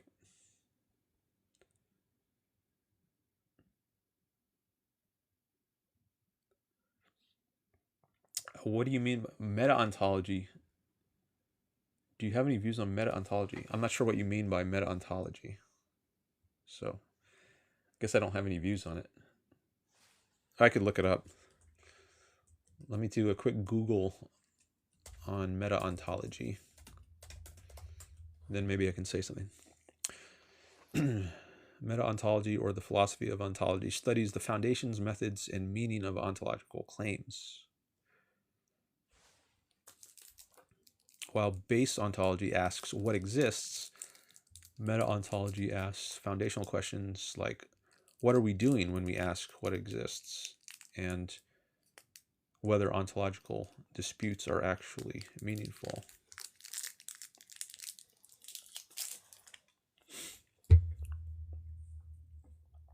What are we doing when we ask what exists?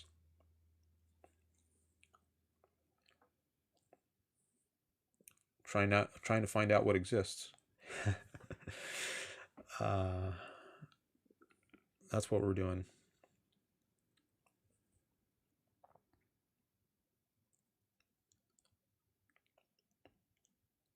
Are ontological disputes actually meaningful? I think so. Like, is there a God or not a God? I'd say that's a meaningful question. Is the world what we observe, or is what we observe an illusion? Is it part of the matrix? Are we brains in vats? Or do the things we exist objectively, that is, independent of our minds? So even if we're not perceiving them, do they still exist? I think that's a meaningful question.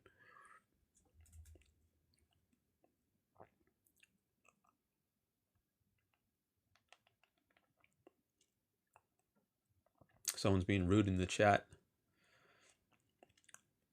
Maybe I should block them.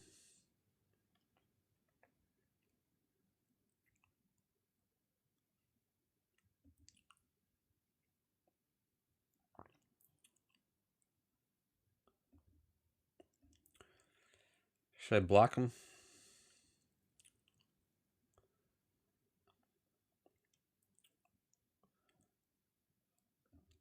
Yeah, I'm going to block them.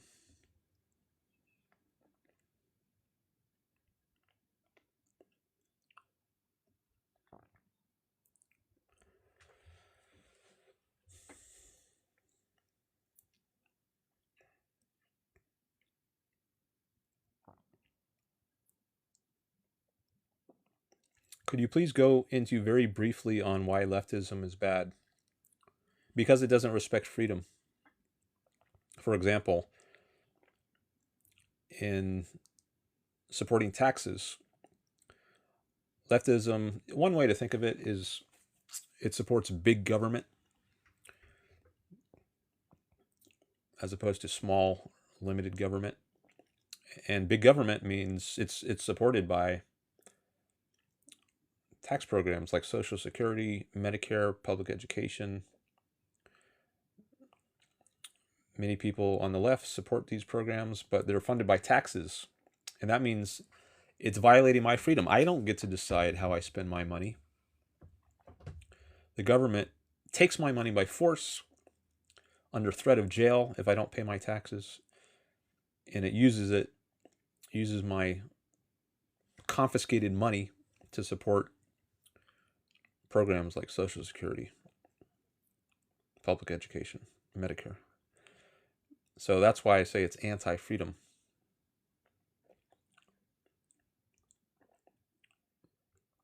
So that's what I'll say, to be very brief about it.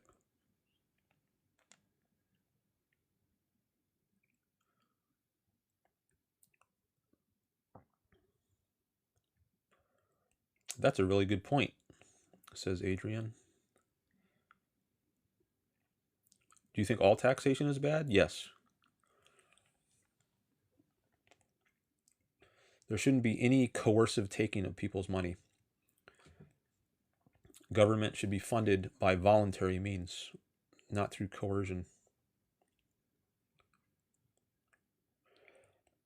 Okay, but you lost me at Israel being on the good side. I talked about Israel earlier. I had 1 or 2 calls on that. That's my most popular topic. I think Israel is good because it respects rights. You're free to criticize the government. You're not forced to wear a burqa if you're a woman. You're not thrown off a building if you're gay. Now, Israel is not perfect, but I think it's decent, at least, at respecting rights. Certainly compared to the countries surrounding it. Thanks for sharing the live. Existential quantifier. I don't know what that V is next to your V inside a circle. I don't know.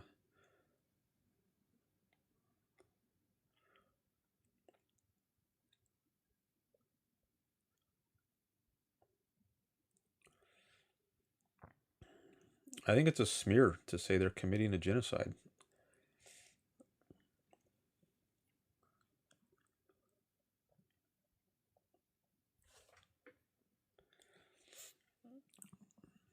Yes, I went to UC Davis for my PhD.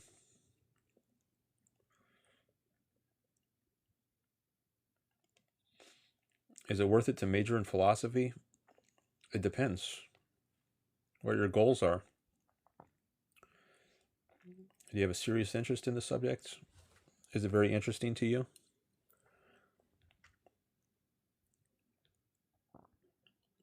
I'm 46.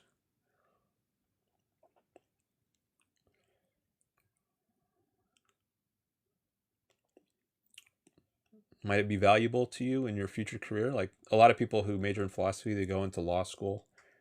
I think that might be the most common path people take.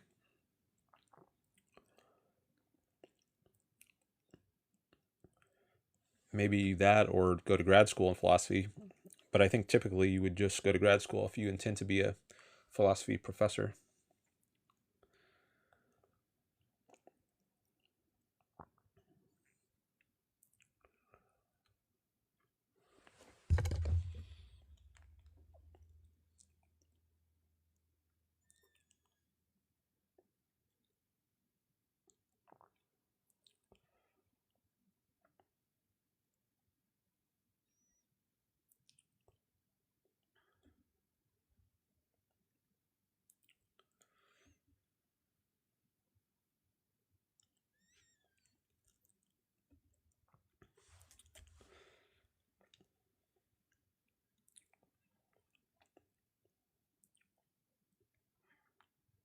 Thoughts on the triangle shirtwaist factory?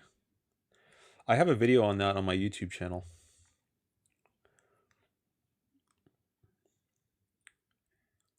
Dan Norton 1. Maybe a couple videos, actually. What area of philosophy did you mainly study? Ethics? No. In grad school, well, I did a master's. I did a bachelor's, and during my bachelor's, I focused mostly on the history of philosophy. As a master's student, I wrote a master's thesis on free will. And then as a doctoral student, I wrote a dissertation on the philosophy of mind. No, I'm not a professor. If you mean someone teaching in a university. I did teach a couple courses when I was a grad student, but I'm not teaching in a university right now.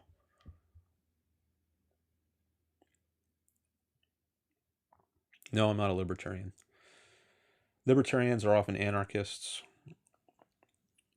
I'm not anti-state. I'm not anti-government.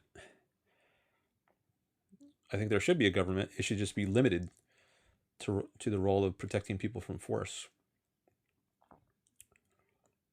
So police, military, and courts, that's basically it. No social security, no welfare programs, no Medicare. It's not my responsibility to pay for someone else's life. People need to be responsible for their own lives. Favorite book? I'll go with Atlas Shrugged. Ayn Rand's magnum opus.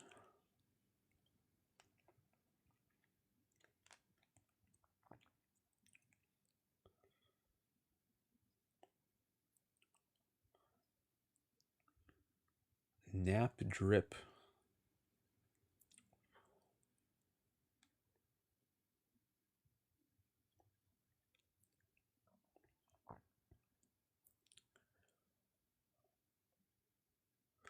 Is TikTok philosophy debates different from actual philosophy? What do you mean? This is actual philosophy. I'm doing it. We're doing it.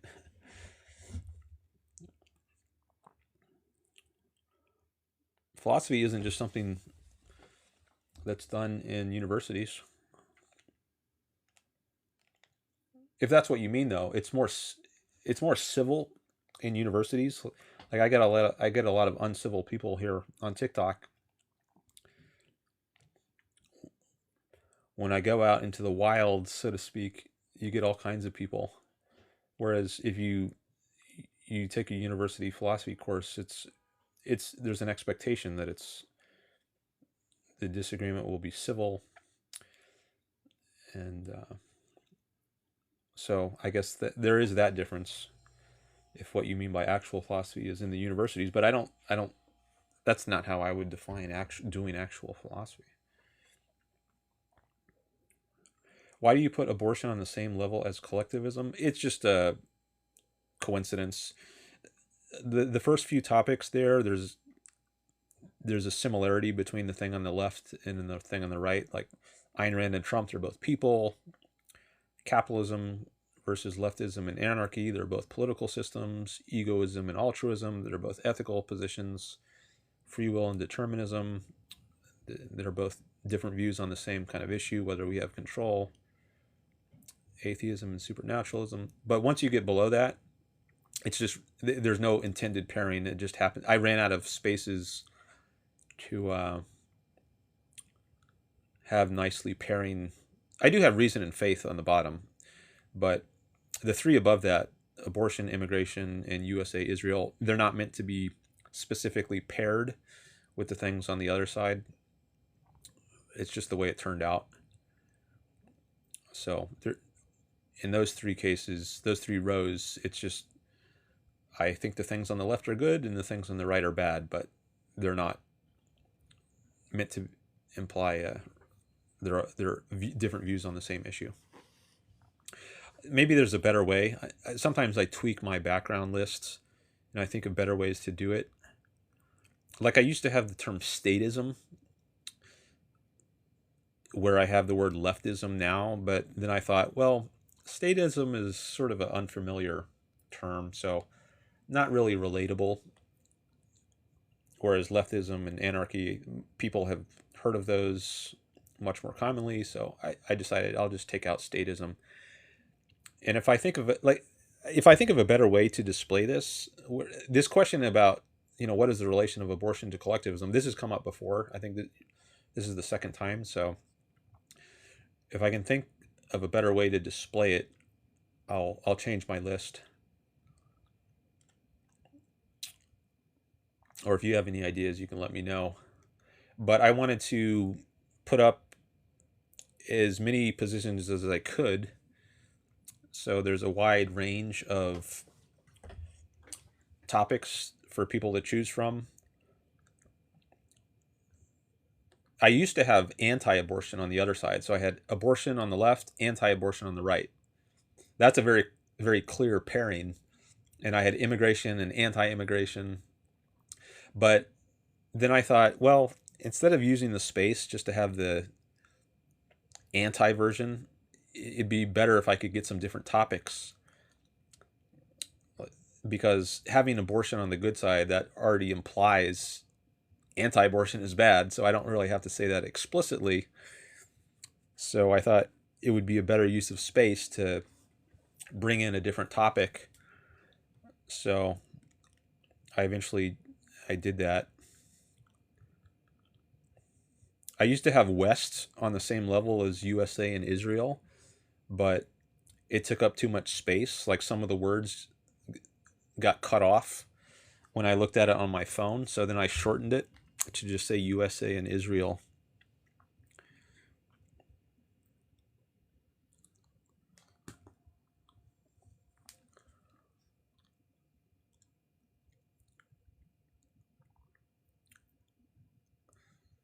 Thanks for the follow.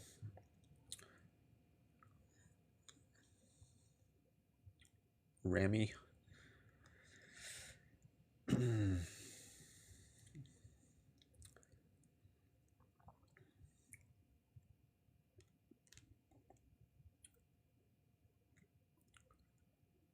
Somebody says, read Hegel, Marx, and Engels. Destroys all your opinions.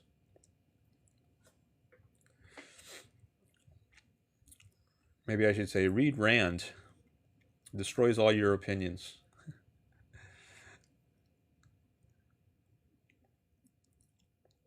No guest requests? No, I actually have 3 people in the guest request, but I'm taking a little break here. I'm kind of enjoying just engaging with the chat some. I see we got Jolly in the request list, Joey, and Divine Rule. I think I spoke with Jolly once before.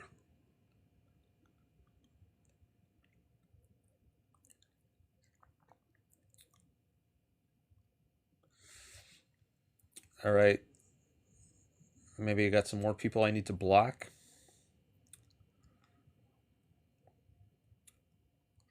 If you're just going to be insulting, then you might get blocked.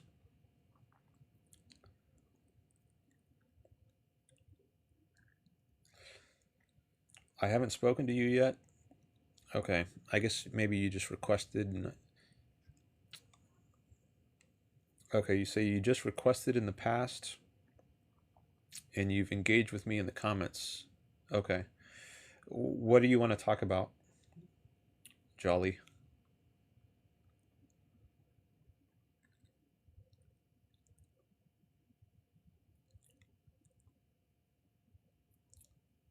Maybe abortion?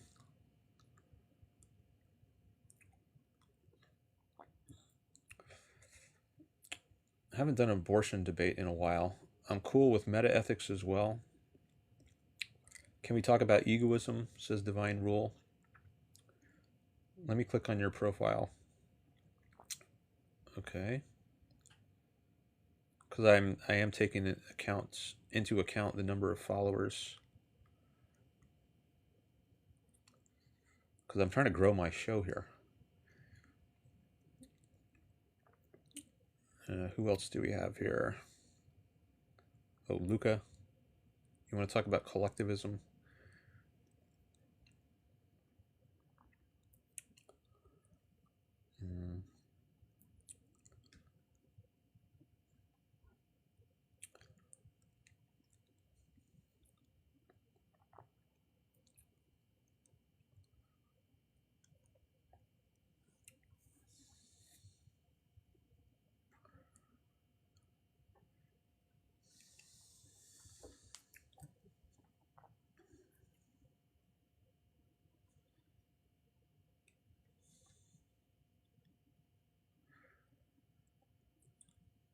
Okay, so there's abortion or meta-ethics, egoism, collectivism.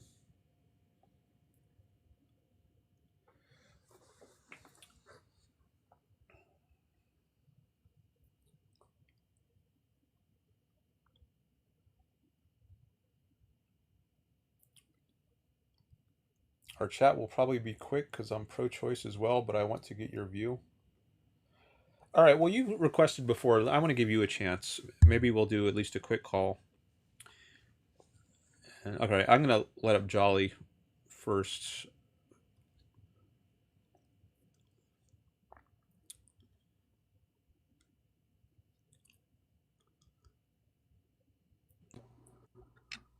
Hey, can you hear me? Yes.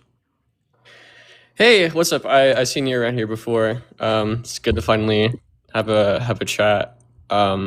So I guess like my question on abortion is your argument related to personal identity at all, or is it completely agnostic about all this? I don't think in terms of personal identity much when it comes to the abortion issue. I think a lot in terms of humans, like what is a human? I also think in terms of rights. I think only human beings have rights. And I don't think a fetus is a human. I think it's a potential human, but I don't consider it an actual human until it is born and separate from the mother. I take a human to be an individual that is physically separate. So if you're just growing on the inside of another of a human being, I don't consider you to be your own entity yet. So I don't consider a fetus to be human, and I think only humans have rights. Okay, so I guess I have some questions about that. So I mean, as you know, like I'm pro-choice as well, but I go towards the personal identity route. But I'm really curious about what you have to say there. So sorry on what you just said. So I guess like because I know that Ayn Rand defines human as a rational animal, right, or something along those lines. Well, that was Aristotle's definition. I don't think, and I think Ayn Rand is okay with that. I don't think she gave her own different Okay. definition than that. Okay. Well, I guess like how do you deal with like things like conjoined twins? Like, would you say like, oh, since they're so like they're interdependent upon each other, like being a human being, like a necessary condition of being a human being is such that you're like separate or not dependent upon an individual. But like if we take two conjoined twins, maybe we can say something like they're interdependent upon each other. So like, how would you deal with that? I think they're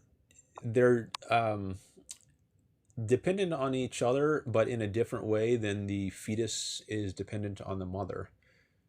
So that they're outside and of the womb, and you could pick them up, right? Like if you were blind and you weren't seeing, let's say they have 2 arms, 2 legs, and 2 heads. But if you were blind, you can't see that. You hug them, and you pick them up. You think I'm holding one person, right? You couldn't tell the difference. So, but there's one entity there. Well, I mean, what an entity is, I think that's an involved discussion, and maybe we can get into that some. But in the case of the pregnant mother, I think I guess you could also pick her up and think there's only one thing there. Yeah. But if you have sight, now you can see there's 2 heads in the case of the conjoined twins, whereas you can't see that in the case of the mother. I'm trying to indicate it's a different kind of dependence. When you're on the inside of someone, I think you're dependent in a different way, in a different way from the conjoined twins, such that I think I would consider the twins to be an entity, or I guess I might call them conjoined entities, whereas the fetus, I wouldn't use a term like conjoined entity. I would say it's a part of another entity. It has a different kind of relation to the mother than I think that either twin has to each other. Yeah, well, and it seems like, I mean, I guess like it's a little bit unclear what like what the difference is between being a part of something, but then like it's sort of like you're dependent in a different way. Like you said, like, oh, if you can sort of look at it, you can like look at uh like a mother who is pregnant and like see that there's like maybe one entity there, which is sort of giving you the idea that, like, the fetus is like a part of the mother. But then you're looking at the conjoined twins, but then you don't see that they're a part because it's, you can I like, visually see that they're. I mean, it's hard to really kind of understand why that's the case. I mean, at least an intuition pump that why I think that they're maybe distinct at some point is probably maybe has to do with personal identity, like what you can count as an individual. Um, I mean, it seems like it's going to. It's almost like you're kind of going there, right? You're saying like, well, there, that in the case of the conjoined twins, there's two persons there, but two individuals. But then like you're treating the fetus as sort of a part of the mother, meaning that there's no additional person there. At least that's what it seems like to me. Or maybe you're saying something else, but I'm not. I guess it's a little bit unclear. Maybe you can help me. Well, I think if you're fully inside of someone, it's more natural to consider the thing apart as opposed to a conjoined entity. Like the Hansel twins. That's example of a conjoined twins. I wouldn't say like one of the girls is a part of the other. They're conjoined, I would say that, but is it right to say one is a part of the other or the other is a part of the one? They have a equal kind of status in the way that I don't think the fetus does in relation to the mother, since the fetus is fully encased in the mother. Okay, so it's sort of like an encasement. So like, if it's the case that like an entity is encased, you don't treat them as like a human being in the relevant moral sense. Basically, that's sort of your idea. Yeah. Now I don't know if I should bring this up, but I mean, let's say Jonah is swallowed by a whale, so Jonah Exactly. is fully encased by the whale's mouth. So is Jonah no longer a human? No, I wouldn't say that. I would say it's a human, but she's been swallowed. But it's just a kind of temporary status she has. I mean, before that, is it a she? I think it's a she, right? I don't know my Bible stories well, but I've heard this story. Jonah's swallowed by a whale. Jonah's a male. Oh, it's a male. Okay. I confess my biblical ignorance. Okay, I'm agnostic. Oh yeah, so Jonah I'm not- Goldberg. That's a male writer for I've heard of. So that would be another example of a male Jonah. I don't know when it comes to like Hebrew biblical names. I don't know the gender all the. But anyway, okay, so Jonah has been outside the whale's mouth, and he's lived as an independent entity, and just temporarily he's occupying a whale's mouth. But that's a different kind of situation where it's much more core to the identity of what a fetus is, that it's growing inside of its mother. It's not just like a temporary state it happens in. So I would say Jonah is a human, but the fetus is not a human. So you could say like maybe like a necessary condition for being a human is just like, oh, that you were once like you were at least at one point in your history you were not like encased in flesh or something, or like or encased in the mother, and like you've been dependent upon something. So I guess like an entailment of the view would be like you can basically abort all the way up until 9 months. So like was like day of birth, right? Like she's giving birth, but like the fetus is still like encased. Like it would still be permissible to abort, even if it's like 10 minutes before like the fetus starts crowning. Yeah, I think so. And I would even entertain the idea that before the umbilical cord is cut, it's permissible to abort. Well, maybe a different term is necessary. And I get this idea from Harry Binswanger. He's an objectivist philosopher. It's not fully separate until the umbilical cord is cut. At least this is a view I would consider, and you have a chance to like inspect it and see if it has any defects, which maybe you couldn't catch when it was inside the womb, and maybe it has some terrible defect, and like, I don't know, Down syndrome or something, or whatever is a plausible example of something you couldn't catch, and maybe that's your last opportunity to end the life tragically. I mean, this is not a happy thing, but I think I would at least be open to an argument that if you're going to actually, where exactly do we draw the line? I'd consider an argument that says, well, it's when the umbilical cord cut. But I don't really have a strong view on exactly where you do draw the line, except that I do think if it is fully, unequivocally inside the mother, I think it should still be legal at that point. Okay. So I guess now that we've gotten sort of, I guess, clear on like the conditions under which it has rights, or I guess I would sort of just ask, like, I guess why would this be relevant? Well, maybe Morally this relevant. is where we should talk about what a right is and what the purpose of rights are. So I think the purpose of rights are to enable individuals to interact in a mutually beneficial way. So if something is not an individual, then it doesn't qualify for rights. I don't know if you want to go that route, like talk about what is the purpose of rights, or if you want to stick on the topic of why should we believe that it's not a human until it's physically separate. Those are two different directions we could go in. I'm okay with accepting whatever definition of human you give me. I'm fine with that. But so like the thing I have down here is like, okay, the purpose of rights are to enable individuals to interact in a mutually beneficial way. And if something is not an individual, then it does not have rights. But I guess by human, do you just by individual, do you just mean human? No, I think an individual is a type of human.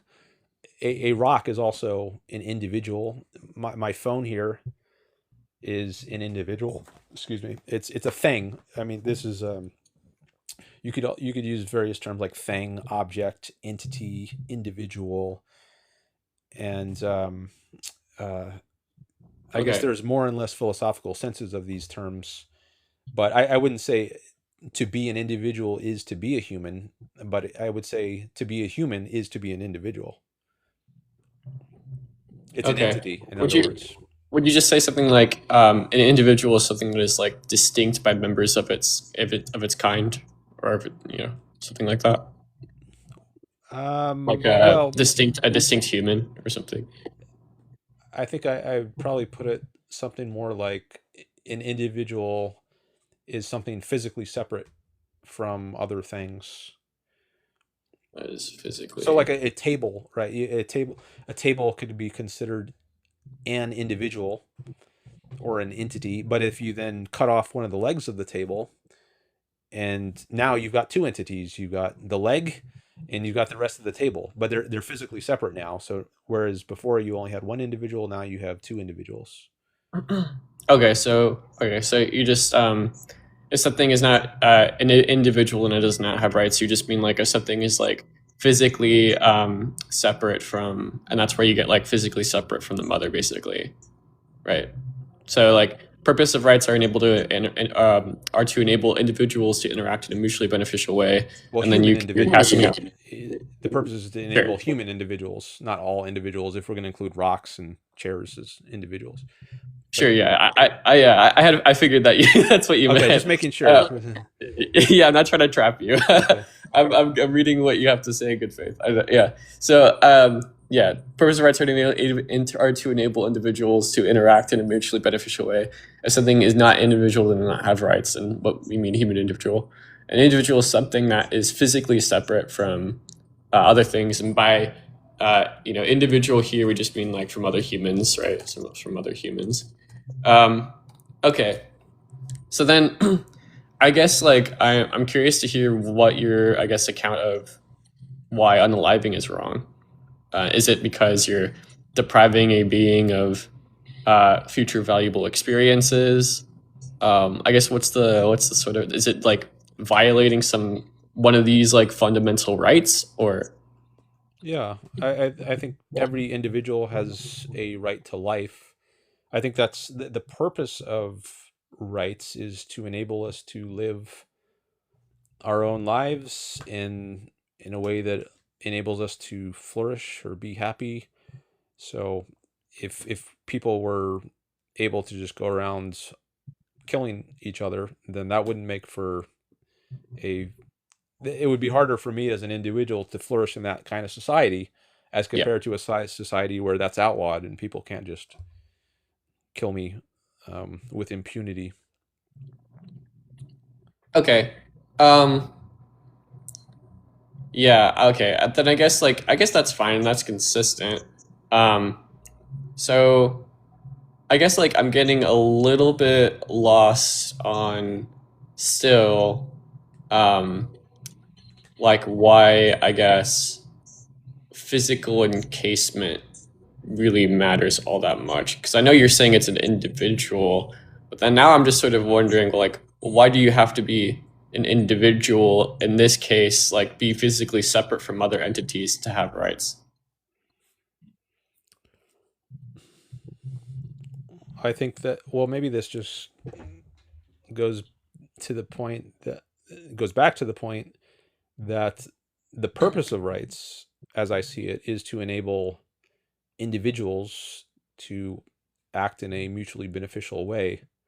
So if you agree that that's the purpose of rights, then it would seem to me that it's pointless to ascribe rights to something that is not an individual. Yeah, well, I mean, I'm sure that, I mean, I agree that I mean, it almost trivially follows from that, like from what you said. So then I'm just like wondering, like, we can talk about the purpose of rights then. It just Mhm. seems like, um, you think that, like, to have rights or something, like you must be, like the purpose is for individuals that are physically separate to live in a mutually beneficial way.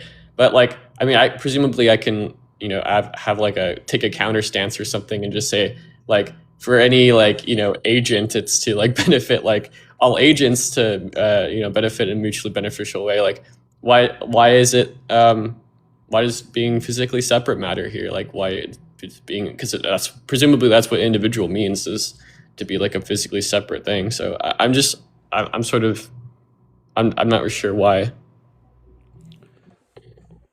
I don't know if it would be useful here to take an island case. I often like to give island examples, but if you're alone on an island, I don't think the issue of rights is relevant. So, um, but like you can do whatever you choose to do on that island. There's no one else there. But if now we bring another person onto the island, and there's now a question as to how you should interact, if at all, with this other Mhm. person. Should you try to enslave the other person?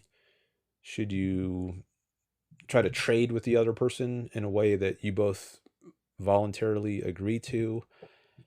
And I think this is where the issue of rights arises when you have multiple people and they Mhm. have to decide how do they interact with each other. I could say multiple individuals. So if that's the context that gives rise to this issue or question about what rights we have, then it's just um, I don't know, by nature, by definition, what a right is. So you say you don't see like what is the relevance of being physically separate. As I see it, that's just the context which gives rise to rights. When you have more than one individual deciding how to interact with each other, if you don't have that context, then I don't think rights are relevant. I mean, if you think there's some other context that gives rise to rights, I'd be interested to hear what that is. Yeah, well, I mean, so a couple, because it seems like you're saying in the context of people deciding how to interact with each other, um, but presumably, like, I don't really see the symmetry breaker between something like a newborn baby that you're holding in your hands and how like that thing decides how to interact with you versus like a fetus or something that's within the mother that decides how to interact with you. I mean, presumably, like I don't see much of a difference there. So then the whole like that being a reason, like, you know, us deciding how to interact with each other, motivating the sort of principle that people need to be like physically separate. I don't really know if that carries much weight for me, right? I guess like, what would be this like? Do you think that babies like choose like how to interact with their mothers in like newborns or something versus like, you know, a fetus that's like about to be born? Like, is there some like does the newborn like choose to interact with their mother and like, but like for some reason the fetus inside the mother doesn't? I'm getting Okay. a little bit lost. Yeah. So maybe the helpful point here is to say that rights primarily are an issue of how adults interact with each other. I think that's the context which gives rise to rights. Like when I was imagining the island case, I was thinking of two adults, and they both, they're not babies anymore. They can choose how to interact with each other, if at all. Yeah. Now I think rights can be extended to non-adults, to younger, to children, but they're not making choice. Well, at least the newborn is not making choices about how to interact in the way that like another adult is making choices about how to interact. But I think I guess what gives rise to the topic of rights in the first place is grown adults deciding how to interact with each other. And they realize for each of them as individuals to do best and have the most happy, flourishing life, at least this is Rand's claim, to do best, they shouldn't use force against each other. They should interact with each other in a voluntary way, not just try to enslave each other or beat each other up. They should engage in voluntary interactions or just go their separate ways if they don't want to interact. Sure. She thinks that's the best way for adults to interact. That's best for each individual's flourishing in happiness and well-being. Now, this also applies to children, but since children, they're not fully in control of their faculties yet, their rights are held in trust by their parents when they're minors. So a child, you know, a 3-year-old doesn't know what's best for itself. It doesn't know what's going to lead to its happiness or flourishing or survival. It might just eat ice cream all day and never eat vegetables or something. So a parent can step in because it knows much more and it can decide how the child will act to some extent, at least. So I think when you're a child, your rights are held in trust. Your right to act on your own decisions is held in trust by your parents. But the point of rights is still to help you as an individual do well. No, I understand that. So the newborn, as you said, is not making choices, but that doesn't mean like it's it does have rights, but its rights in how to exercise its, well, not its choices, but its rights are held in trust by its parents, but it only has rights to be held in trust because it is an individual who, you know, has a future as a potential flourishing, happy being. Okay, here's the thing though, is like that, at least to me, that's sort of the thing in question. Because you keep using like, well, they only like, and I understand what you said, and I would agree with a lot of it, most of it probably.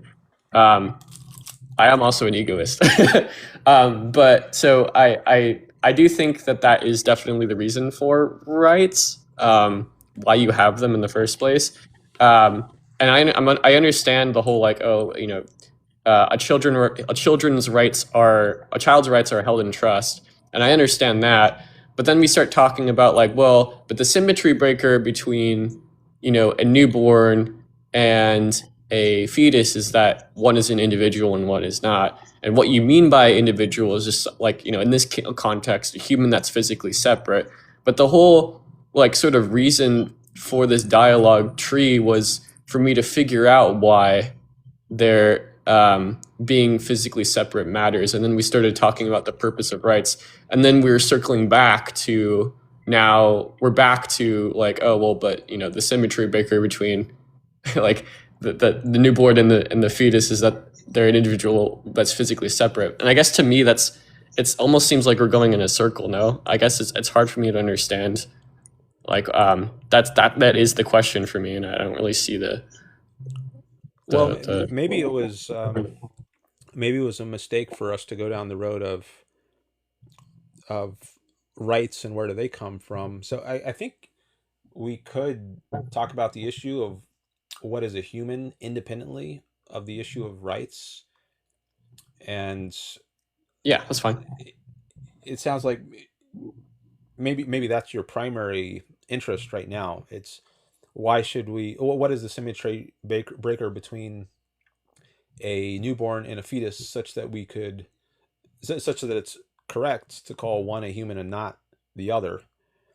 And that's independent of the issue of rights. Is that correct?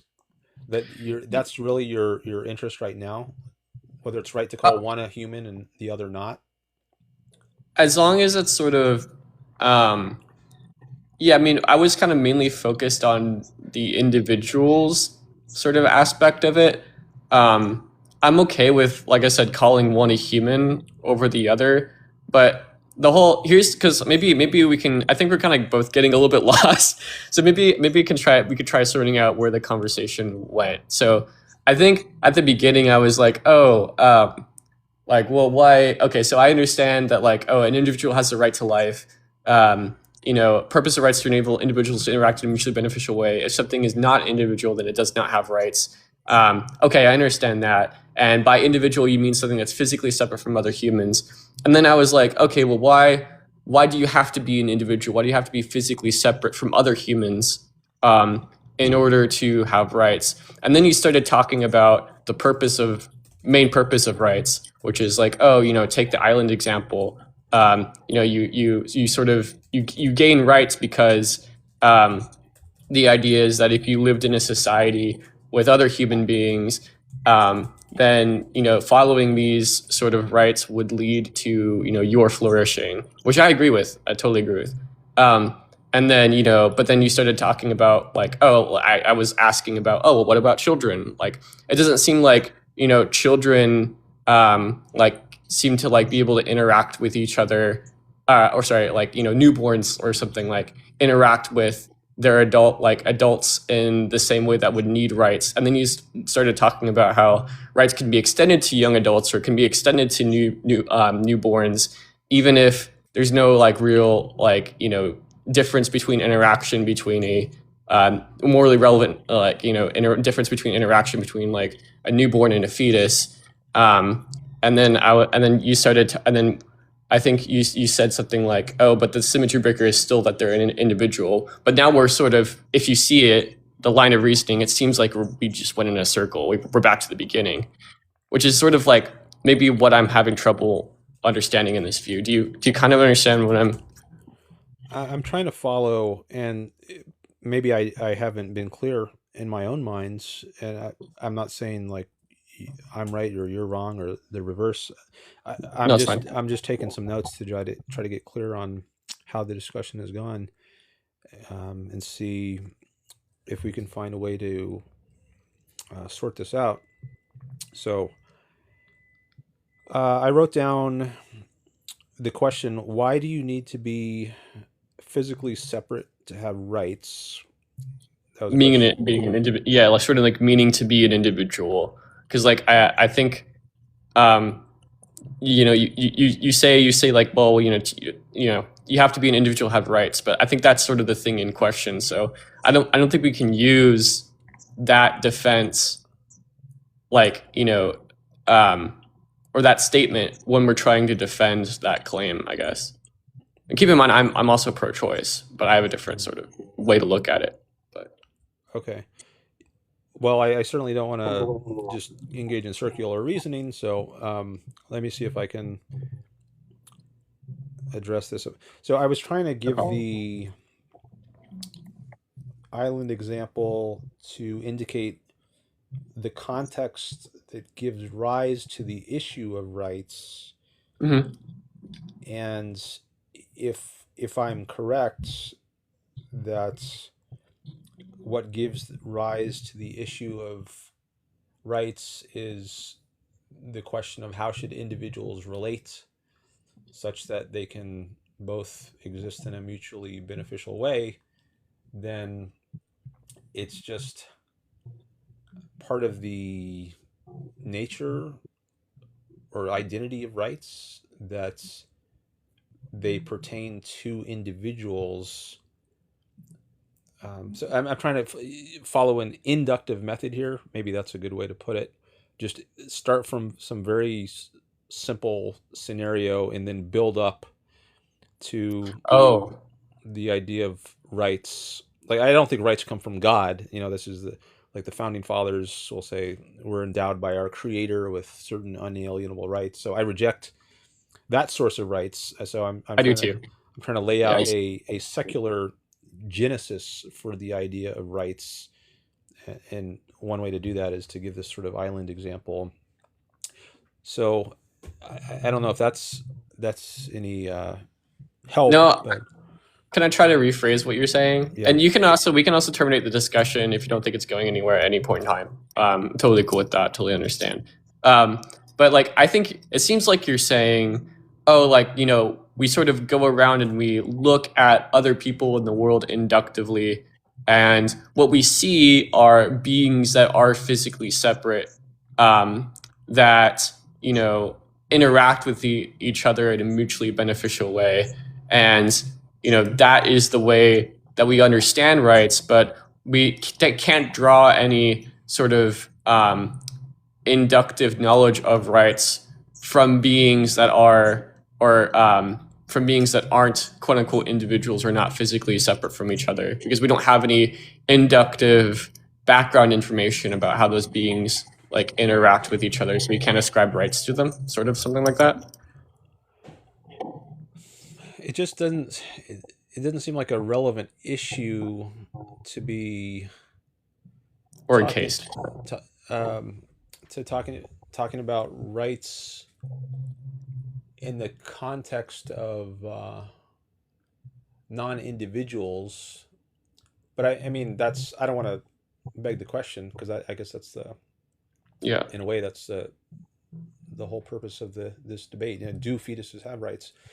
But I guess we can at least say, I think it's right at least to say that in the paradigm case of rights, it doesn't have anything to do with parts of entities like fetuses.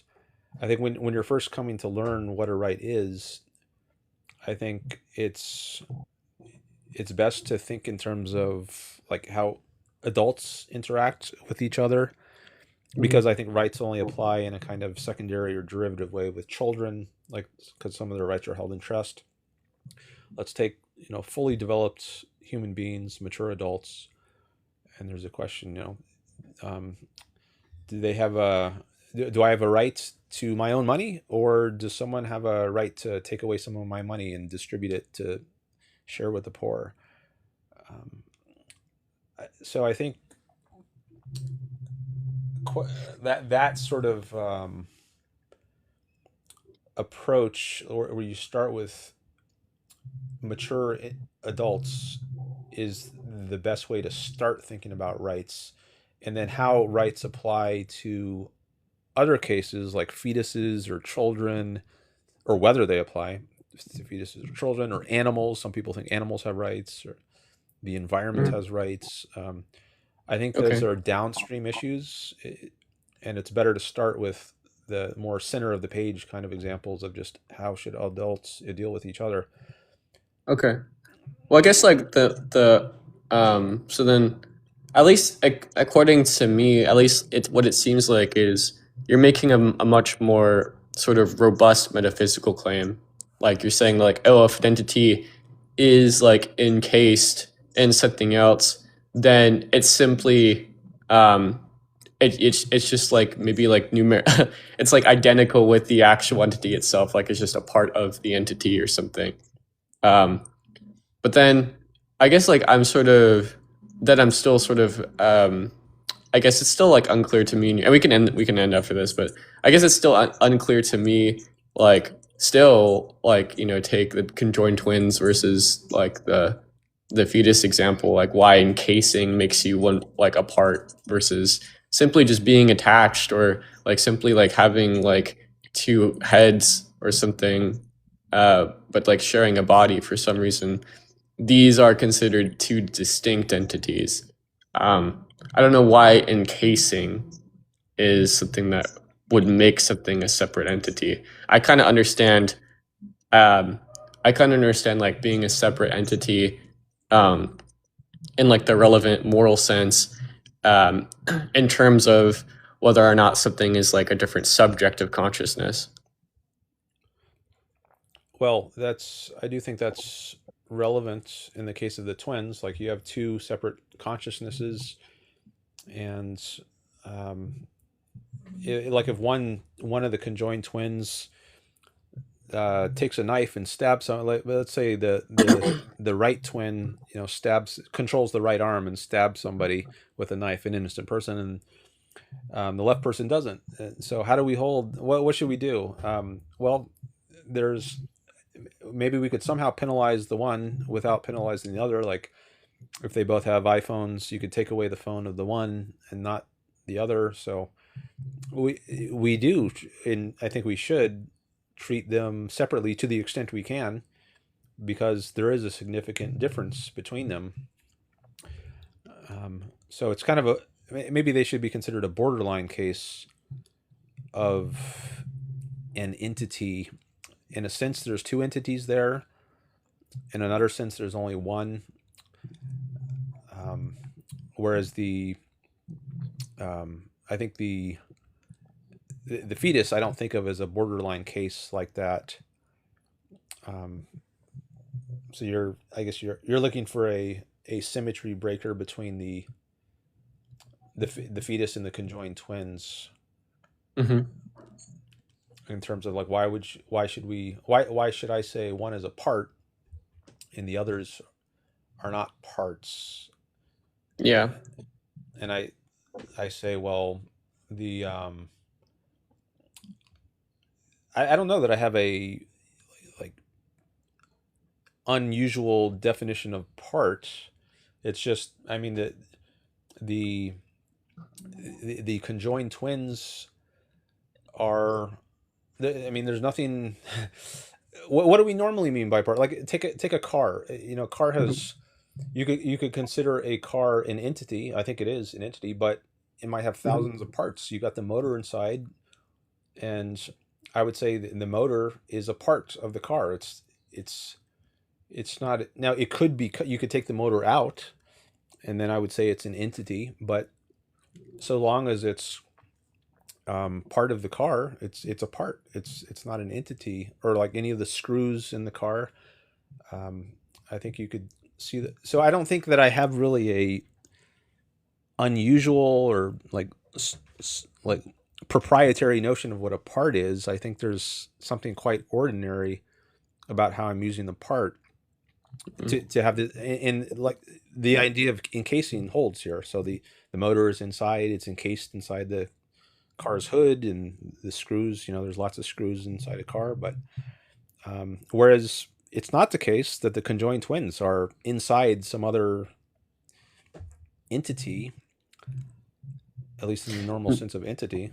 No, but it's hard to, I guess, distinguish the fact that there is two entities, at least from this sort of reading of like what makes up an entity. Like, I just don't know how you distinguish or like make out the fact that there's two entities, other than, you know, referring to like minds or referring to like the subject of like consciousness. I don't see how you could even say, like, imagine if a car had two motors or something, or like every, like, imagine conjoined paraconjoined twins that, the only difference is just simply that they have two heads or something.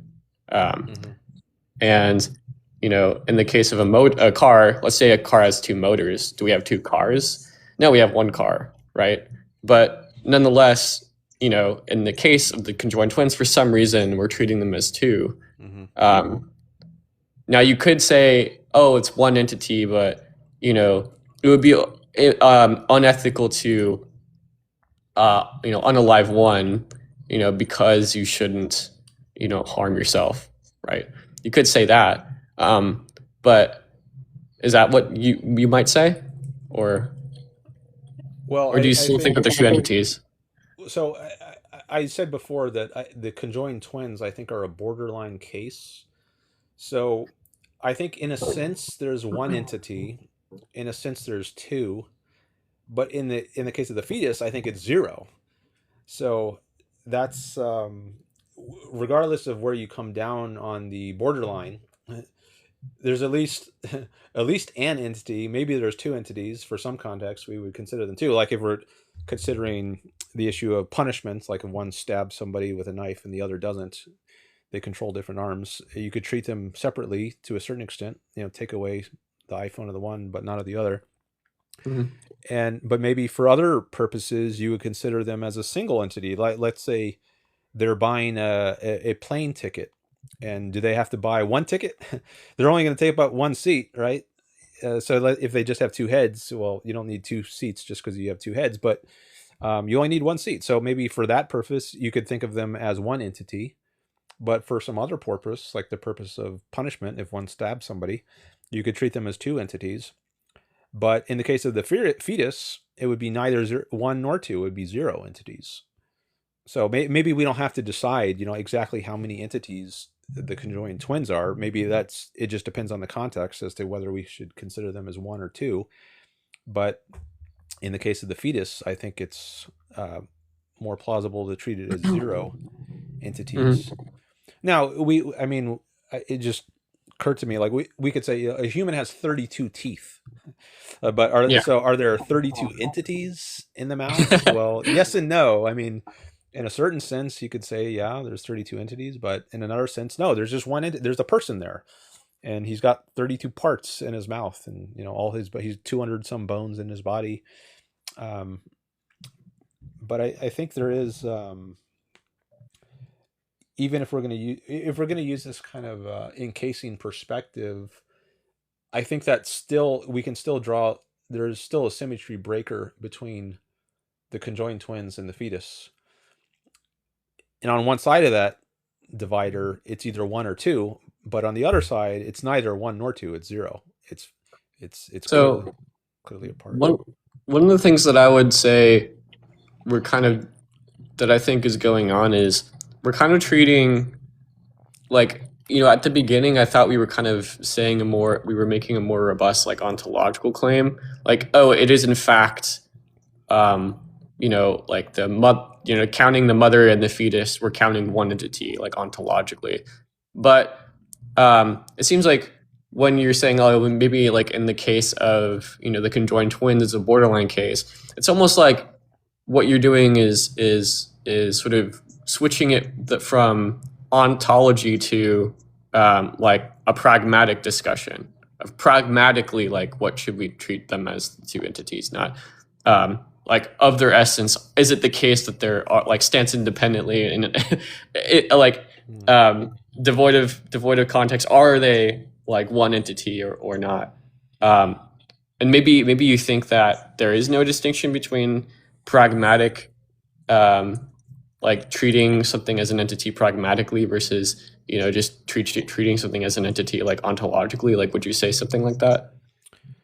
Yeah, that's at least how I'm leaning right now. And here I'm leaning on Ayn Rand's theory of concepts, and her idea is that the way we carve up the world is we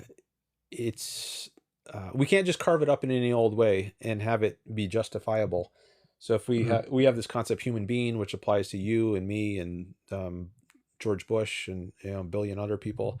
But if we have a concept that refers to me and a pencil and the rate of inflation in the year 1934.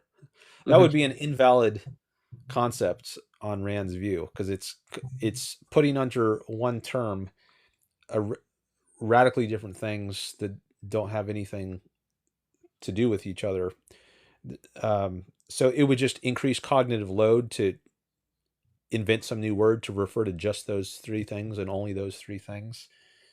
Okay. So the way we carve up the world is valid or invalid, but that's relevant to, or that's relative to human purposes. So Okay. given human purposes, it might be valid in some cases to consider a conjoined twins to be one entity, like the how many tickets should we buy for on an airline. But in another context, like the how we should punish them, we should treat them as two entities. So I guess, yeah, I don't see it as like there's one ontologically right way to classify them as one or more than one entity. I think it is relevant to our purposes.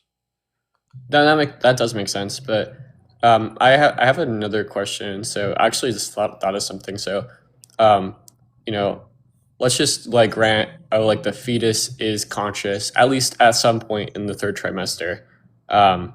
So imagine if the fetus at one point, given that it's a part of the mother, is feeling pain for whatever reason, right? Experiencing pain. But then the mother, she's not experiencing any pain. Like at least, the index to this sort of consciousness. Would you say that if it's the case that the fetus is a part of the mother, and they're identical, like, would you say that the mother is experiencing pain and not experiencing pain? Like there's one brain that's not experiencing pain. There's another brain or another mind that is experiencing pain. But then we're still treating them as one entity. Would you say that one, like... I don't think of them as identical. So a part is not identical to the whole. So I would say the fetus is experiencing pain, but the mother is not. Right. So you might say that like another part of you can be another mind or something. So but yeah, okay, that makes sense. Would you say that the mother has two minds then? No, I wouldn't say she has a mind. She has, maybe I would say there's something with a mind inside her. I might say that. Yeah, but would you say that like because you would agree that my stomach is a part of me, right? Mm-hmm. So like I have a stomach. Mm-hmm. So then if the fetus is a part of me, and the fetus is just a collection of all the things, is made up of further parts, well then it seems like you would have, it seems to me that you would have to say that the mother has two minds. Well, I guess so. Imagine if I had two hearts. If I have two hearts, then I might have two aortas or something, or like I have two chamber. I'd name a little like subsection of the heart. I have two ones of those. Like if I have two hearts, well then I have two aortas or something, right? Like in the same way that if I have a mind and then I have a fetus, but then there's a part within the fetus that is a brain and that's a mind. Well, then the mother has two minds, right? Yeah. Well, this might just be depending on the idea. There's different senses of have. Like, in what sense does she have two minds? You could also say the mother has four arms when she's pregnant. The mother has four legs and she has 20 fingers and 20 toes. Okay, well, yes and no. Normally, in one sense of have, what we mean is by having like two legs is, at the bottom of your body. There are two things, two outgrowths, two limbs.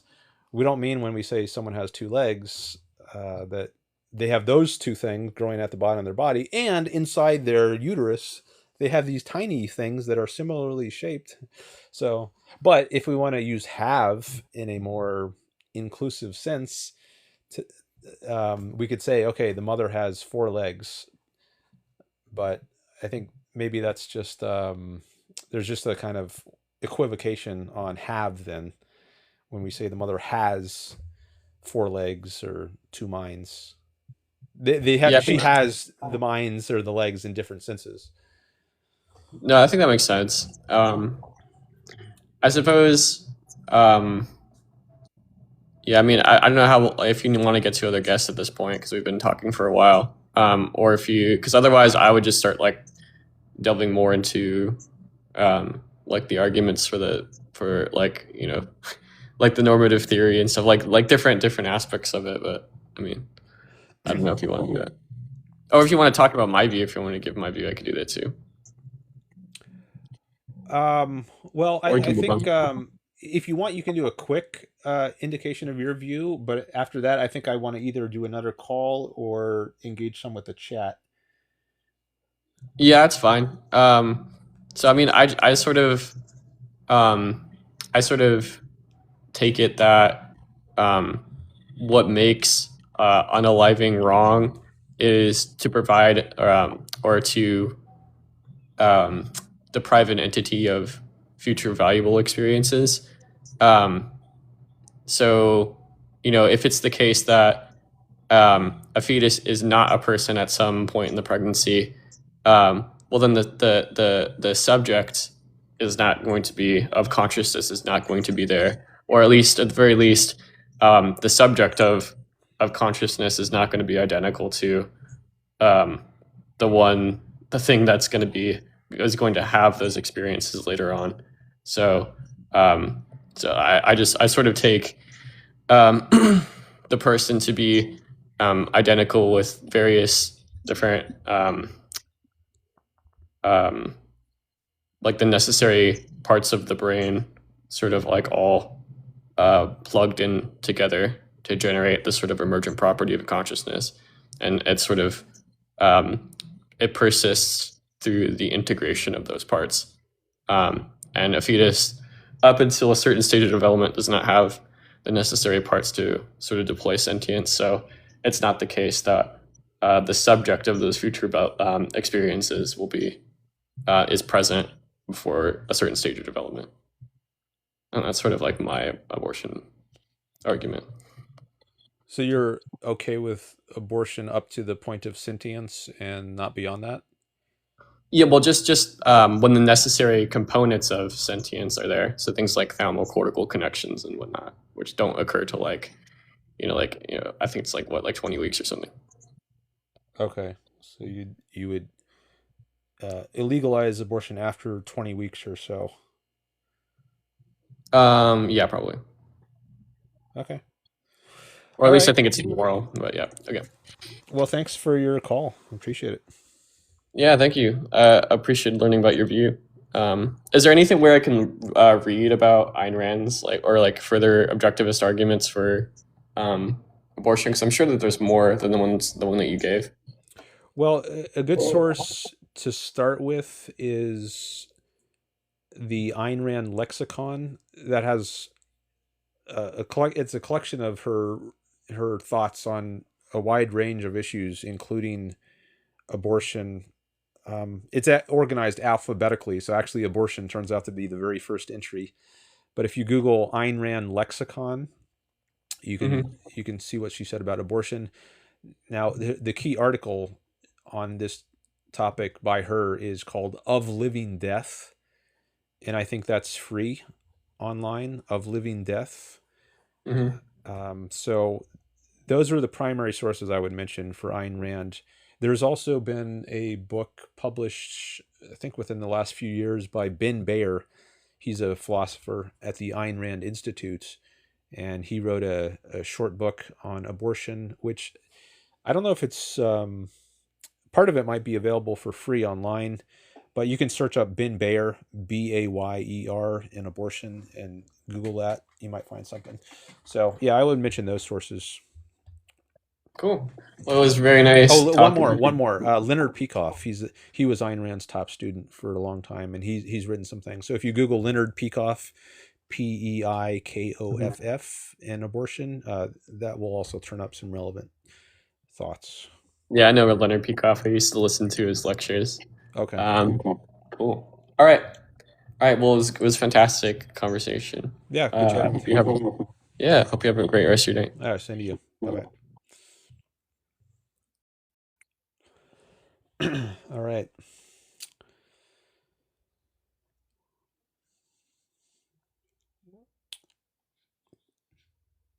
Up to,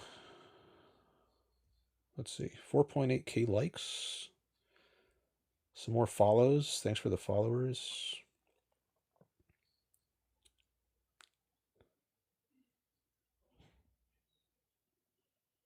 Thanks for the gifts.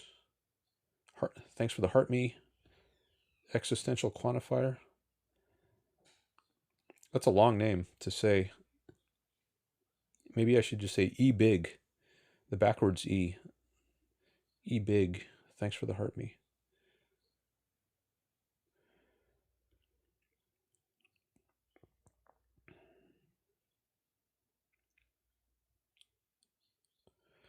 All right. Well, no one has said anything about my video being choppy, so I guess running Zoom at the same time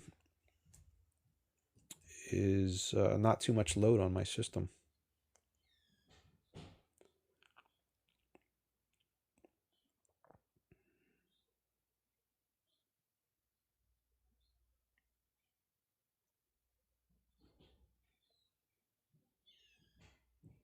It's kind of choppy at certain points.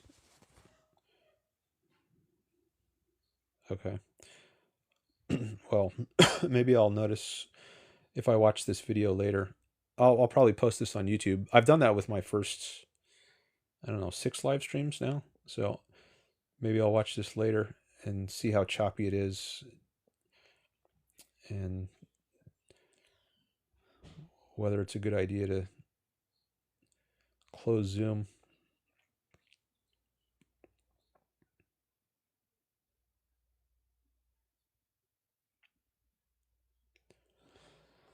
How is being altruistic bad?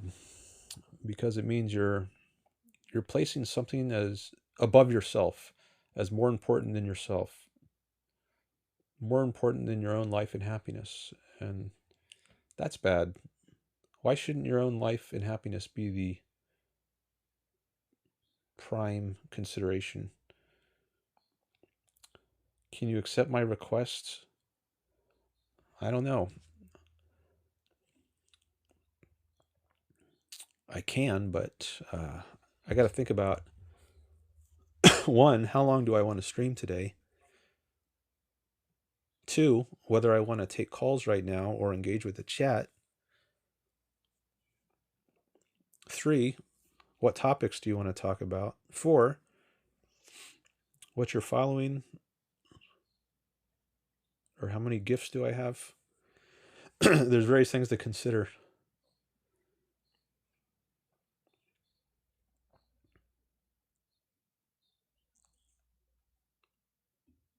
Let me click on your account.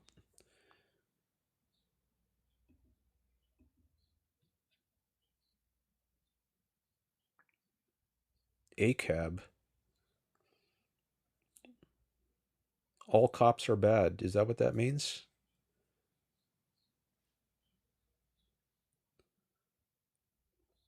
I certainly disagree with that.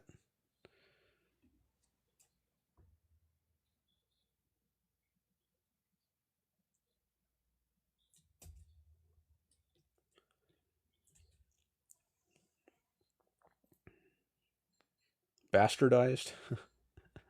All cops are bastardized?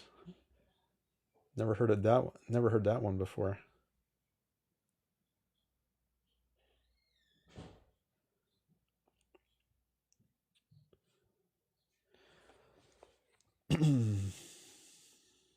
Is he having guests? Well, I've had many guests today, but sometimes I need to take a break from guests. Chat is a lower intensity kind of engagement. Like it's a little more of a relaxed feel. So I need a little relaxation sometimes after I take a call. And I've been streaming for 5.5 hours. So Partly it depends on how much energy and motivation I have left. If you give me a lot of money, that would certainly increase my motivation to take your call. You want to send me some PayPal money? Let me take a look at my PayPal account. I haven't actually checked it during the stream.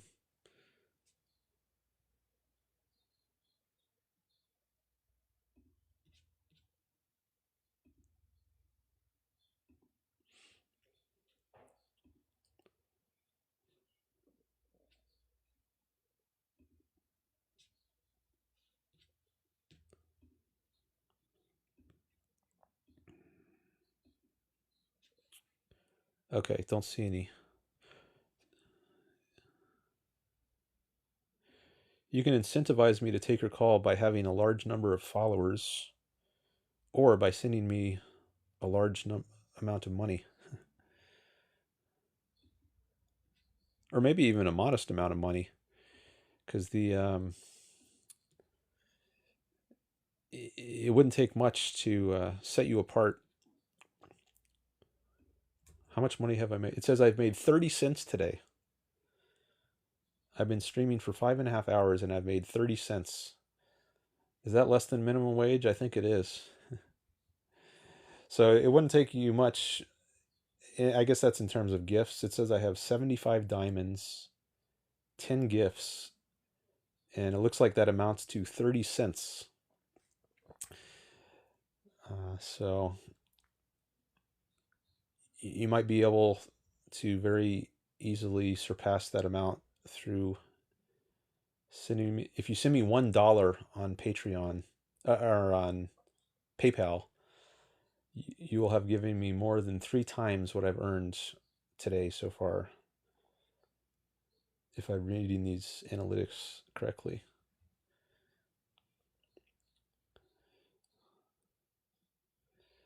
So maybe I should hold out. Maybe I should use use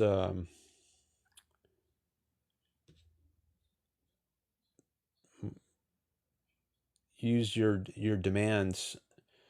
See, there's supply and demands, and I have a certain limited. I can make my supply of calls limited, and see if I limit it more, maybe the demand will go up, and then I can charge a higher price for it. See, if I just take everyone who wants to call, then if people see that they can get calls for free, then there's going to be no limit to the demand, right? But if I limit the supply, then only the people who really want to call will get through. That's how you deal with shortages, right? So if there's a shortage of good, the producer raises the prices, and then only the people who most want the good get it. But if you make it free, everybody wants it. It's unlimited. But then a lot of people don't get it. There's like waiting lines at the gas station for miles. That happened in the 70s, right? When there was a oil embargo. But if there were no, I don't know if there were price controls, but anyways, if there aren't price controls, if the price is allowed to rise, then the people who most want the good will be able to get it.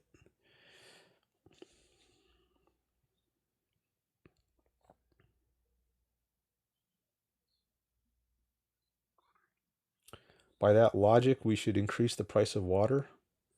I think water should be privatized.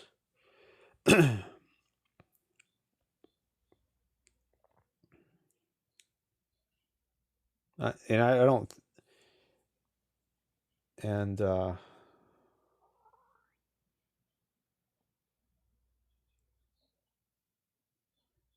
mean, water is not a natural resource in the sense that it's ready to drink. Like water out in nature, it's contaminated, right? You'll get sick if you just drink water from a pond or the ocean. It takes work. Someone has to do work to provide you with drinkable water. So you should be willing to pay for that or give some kind of value in exchange for someone who filters the water, decontaminates it, desalinates it.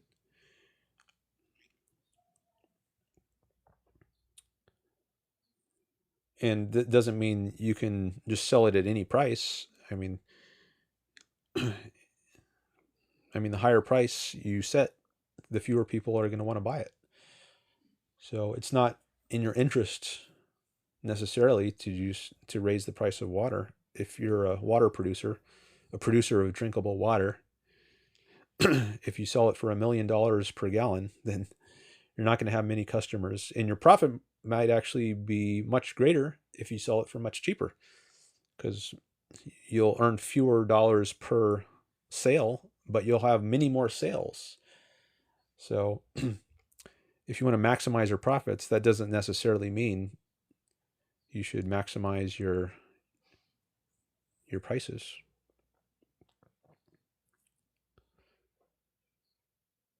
Like if I say you can only call in if you give me $1 million, I'm not going to get any callers. So I can't just raise my prices arbitrarily. If I want to maximize my profit, I have to take into account what is the demand. I'll make a lot more money at a cheaper price.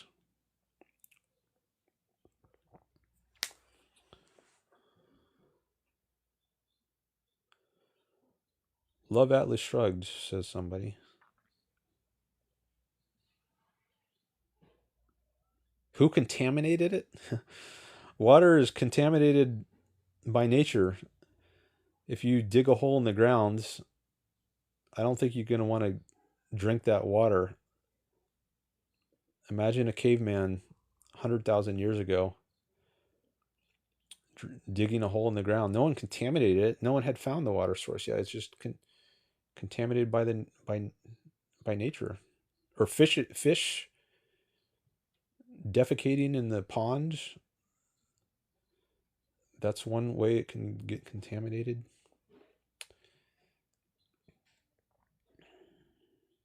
Actually, I think for a long time, people didn't drink water. They drank beer or wine because water was not safe to drink.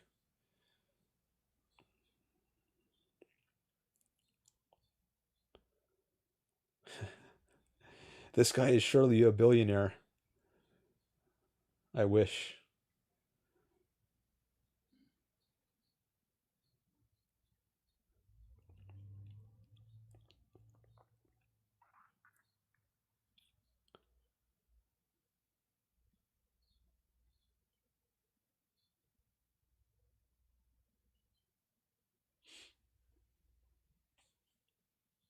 I have 26.8K followers. Can I get on, dude?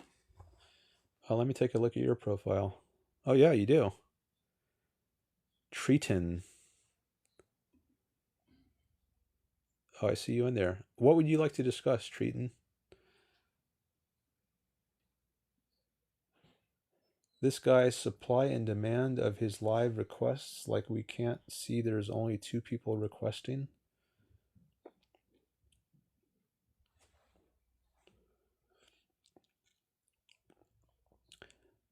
What would you like to discuss?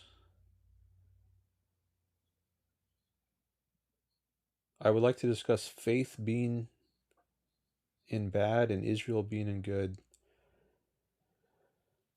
And then the other one wants to discuss anarchism. Possibly other things. All right, well, I'll take your call because you have a lot of followers. That gives me some motivation. Right now it's at 23 people watching. I'll be interested to see if it goes up, if a lot of your followers come by. All right. So faith or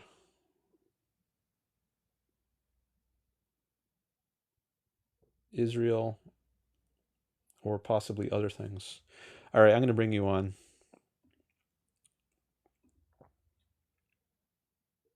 Civil. It's got to be civil.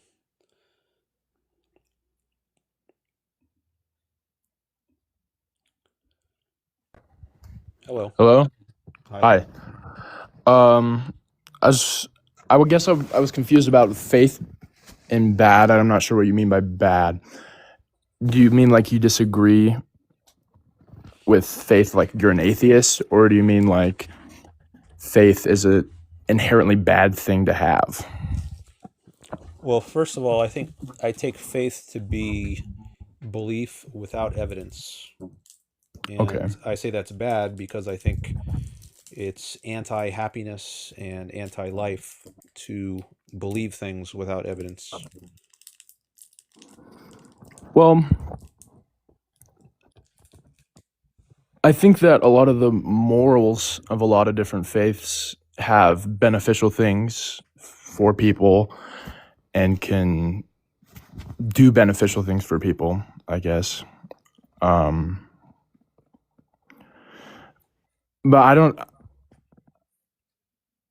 I think that if their faith is to a point where it becomes their whole life or something like that, then that's bad. But I don't think that having a little bit of faith and following Christianity or another religion is a bad thing.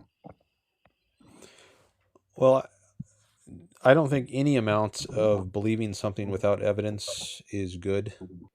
So I would say a little bit of faith is still bad. It's just like a little bit of poison is bad. There's no amount of poison that's good. That's how I see it. I guess I can understand that.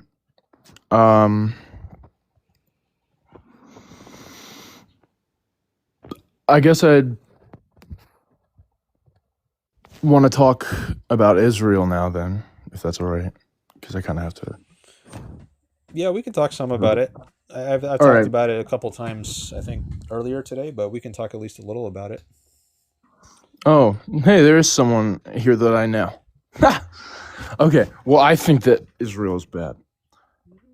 Well, why do you think that it's good? Because it respects rights.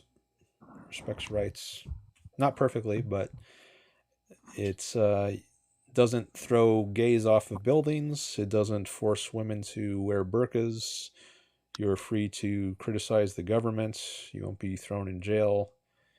So I think it does have a respect for rights, which many countries, at least the surrounding countries, don't have. You're talking about like Gaza and all that but not just Gaza, like Iran is a Islamic theocracy which slaughters its own citizens. Hello, Kyra. So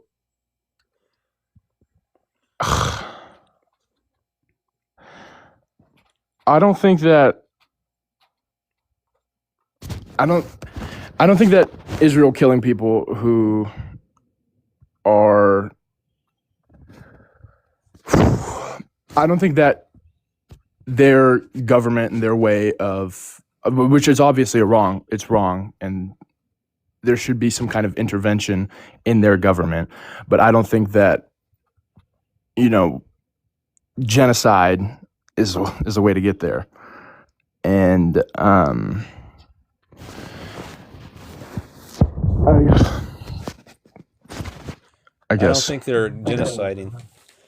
Really? Why don't? I don't think it's their intention to kill all people of a certain ethnic group, for one thing.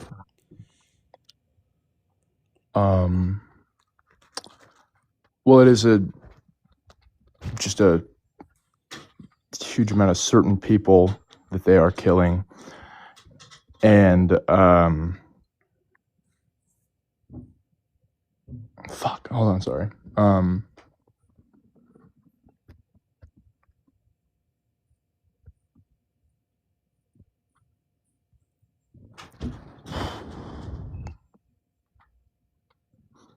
My apologies, hold on.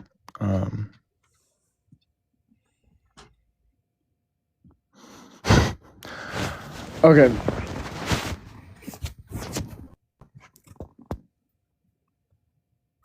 So, oh, hey, Tim.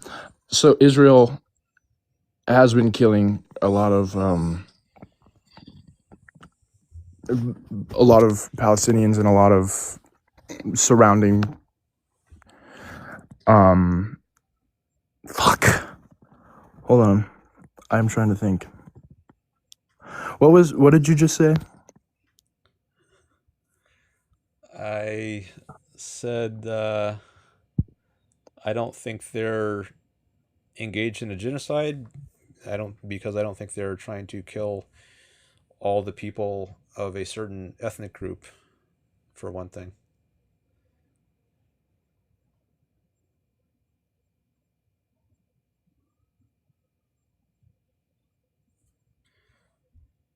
He went silent or disconnected or something. Sorry, my bad. Hello? Hello? My bad. Fuck. Okay, I just you because it looks like you were having some issues. I don't know what it was, but you kept coming in and out, and I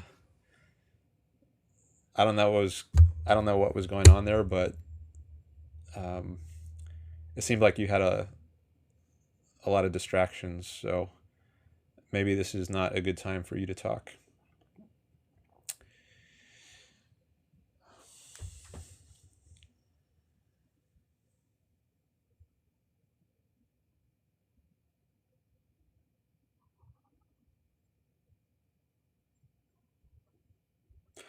I also like to keep it clean here. I was hearing some profanity there. I don't like the casual use of profanity.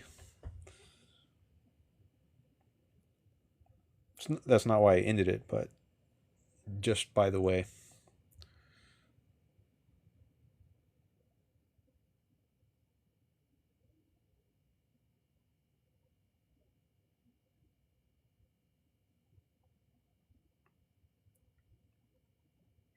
Hello, Bree. One of my mods is back.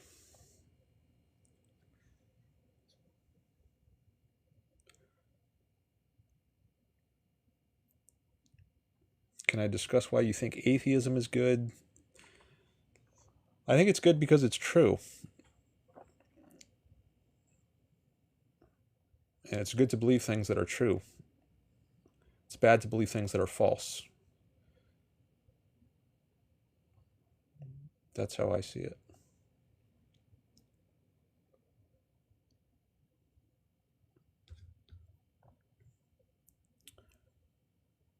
Max is in the list now. So FRKWDS, you were the one that said ACAB, right? We will discuss anarchism in Israel, please.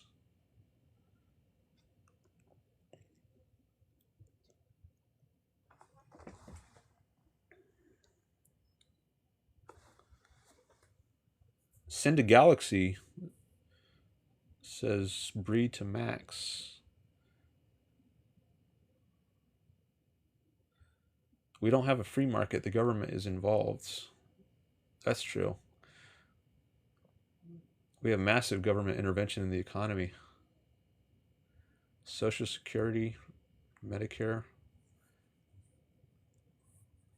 Those are socialist programs, not free market.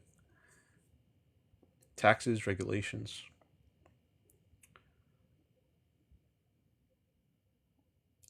Can I debate if I send something? Asked Max. What would you like to debate?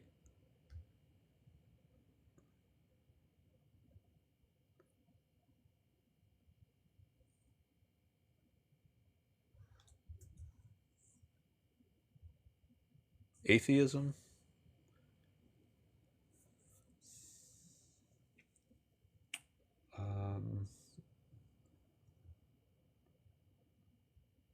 Maybe. Let's see. Freak words? I don't know how to call you. I'm trying to... say your name. Do you want to? Do either of you want to offer a gift, a TikTok gift? That would incentivize me to take your call. Or a PayPal. I'm trying to earn some money at this. I don't have money at the moment. I'm sorry. I have bills to pay.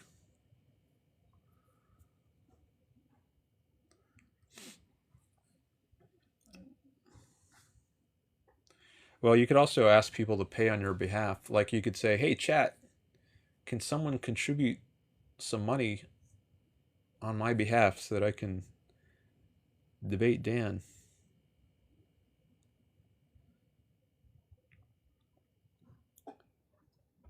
Max says, I just sent a corgi to debates. Oh, yeah, you did. I don't know how much a corgi is worth, but at least it's something.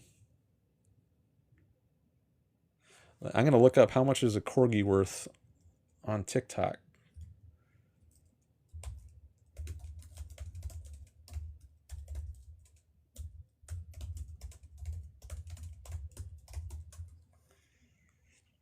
A corgi virtual gift costs 299 coins.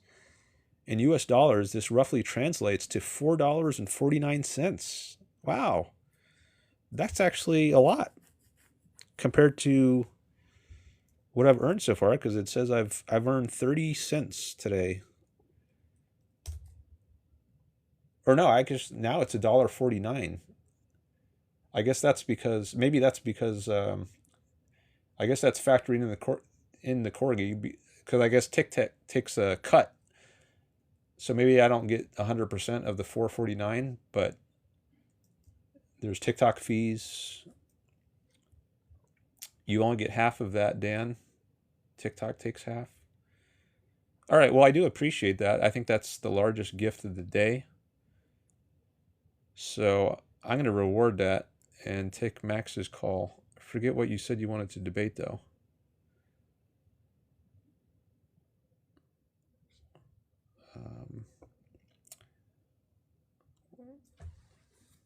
Atheism? All right. I'll take Max's call on atheism.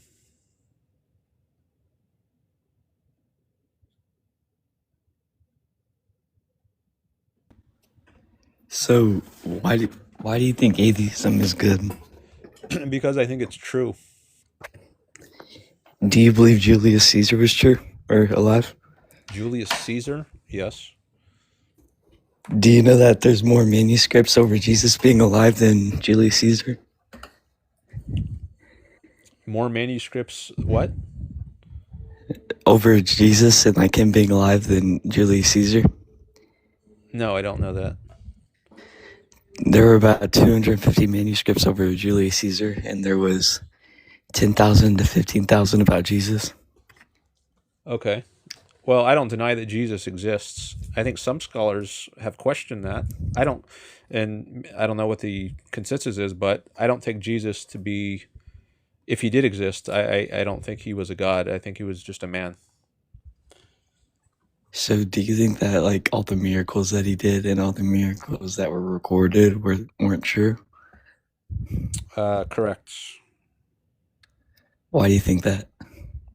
I don't think miracles are consistent with the nature of things. I think they violate laws of science, physics. So how do you believe the earth came to be? How the earth came to be? Well, I could just look to science on that. And I think scientists have speculated that the earth was coalesced from matter in space through gravitational pull. Over time, it came together and it formed the earth. But if there's nothing, like, nothing can just like explode, right? Like if you think like the air in front of you is just gonna explode. Nothing can explode. Well, nothing doesn't exist. There is no nothing. Well, yeah, if you just like look at the if you're looking at the air in your room, you think it's just going to explode out of nowhere?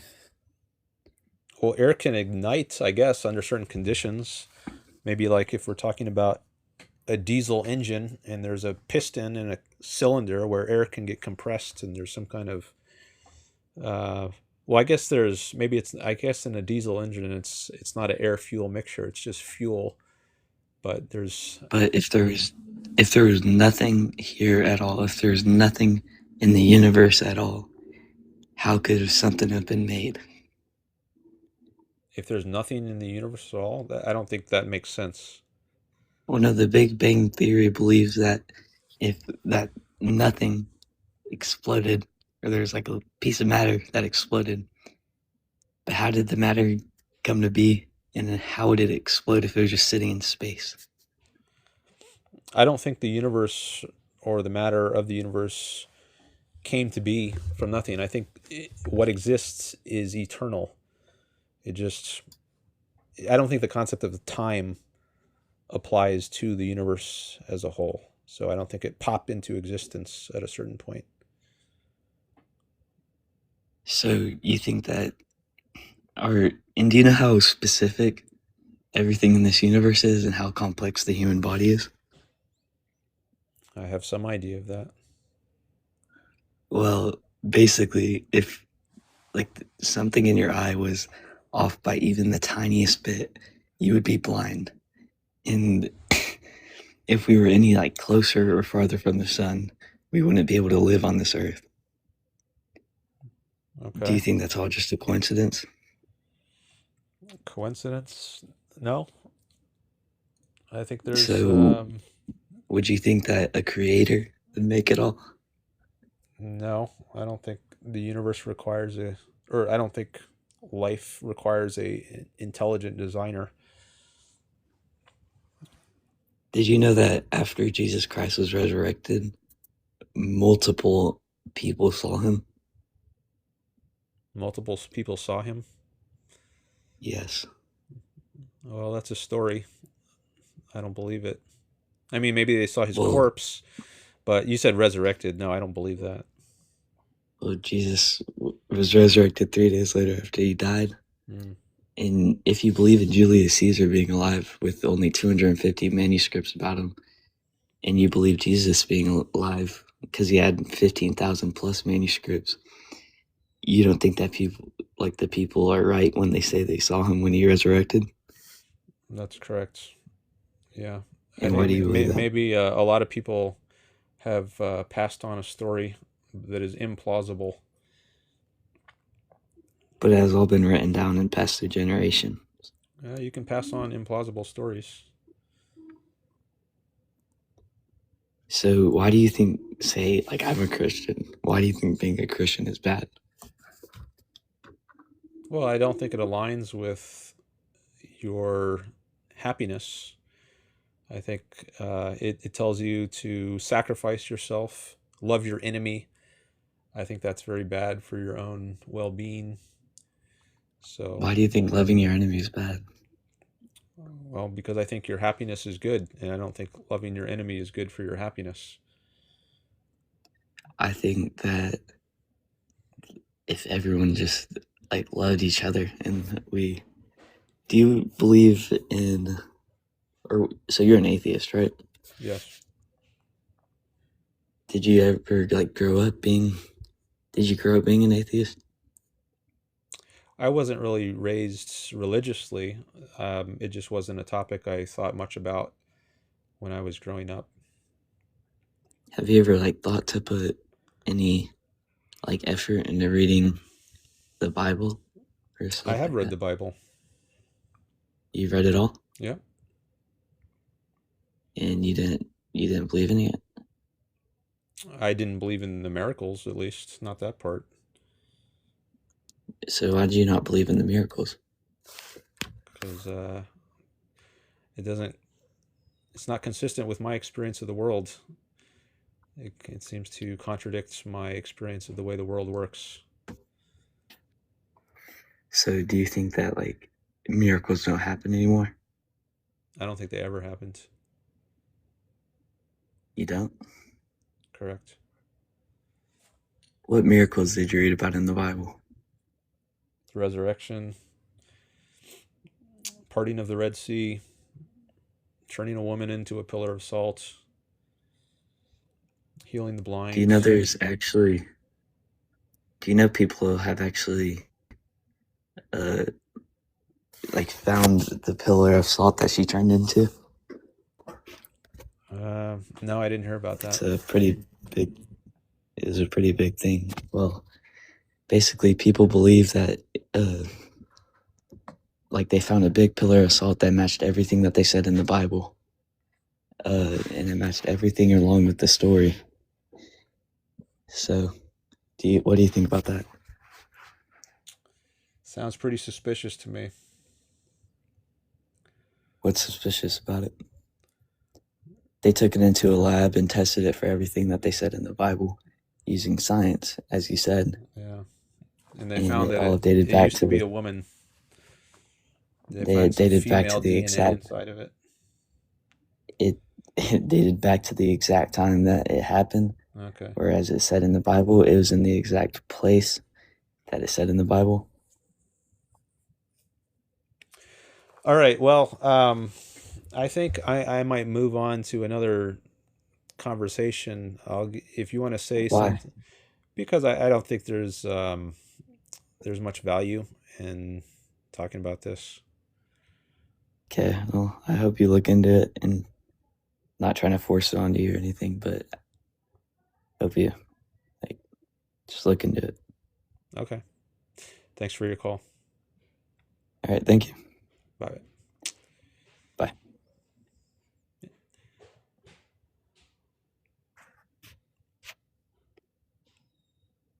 And thanks for your gift as well, your corgi. I appreciate that.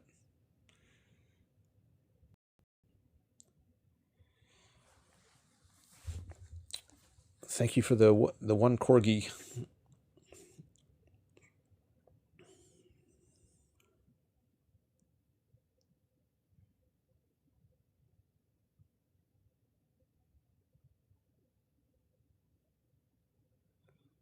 Dan, do you also love AI?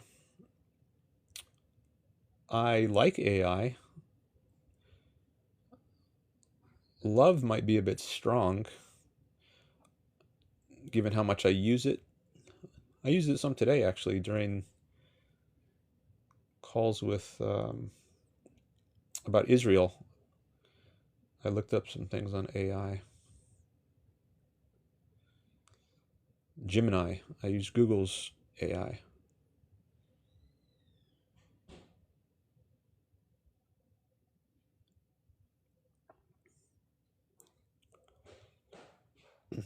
I assume you will not be accepting my requests.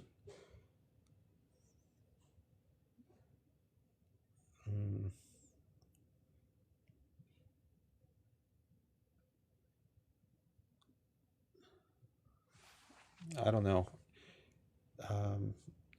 What was it you wanted to talk about? Anarchy?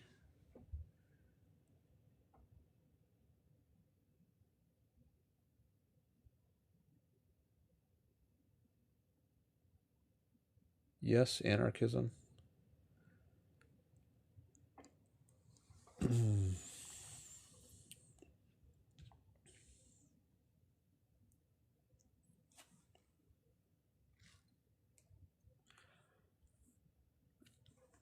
All right, maybe we can do at least a short call on anarchism.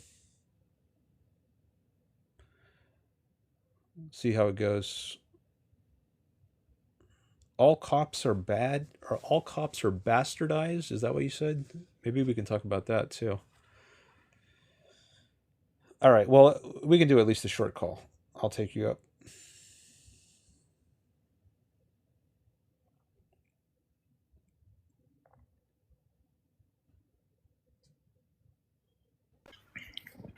Hello? Hi. Hello, okay. So you pointed out the all cops are bastardized thing in my bio, right? Right, so basically, I don't think you exactly understand why I say that.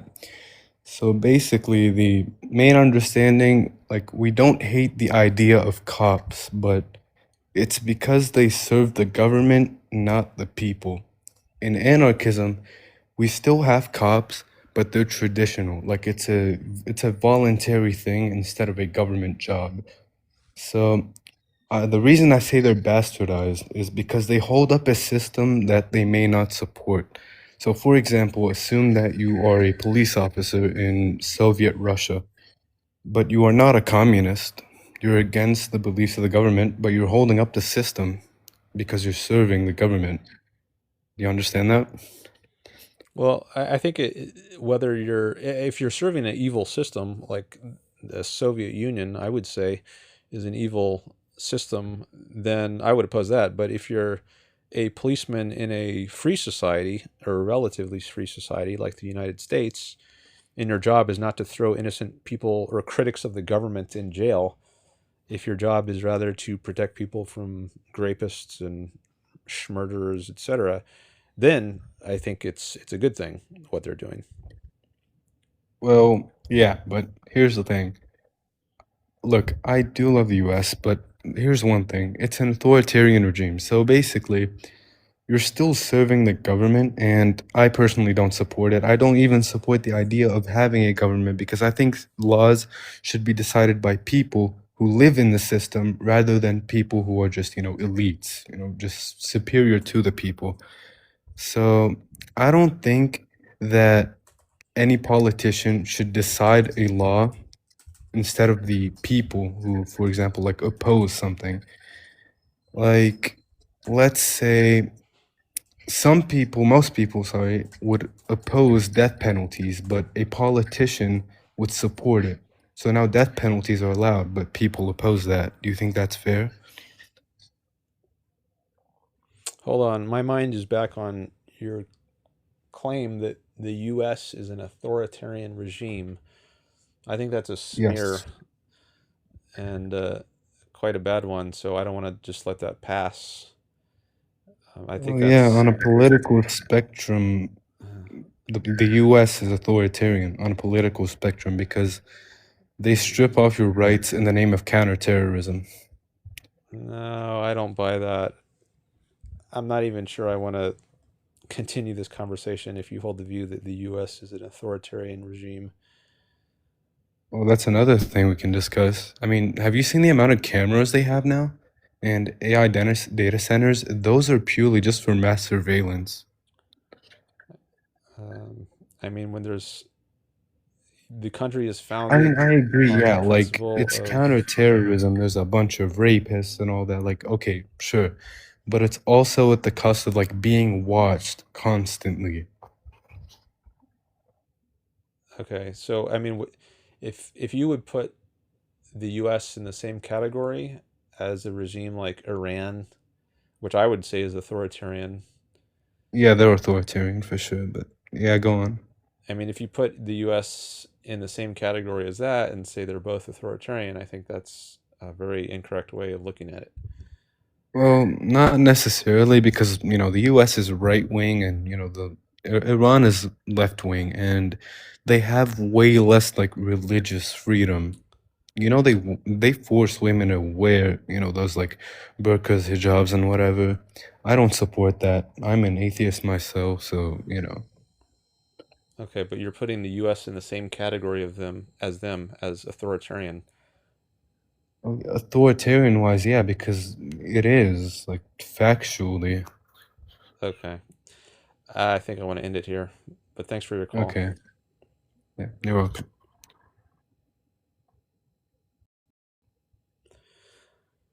Okay. Some views I don't want to give respectability to by entertaining them, such as the view that U.S. is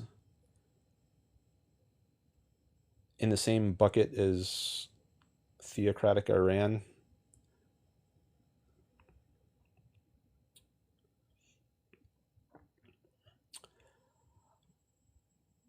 All right, what's next? Let me go over to my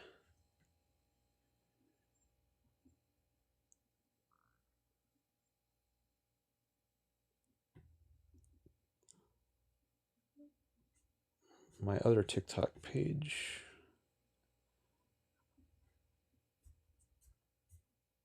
So I can copy and paste these messages.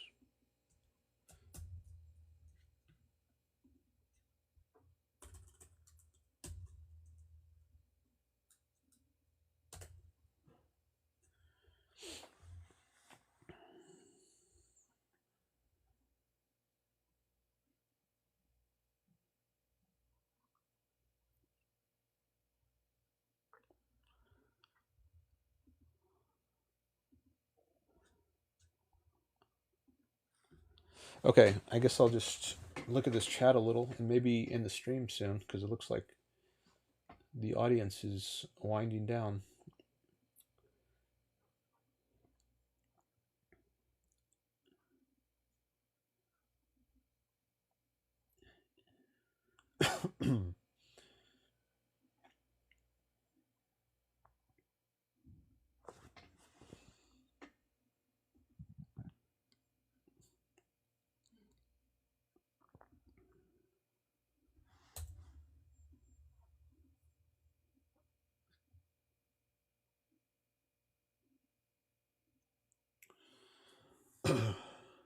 Why do you consider Israel good?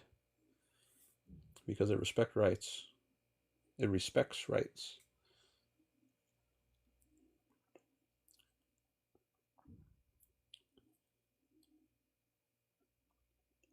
I think that's the most common question I get. Why do I consider Israel good?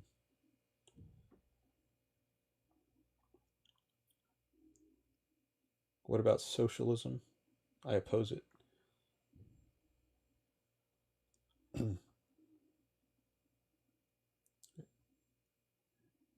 says the individual should live for the sake of society, not for his own sake.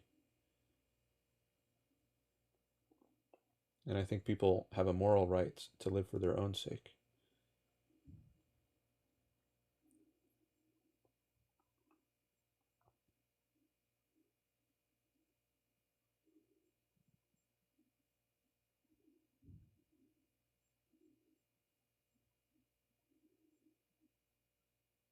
Here's another person asking, why is Israel considered good?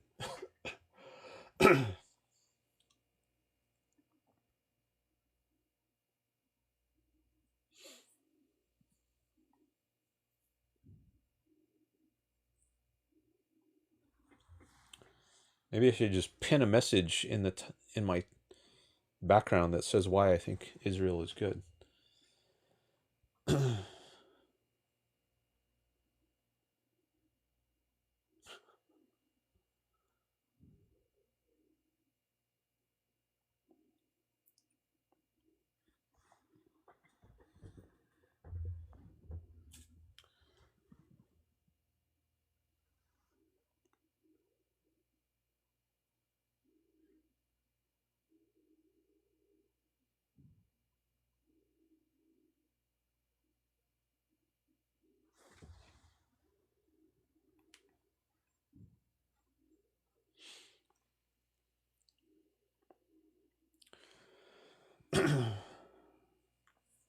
Regulations are bad, but you also have anarchy as bad. You realize laws are regulations, right? I think regulations are a subset of laws. There are laws that initiate force. Not all laws are regulations, as I see it.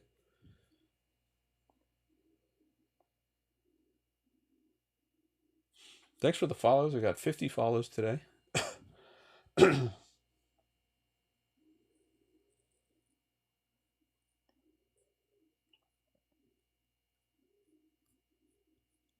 I send you a video about the universe?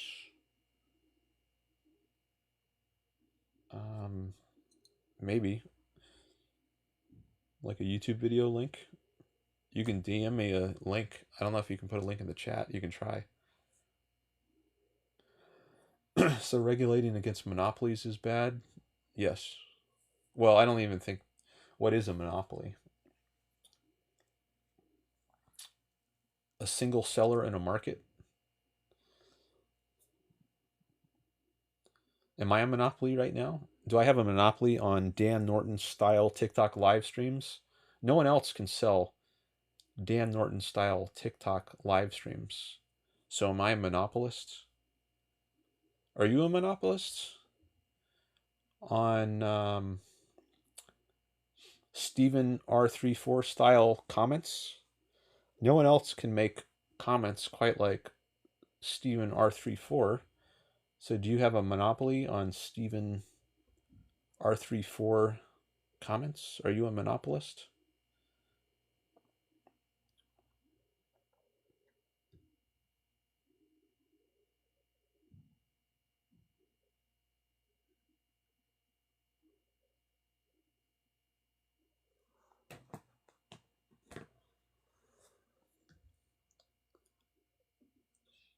All right, I got 2 people who requested. Oh, now there's only 1.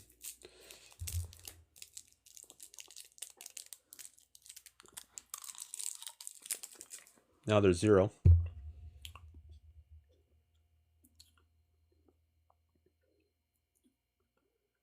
Have you ever seen Bryce Crawford? No.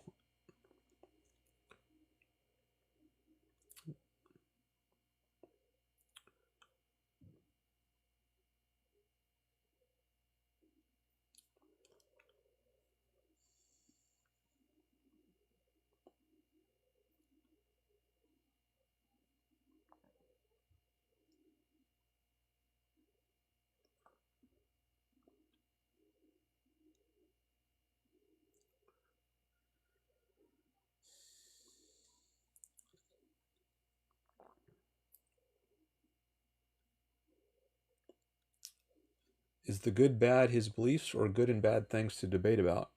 Those are my beliefs. I think the things on the left are good and the things on the right are bad.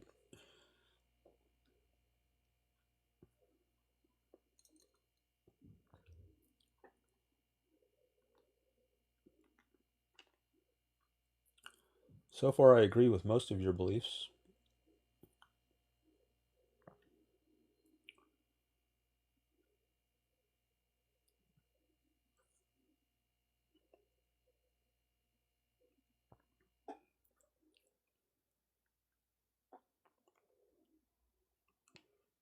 Oh, thanks for the hearts, the likes.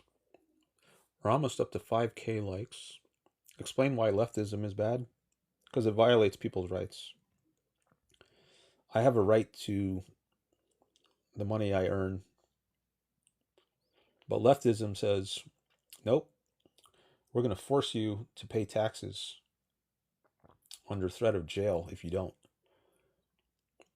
So I think it's a violation of my property rights, for one thing.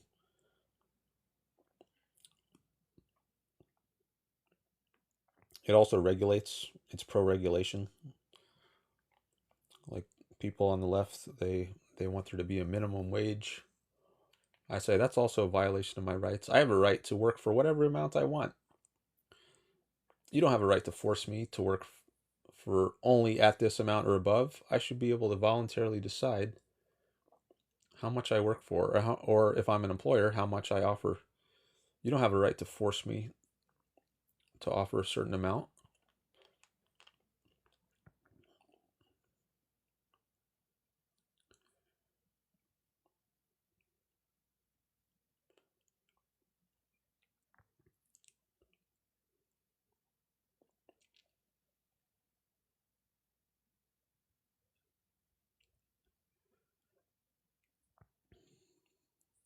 The only reason you have a right to the money you earn is because of leftism. I don't think so.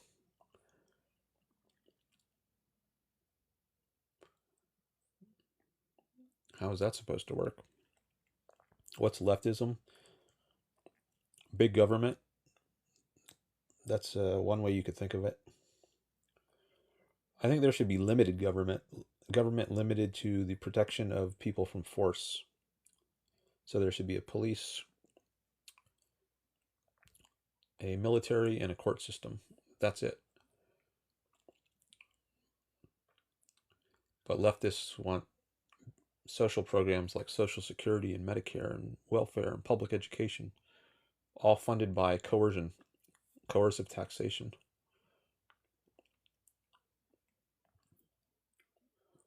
Which is anti-freedom.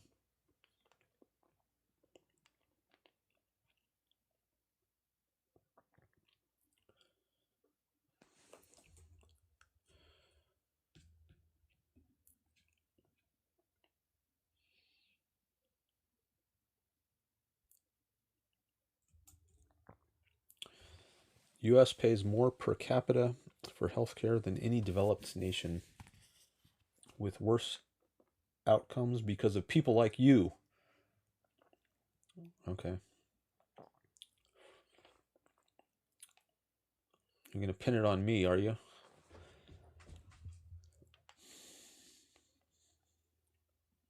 I sent a video in your DMs. Okay, maybe I'll look at it later. Thanks.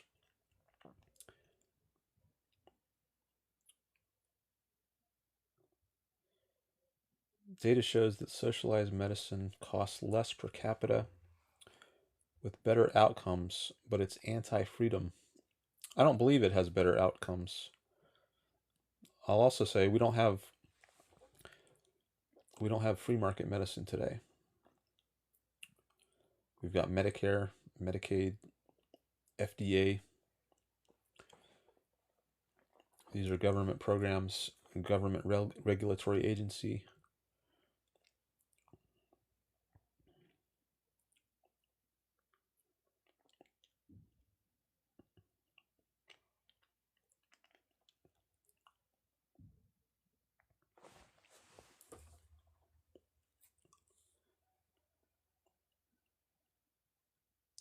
And it's not my moral responsibility to pay for your medical care.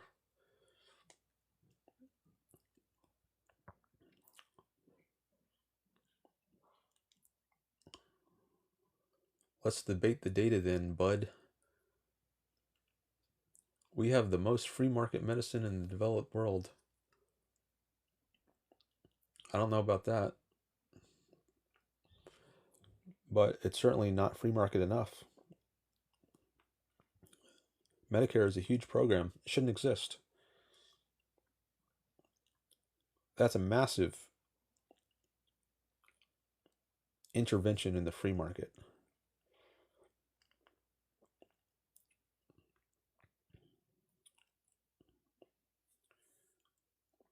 Same with Medicaid.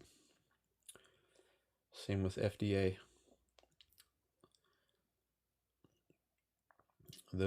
None of that would exist in a free market.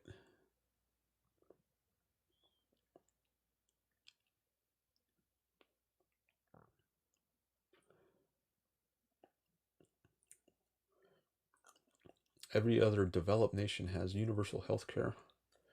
You mean coercive health care? If they had freedom healthcare, freedom respecting healthcare, it would be more moral and they would get better results.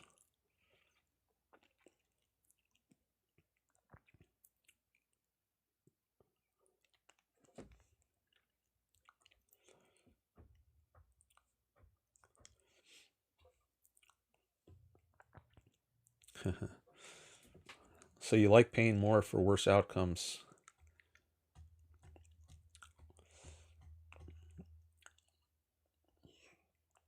See, that's a distortion of my view. I think we would get better outcomes for less in a free market.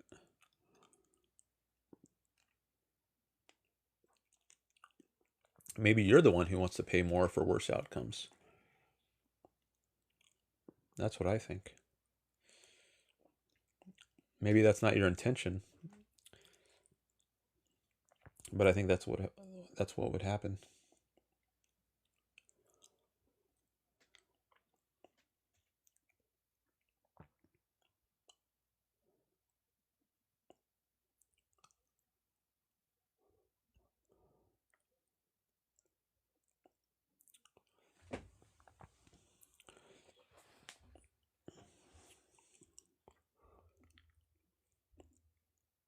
Oh, I see you're in the request list.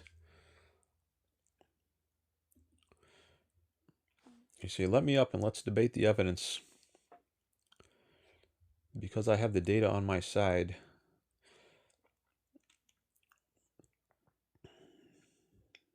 I'm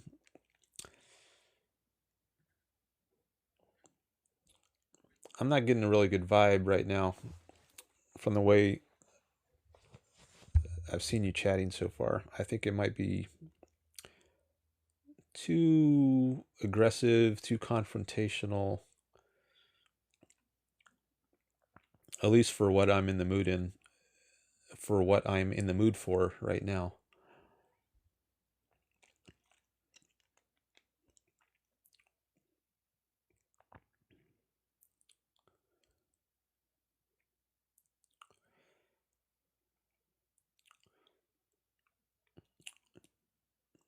He's avoiding my point. Are you talking about me? Dragon? Why are you not speaking about what I'm asking? Because I haven't seen what you're asking. I have a lot of chats here.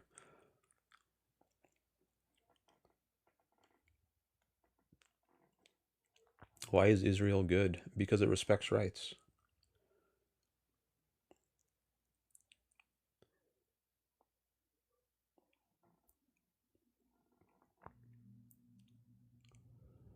That's my brief answer.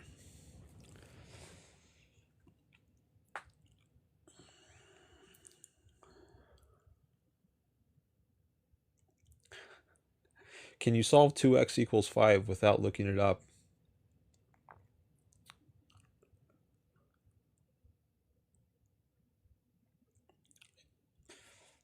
Yeah, I can.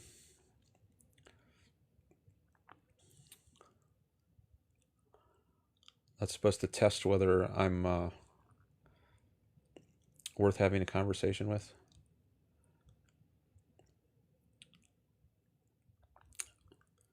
Opinion on age of consent? I think there should be one.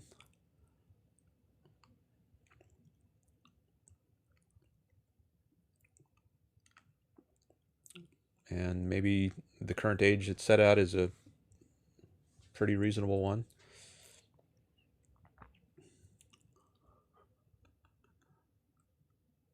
What's X then?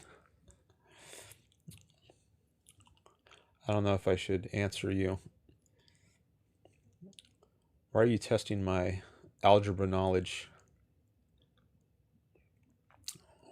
Why should I have to answer that in order to, I don't know, what's the point of your question? What are you trying to test for there?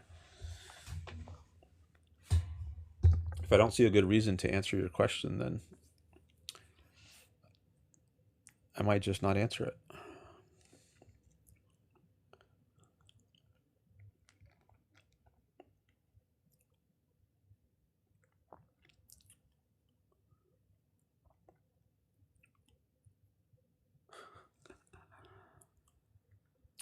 I want to see what kind of... Oh, see, now you're reinforcing my decision not to take your call when you use language like that. Maybe I should... See, now you're making me think I should either mute or block you, or I should at least consider doing that.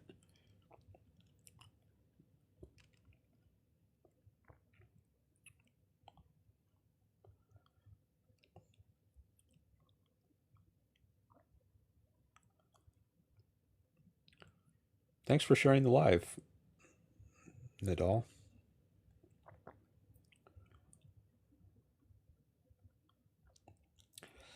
I've seen some things from 5/6er which also make me question whether I want to engage with that person.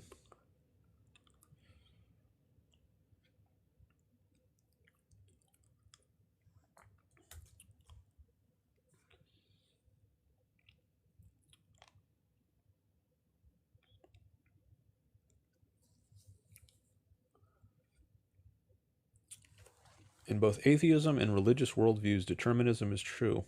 Either way, I don't think so.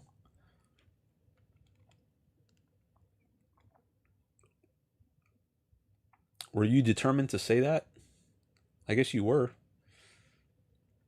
On your view, you're determined to think determinism is true. So maybe you shouldn't really.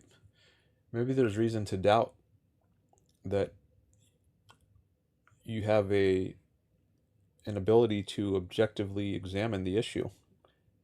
If you're just determined to think that what you think, isn't your mind like a robot's mind, and you have no control over it? You don't know whether you're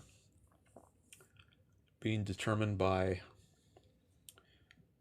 things that would lead you to believe true things or false things. You're just forced to believe it's true. But maybe it's not actually true what you believe. You're just determined to think it's true.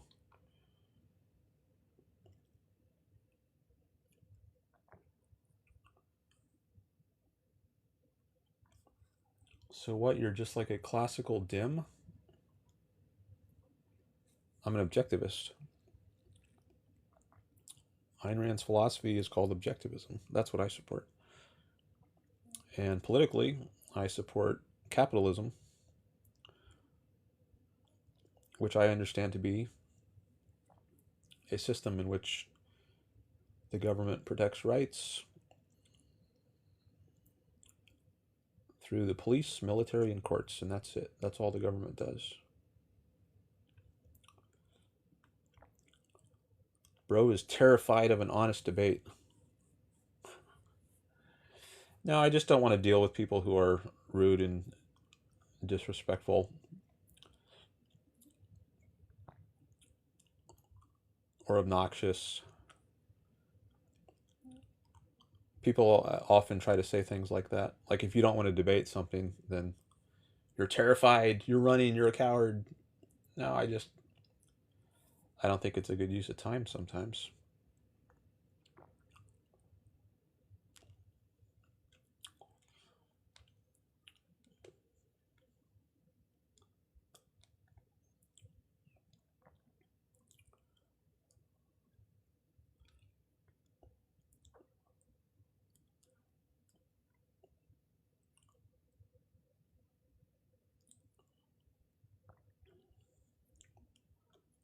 You can't say faith is bad.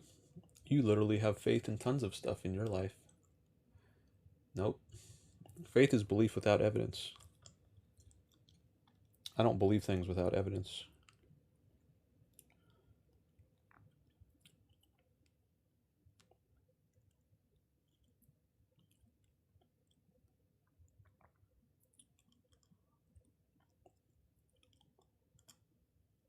"15 people here and none agree with you." Well, probably not on everything, but that's all right. I'm not trying to preach to the choir. I'm here to discuss with people who don't agree with me. I mean, I'm also open to talking to people who do agree with me, but I'm open to talking to both. Thanks for sharing the live. How is Israel good? The most common question I get. Israel respects rights. That's why I think it's good. In a nutshell.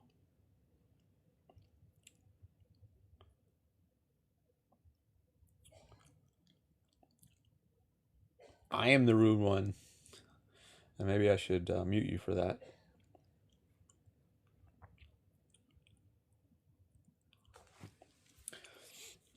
I saw some stuff from you a while ago which raised questions in my mind. I don't remember what it was, though.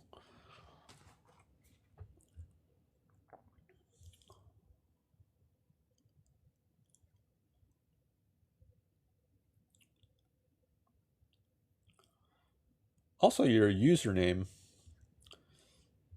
which I see when I clicked on your profile, makes me a bit hesitant.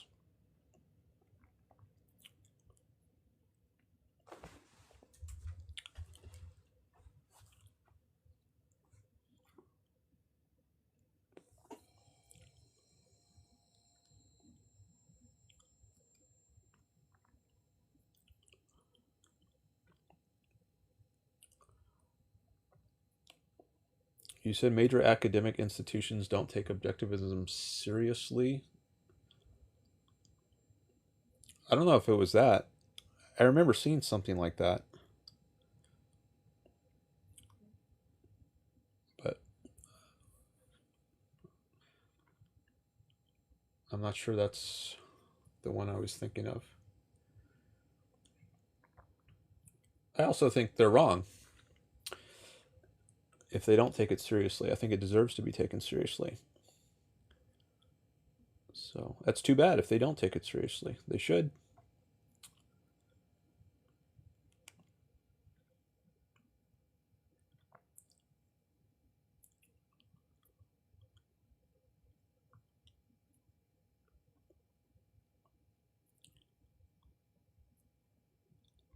Okay, maybe it was that.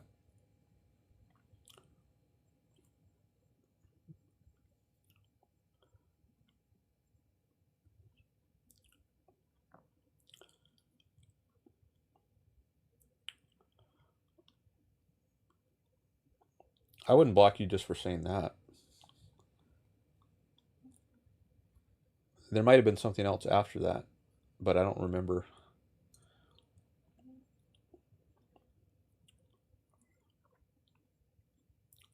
Yeah, consider.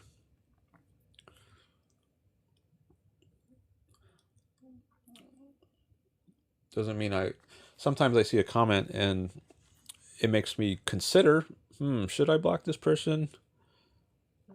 But that doesn't mean I will. It just makes me think about it.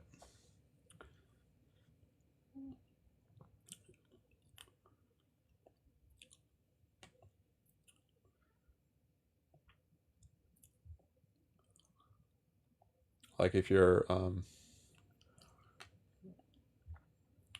well, I won't elaborate right now.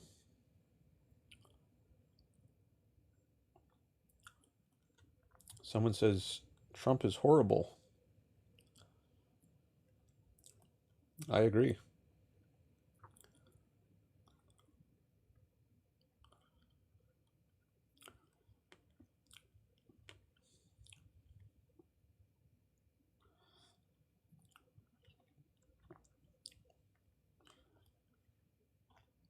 I've thought about saying good and evil instead of good and bad, but I thought maybe evil would sound too extreme, and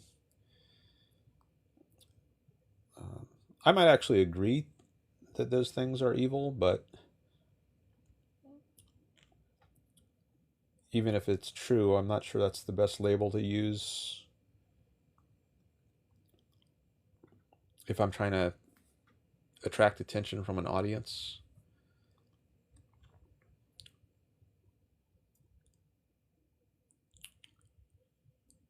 Maybe they would dismiss it as crazy or something, whereas they would more likely consider it if I just call it bad.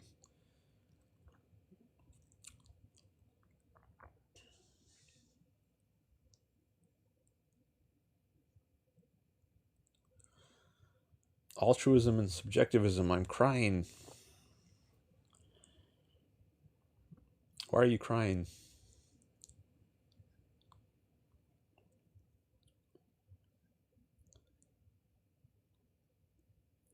Ryan Lucas.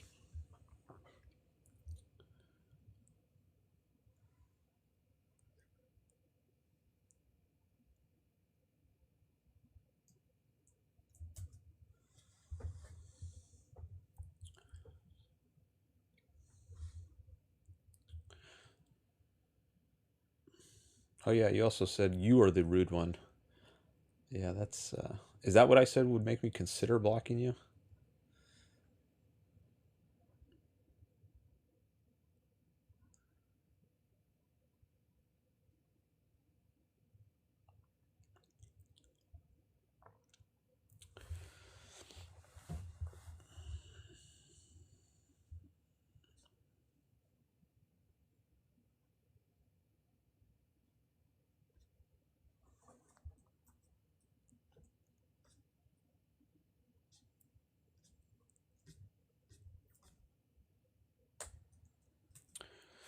All right, chat is slowing down.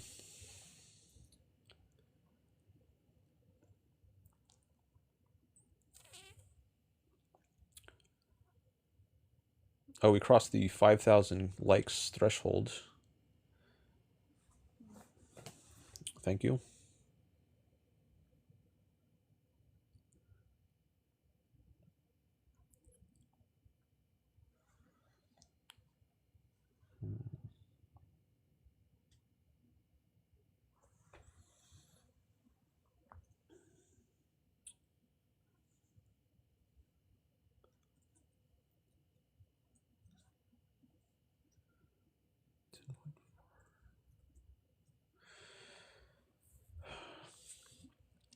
All right, well, we still got 7 people here, 8 people. Let's see. I guess I should be able to figure out who they are because I can't see my viewer list. Where are we? Okay, looks like there's some people who haven't said much.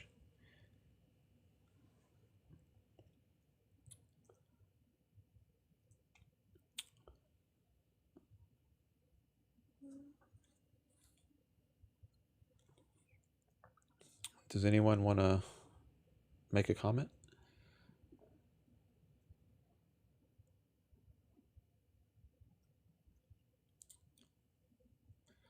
Maybe they're all new chatters because the highest number of points is 1. Or maybe they've been here a while, but they just haven't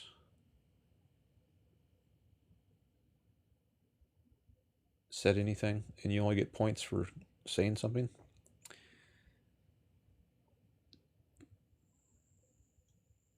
Trump is bad because I want people to like me.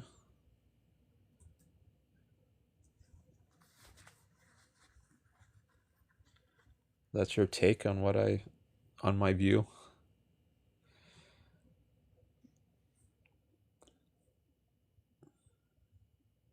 That's pretty weak.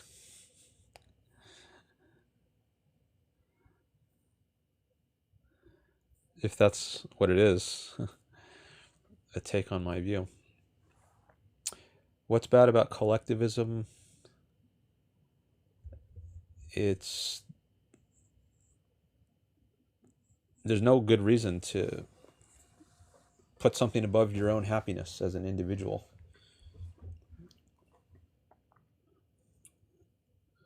Why should some group be more important than you are?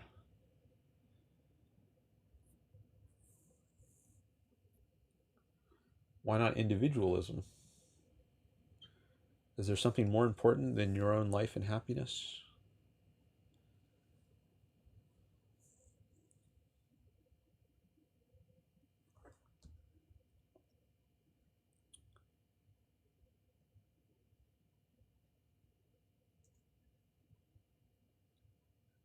Yes, says Yakul. What's more important? Yakul is requesting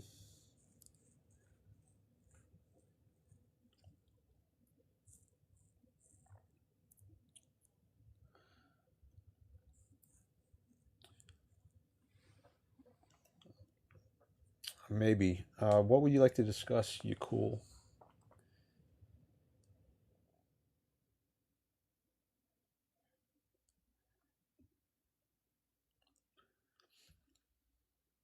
I understood it as working toward the betterment of the whole collective, as in humanity.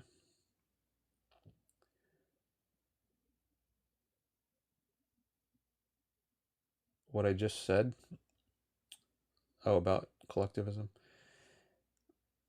But I'm deeply religious, so I believe God is more important along with the good of humanity. Okay, well, I'm an atheist, so I don't believe in God.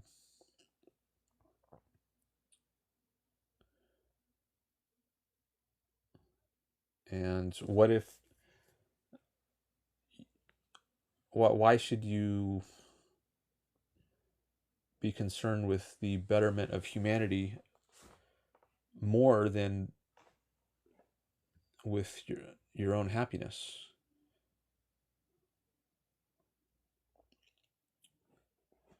Why isn't your own happiness in your own life the most important thing? Like, let's say I could secure the betterment of humanity by sacrificing myself. Why would I do that? Why should other people's happiness or well-being matter more to me than my own?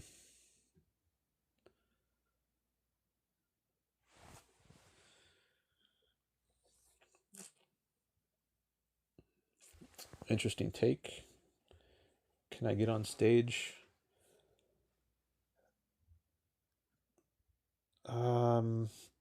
Maybe. Did you agree to be civil? You cool?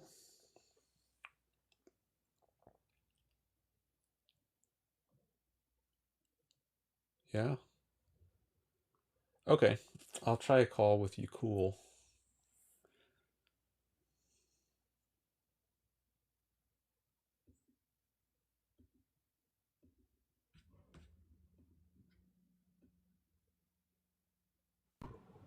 Hello. Hello? Hi. What's up, man? How you doing? All right. So you wanted to talk So I about seen your bio. collectivism? You have a PhD. Mm-hmm. I was wondering, like, wait, where'd you go to school at? UC Davis for my PhD. Really? What was what was it on, really? I did Just like my general. dissertation on the philosophy of mind. Like Interesting. mind-body problem. So yeah, I just saw your stuff about, collectivism, and for me personally, my view is that there's some things in the world that are above you, and those things are your people, your nationality, and your family, right? The thing is, like, when mothers say, well, I'll die for my kid, right? That's kind of something that you put above yourself, right? You put your children above yourself. I don't think so. Not necessarily. I think that the mother might be more miserable if she didn't risk her life to save her kid and she lived the rest of her life without that kid.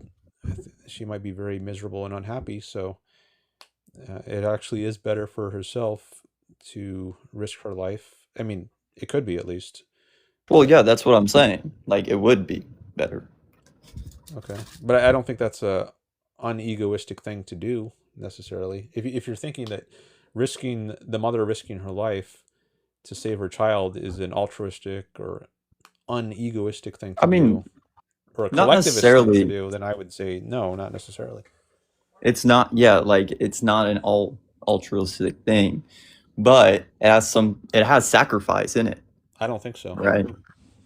Sacrifice, like, no, it doesn't have sacrifice. I don't think so.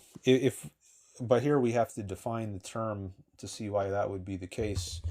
I think the way sacrifice is I think a good way to define it, which is how Ayn Rand defines it, is giving up a value for a lesser value or a non-value. So like let's say I want to buy some food from McDonald's and I give them $3 in order to get a hamburger. Well, that's because I value the hamburger more than $3. So I'm giving up a value, the $3, but in exchange, I get something of greater value, the hamburger. So it's not a sacrifice, even though I'm giving something up. And likewise, it's in my self-interest. I'm not sacrificing. And likewise with the mother who risks her life to save her kid, she's giving up something of value, maybe her life, but in return, she gets something of greater value, the fact that her kid gets to continue living. So I wouldn't call that a sacrifice. It's an Well, act of in like your self-interest. in individualism, right? Like, what you're basically saying that you agree with, wouldn't the life of yours be over everything else? So wouldn't the value of the kid be the lesser one, even though and the outcome of it be lesser? Because what if you value yourself after that? What if she isn't miserable after the kid died? Maybe, you know. Well, then maybe it would be a sacrifice if she wouldn't be miserable. But if she would be miserable, then I don't think it is a sacrifice for her to give up her life in order for the kid to go on. Because life, when I say like individualism means putting your own life first, that doesn't mean just bare physical survival. It means a happy life, like a flourishing, enjoyable life, not like life as a coma patient where you're not even conscious, or like that's not a life worth living. But if we're talking, if what I mean when I say, and this is what I mean when I say your own life is the most important, what I mean by that is an enjoyable, happy life. And if you can't have that by staying alive because it means your kid is going to die, then I don't think you are living the best kind of life for yourself. If you let your kid die and then you end up living in misery. So sacrificing your life, you say, is not, so what you're getting at is it's not an actual collectivist thing to do. It's a more individualistic thing because it grants you the happier outcome. Well, I wouldn't call it a sacrifice in that case. I would call it an act of self-interest to give up your life. Sacrifice I take to be doing something that you think is worse for yourself. But I don't think you are doing that, even if it means you die, because if you don't do that, you end up living a miserable life, at least in this example, and that's worse. So you're avoiding that. You're avoiding that worse outcome, a life of misery, by just ending it now. Or like if you're a cancer patient, to take another example, you have a really painful illness and you decide, I just want to pull the plug. I don't want to endure months and months of very painful chemotherapy, and let's say there's no prospect of getting better. And you say, all right, well, there's no point in just enduring more months of pain before I die. I just want to end it right now. That's not a sacrifice, because by ending it now, you're avoiding a worse outcome than if you just end it now. So that's an act of self-interest, to just end it now. But also, could it be at the same time? Wouldn't it be in the other person's interest too? Right? Yeah, Because obviously that other person doesn't want to die. Yeah, it could be both in your interest and in your child's interest if you're the child. So it's not an entirely individualistic thing.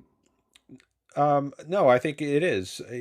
There's a harmony of interests. So I don't think being individualistic means you're doing something at the expense of somebody else. It's not like if you benefit, it's not like a zero sum where if you benefit, someone else if you has try to be lose. happy all your life, then there has to be something at the expense of that at least sometime in your life, right? I don't think so.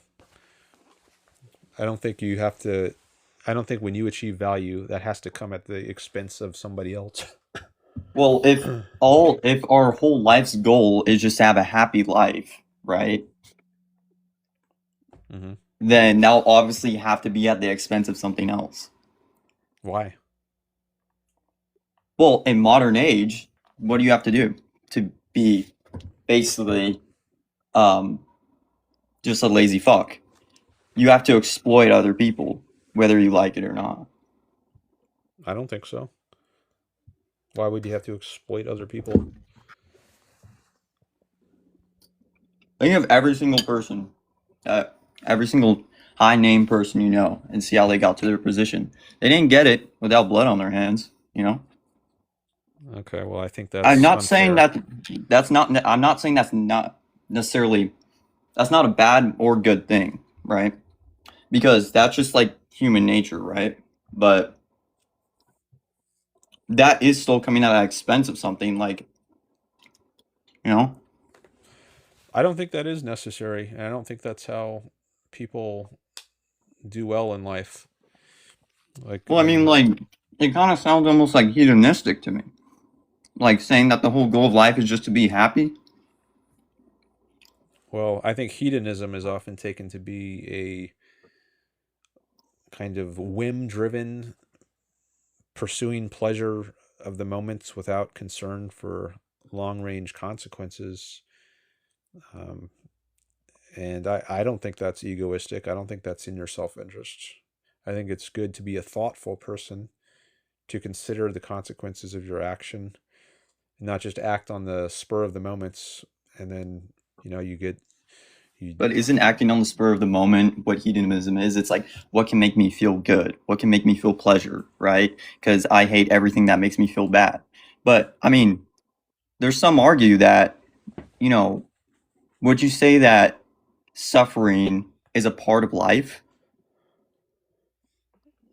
Yeah, some people think that, and I think Well, do you think that? I think it's part of life, but I don't think it's a huge essential part. I don't think it has to be, at least. Suffering doesn't have to happen as a core essential part of life. I mean, it's part of everyone's life to some extent, but I don't think it's central. I don't think it has to be central to a person's life. Or it's obviously not, but you're going to encounter suffering, and sure. That's just the fact of life. So trying to escape it and saying, I only want to feel the good, the pleasure, it's an unrealistic aspiration. It's going against human nature. I'm not saying you should try to avoid suffering at all costs. I just don't think it needs to be, I don't think it should be the central aim of your life to avoid suffering. I mean, I think the central aim should be to pursue happiness, something positive, not to escape something negative. That's kind of a Buddhist or Stoic view, like a life of enjoyment or fulfillment is impossible. So the best we can do is just no. I'm not saying that. I didn't say it was impossible. I said that you cannot escape the suffering. I mean, I can agree to that, but I'm not sure what significance that has. Sure, there's some suffering, which is inescapable. Everyone has at least a little bit of suffering. You go to the dentist and maybe you feel some pain when they're cleaning your teeth, but you get something better out of it. Now you got healthy teeth, and overall you're better off. You go to the gym, you work out, you suffer a little bit. It's uncomfortable, but as a result, I forgot. I forgot what you said. Did you say that suffering was a necessary thing, or could it happen, or? It's I don't know if I would say necessary, but it's certainly normal. It's a normal part of life, at least to some degree. Like anytime you try to get something and you fail at it, you probably suffer at least a little bit. Like maybe you're applying for a job and you don't get the job, and then you feel disappointed. There's a little bit of suffering there. You want to date somebody and then they reject you. Maybe you feel a little suffering there. So I mean, suffering is but wouldn't you get? Yeah, it is a part of life. You would get something out of that suffering. You would get newfound knowledge. It could lead to new knowledge. Like with that girl that projected you a date, maybe you acted weird while talking to her, right? And you now know, approaching the next girl, you know not to be like stuttering or something. Mm-hmm. But anyways, that's kind of getting off topic about the collectivist versus individualism. So, in like a broader term, beyond the self, how does individualism, affect you, benefit you? Because collectivism, it aims to help the whole, which includes you, right? Well, some people might describe it that way, but if it might also, what if somebody says, well, I can help the collective by sacrificing you? you individual, if we just get rid of you, you pesky philosopher, everyone as a whole will be better off. So we can just dispense with you. Like Socrates, he was voted to death. He was going around Athens allegedly corrupting the youth, and then the Athenian assembly voted him to die because he was corrupting the youth allegedly. So I guess you might say, well, they thought the collective would be better off without Socrates. So is that good to just vote him to death, make him drink some hemlock? Depends. It really depends, because in collectivist ideology, your self is within whatever it is, like the state or the nation, your nationality. You can't escape it, right? You accept that, and that is you. There is no individualistic part of it. All right. So with that, you may suppose value that higher than your life. Well, I don't see Just the reasons that people say, I'll die for my nation or something like that, or go to war. It's because why? Your definition of sacrifice is different, but they sacrifice their life for that value, which is to keep their nation safe. So I wouldn't call it a sacrifice if it's a free country. Like Patrick Henry said, give me liberty or give me death. So I think many people in the founding era of America were willing to risk their lives because they would rather live as free people than live as under the thumb of a British monarchy. So again, this goes back to the idea there's some lives that are not worth living, like the cancer patients. He'd rather end his life now than just endure years of misery. Likewise, some people would rather live under freedom than they'd rather die fighting for the cause of freedom rather than continue to live but as slaves. But I think that's a self-interested thing to do, because the outcome is worse, at least in their judgment. They think it's worse to live as slaves than to just not live at all. Well, how is it still I'm sorry, but this is where I'm getting caught up at, because how is it still a self-interest thing if you're giving up what your brain, what your brain instincts tell you to not, which is your life? Nature, the natural part of your brain, it wants to keep you alive. Your brain wants to keep you alive as long as it can, right? So how is that really in a self-interest thing? Because your own biology is telling you to not do it. Well, I don't think there is I think our minds are in control. I don't think there's any genetic feature of us that is pushing us, no matter what the circumstances. Really? So the people in the front line in combat, you think they're just going to run across no man's land because they don't care? No, they're obviously going to hide behind cover. I'm not saying no one's going to risk their lives, but it's true that you can decide that life is not worth living under some conditions. As Patrick Henry said, give me liberty or give me death. Was he overriding some kind of impulse from his brain or his genes to keep him living? I don't really think of it that way. I don't see that that's a correct way. I think he made a judgment. What is the best thing for me? Is it to live under these conditions or not to live at all? And I think he decided rationally it's best not to live at all rather than live under these conditions. That was his self-interested choice. Yeah, but he went against the biology of it. That's why we have the fight or flight. Biology of it. Yes, there obviously that's why we have the flight or fight response or freeze or whatever.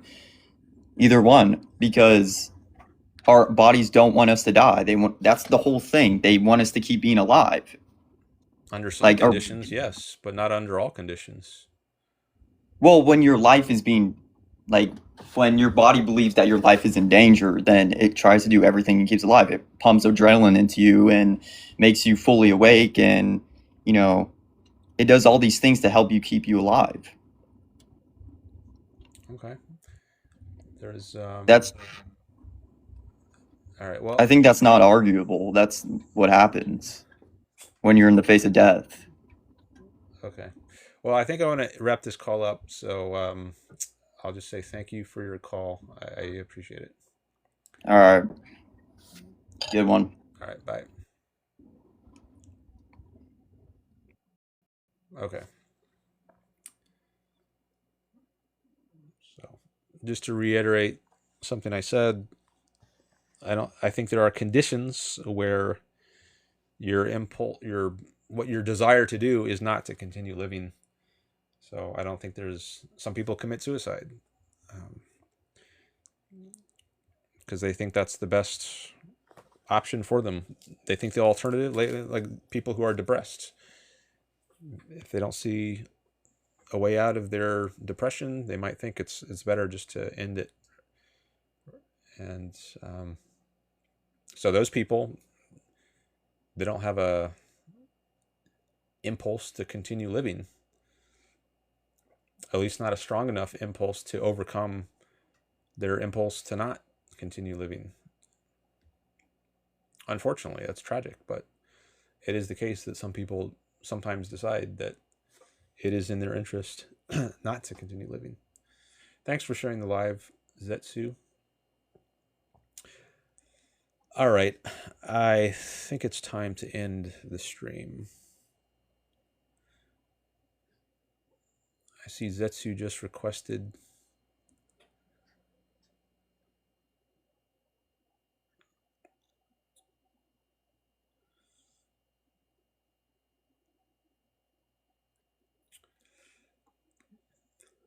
What do you want to talk about, Zetsu?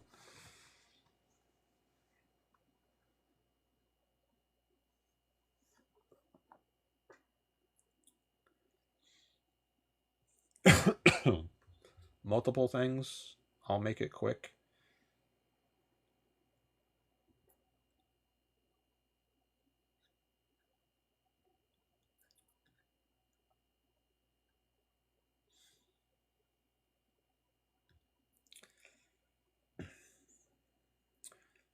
I'm not feeling the motivation right now to talk about multiple things. I might have to take a rain check on that.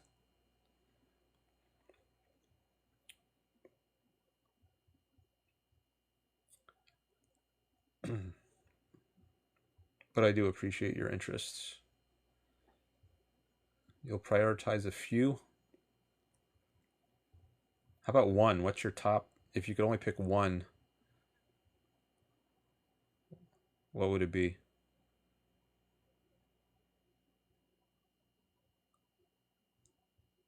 I'm not promising a call. I'm just asking. You have to tell me what it is first. Oh, now I got 2 people requesting up.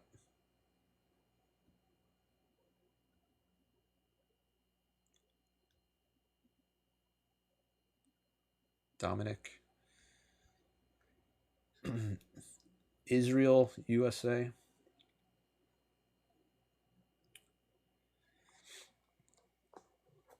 I've done some calls on Israel today.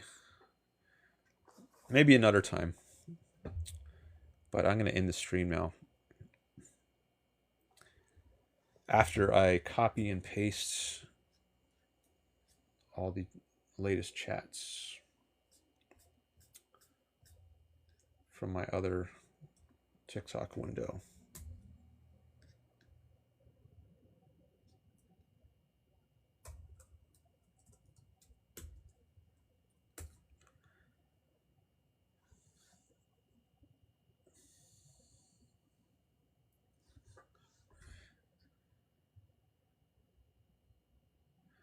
Zetsu. I need a break. I've been here for over 7 hours.